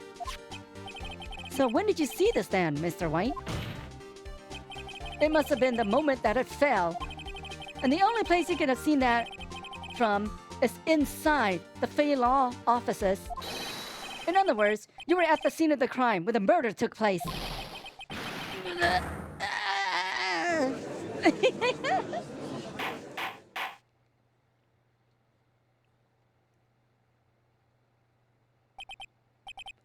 Mr. White? Mr. White, you did it, didn't you? Mr. Your Honor, Miss Mia. Looks like we're about to get our verdict. I think not. Objection! That's far enough, Phoenix, right? What? I forgot about Edgeworth.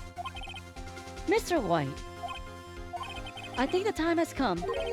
Shouldn't you confess your crime now? Hmm? What? I said you should confess your crime.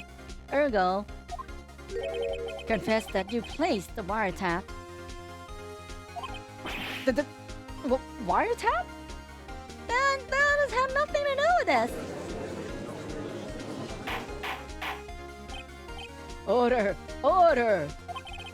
Mr. Edgeworth, explain to the court what you mean by this. That's true. Distinguished members of the court, Mr. White is slightly confused. Allow me to explain. I really don't like the way this is headed. As you know, Mr. White is the CEO of Blue Corp. He ordered his secretary, Miss April May, to tap the law offices of Miss May. What does that have to do? Your Honor, the question is, when was the wiretap placed in the office and by who? No, you wouldn't. Mr. White, in order to place the wiretap, you entered Miss Faye's office. Am I correct? Correct. You are most correct, Miles. Give me a break. Yes, in order to place the wiretap, I breached the Faye Company and co-law offices. That is when I saw the accursed light stand. Now I'm confused. Please explain to the court what all this means, Mr. Edgeworth. Gladly, Your Honor. Mr. Phoenix Wright has made his position quite clear. He has determined that Mr. White knew the glass stand was in the office. He has shown that there was only one time Mr. White could have seen the stand, at the very moment of the murder. Thus, Mr. White would like you to believe that Mr. White was the murderer. They similar of the scene. I see. However, it is a fact that Mr. White had been to the office well before the murder took place. When he went to place the wiretap, he could have seen the glass light stand then. Ergo, Mr. Phoenix Wright's theory is revealed for. Ergo, Mr. Phoenix Wright's theory is real for the baseless conjecture it is.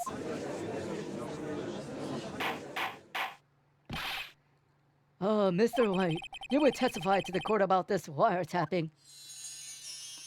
He's happy again. Leave it to me.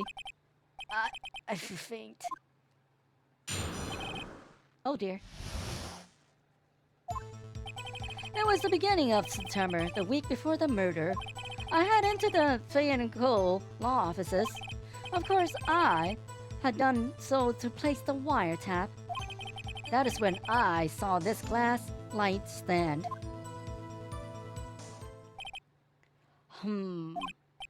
So you saw the stand before the night of the incident. And this is how you were able to identify what had fallen over by the sound? Correct. That is right. I see. Very well. Mr. Wright, you may cross-examine. What am I supposed to do now? Good luck, Phoenix. I need a sip.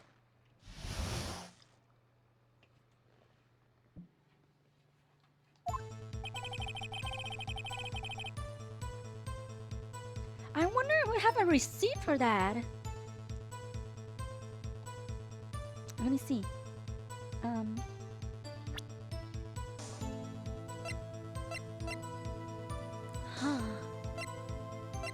No, we don't have any receipts.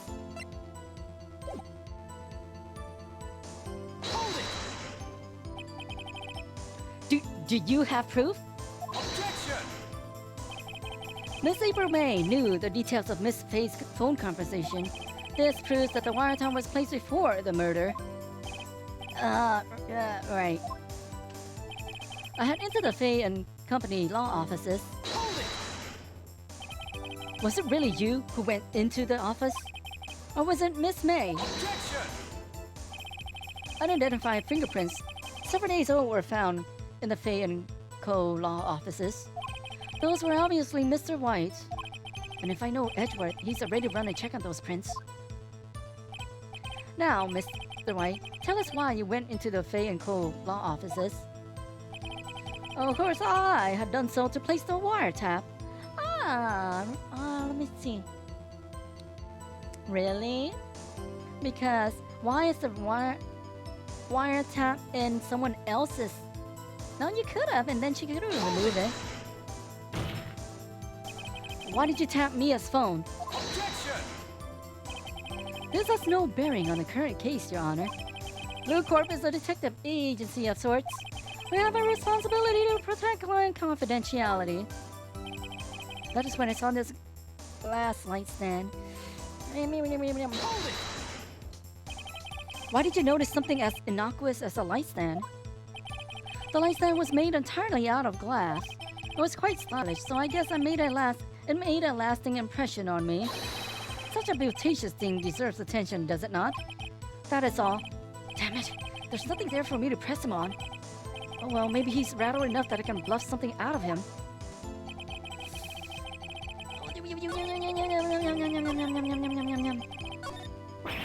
Uh-oh, don't tell me I've run out of ammo.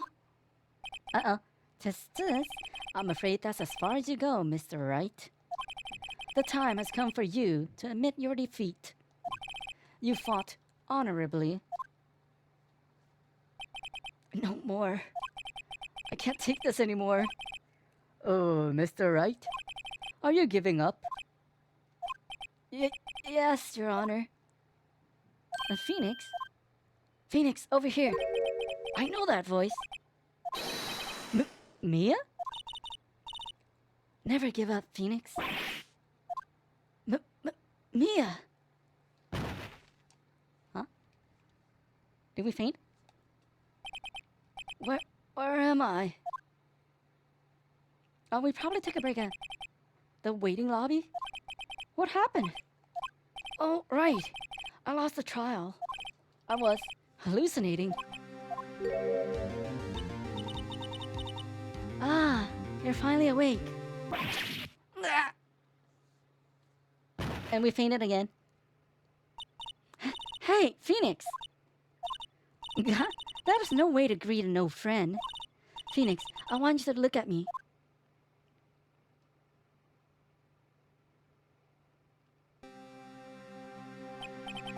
You're... Maya? Didn't you know that the Fey women have strong psychic powers?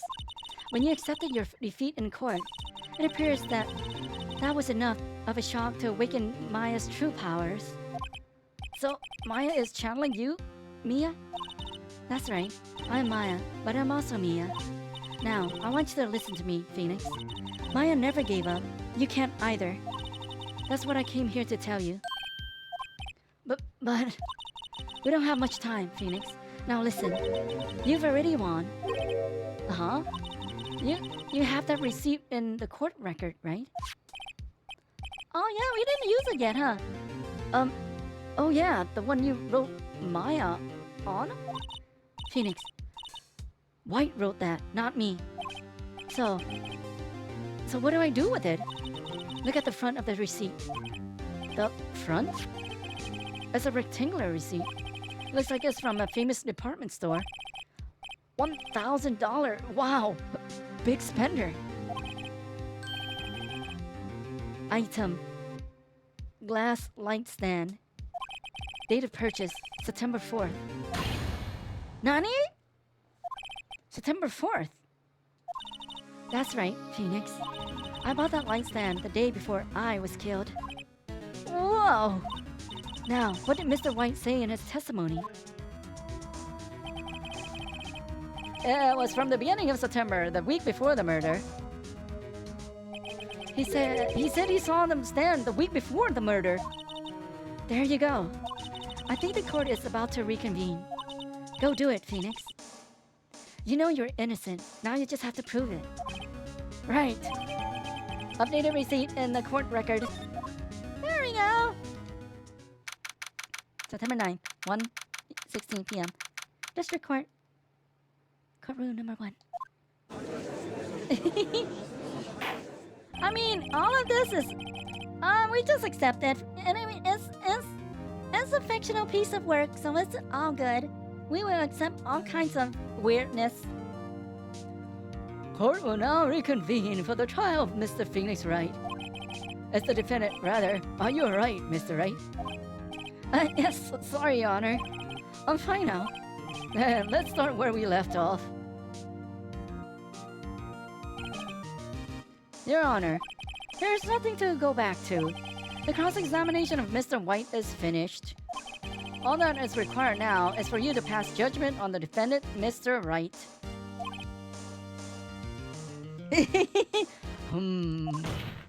Objection, Your Honor. Please, give me one more chance. I promise you, this is the last time I'll ask you. But as Mr. Edgeworth has noted, the trial is more or less finished. Mr. Edgeworth, do you have an opinion on this matter? I say let us give Mr. Phoenix Wright his last chance. Very well. You may begin your cross-examination. The wiretapping. It was the beginning of September, the week before the murder. No? Objection! Look closer at this. See the word Maya written in blood? You're grasping. I think not. Look at the other side of the receipt. The other side? Your Honor, would you tell the court what is written on the other side of that receipt? Well, a glass light stand. And the date of purchase, why, that's the day before the murder. You see, Mr. White, when you allegedly entered Fay and Company law offices at the beginning of September, the light stand could not have been there. Look at him. Well, Mr. White, can't get out of this, can you? No. It's impossible achievable. Uh-oh, he's losing it. Well, Your Honor, I understand there must be quite a bit of pressure on you.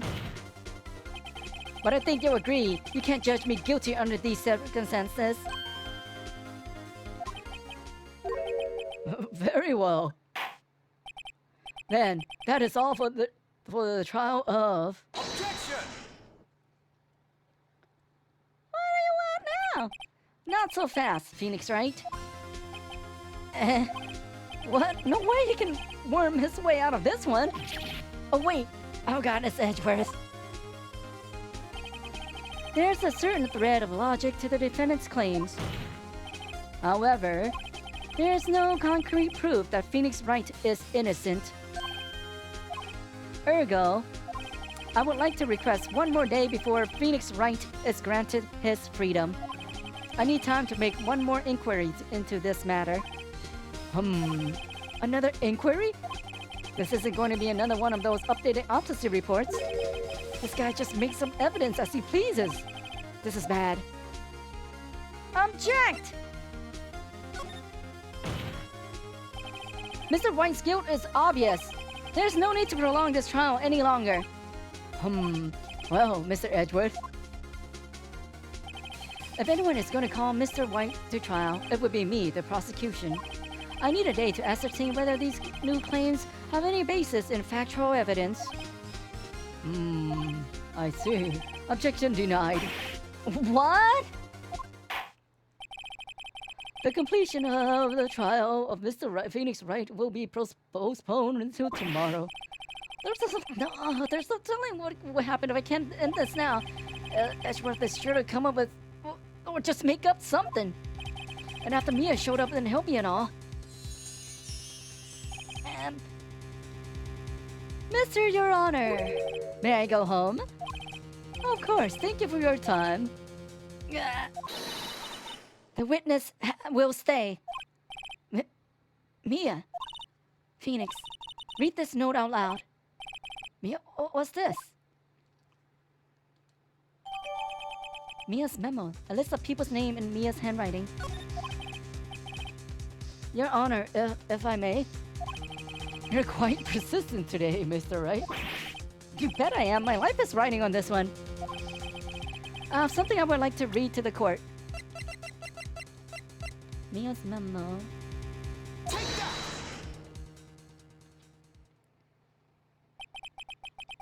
The memo Mia had given me was a list of names. Many of them sounded strangely familiar. People in finance, famous celebrities. That's when it happened. Stop! Desist! Halt! Please, stop! Make him stop! How? How did you get that list? Mr. White, admit your guilt right here, right now, or else this list will be released to the press.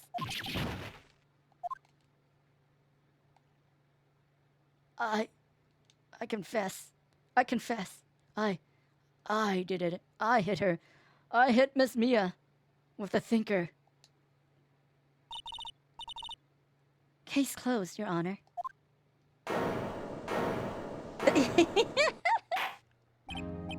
Well, I see no reason to continue this trial. Mr. Wright? Yes, Your Honor? You've done it again. That was quite a spirited defense.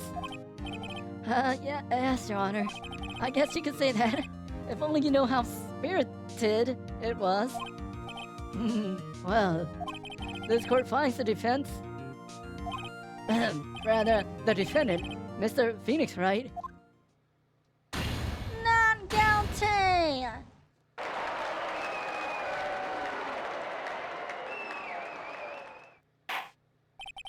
That is all. This court is adjourned. September 9th, 2:24 p.m. District Court, Defendant Lobby number 1. Wow, I never thought I'd be saying this again. But congratulations. You're lucky I was born a Fae. I'm lucky I had both you and Maya on my side. I'm glad you made it. Thank you, Phoenix. You risked a lot to help me and Maya. I won't forget it as long as I live. As long as you live? My time here is running out. Huh? Maya's powers are still weak. I can't stay here that long. Well, what? No, there's still so much to say. Don't worry. I'm sure we'll meet again. Chief. I'm not the chief anymore. Phoenix? Can you come to the office tonight? Say 9? Oh, hi, Moses. Welcome in. Yay, me one. The office? I'll see you later. Chief, Mia! September 9, 9:02 p.m. Thane Company, Co. Law Offices. Ugh. Ooh, being here, it's hard not to think about that night.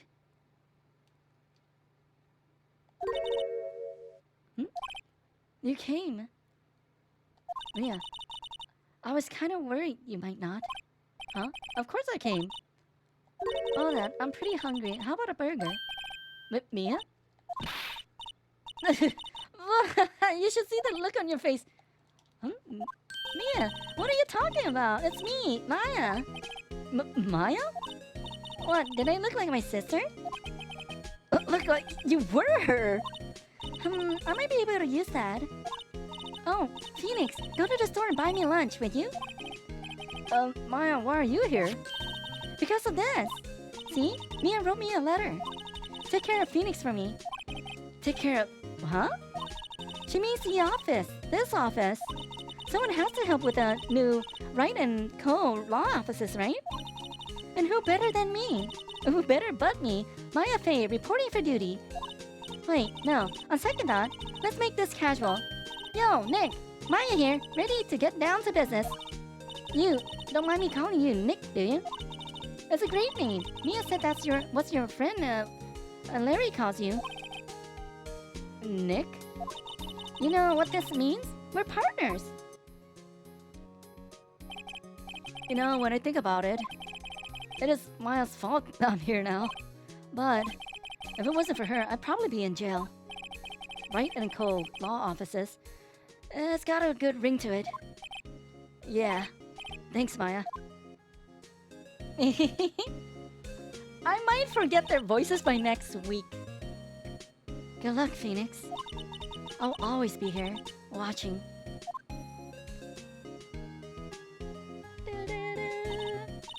Right. Okay, Nick, let's do it. Huh? Do what? Burgers, dummy. Burgers. There's a great burger joint just down the street. Come on, time's a wasting. Okay, wait up. Hey, we finished the game. The end. A brand new episode has been added. Would you let me say it before I say yes? Turnabout Samurai. Okay, that is for next time though. Save. That is for next time. I think 5 hours of reading is quite a lot. My mouth is like super dried up. And probably not so good to read that long. Probably. So we need a lot of rest. Yeah, we need a lot of rest now. So I think maybe the first episode we can save up here and then these two. Okay, maybe we do that. I mean, one day we can do it. 12-hour stream, one day. But today, or today is not that day, and it won't be there. 12 hours, we won't have it anytime soon, I don't think. One day. Yes, soon, trademark. It's... Oh.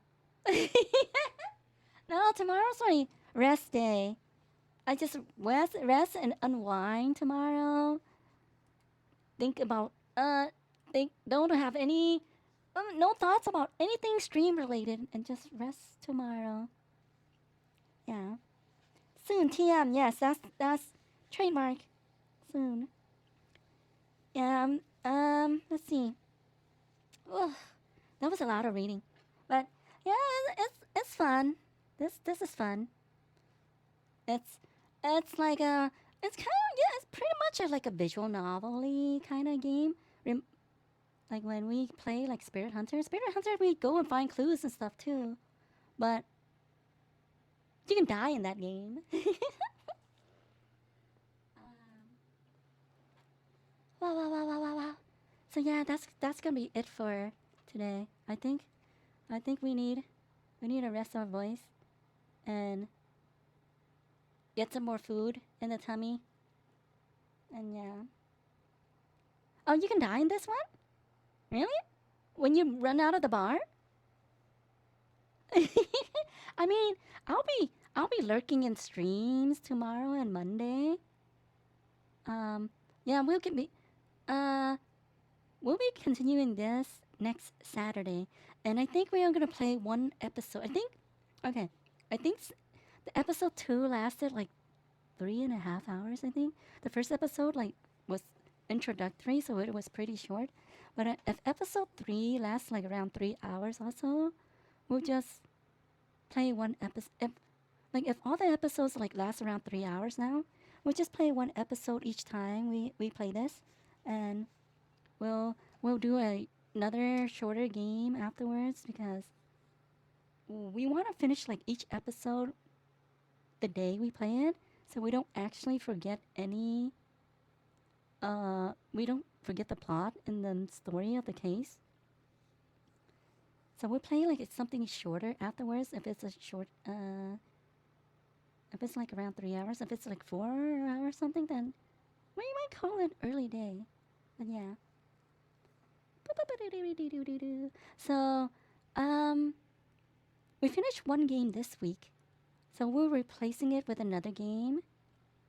I think it's a kind of a cozy game also, but I'm not so sure. I didn't like read it too much about it. Yeah, I have leftover taco hut, yes. So I'll be munching on some of that, and oh, I really want another slice of pie. Maybe I could eat another slice of pie also. And yeah, so next week we'll have one new game. All the rest will be the same. And yeah, we won't be here tomorrow or Monday, so we'll be back on Tuesday. We also, if you guys haven't seen, we also added some new side games to the to the list. Oh yeah, I need to set it down. Okay. Yeah, you can bully me on Tuesday. So yeah, that's gonna be that's that's gonna be it for today's stream. That was a lot of reading, and I need to go rest my voice now, and we'll continue this next week. So thanks for hanging out with me and listening to me read. I will I will see you guys back on Tuesday, and we will continue with Breath of Fire 3. I think we have probably I think we're a little more than halfway done with that game maybe, but we'll just play, and if it takes longer, it takes longer. We just play and we see how it goes. So yeah, stream over. Thanks for watching, everyone. I'll see you guys back on Tuesday. Bye bye, everyone. See you guys next time. And rest well and take care of yourselves, okay? I'll see you guys again soon. Bye.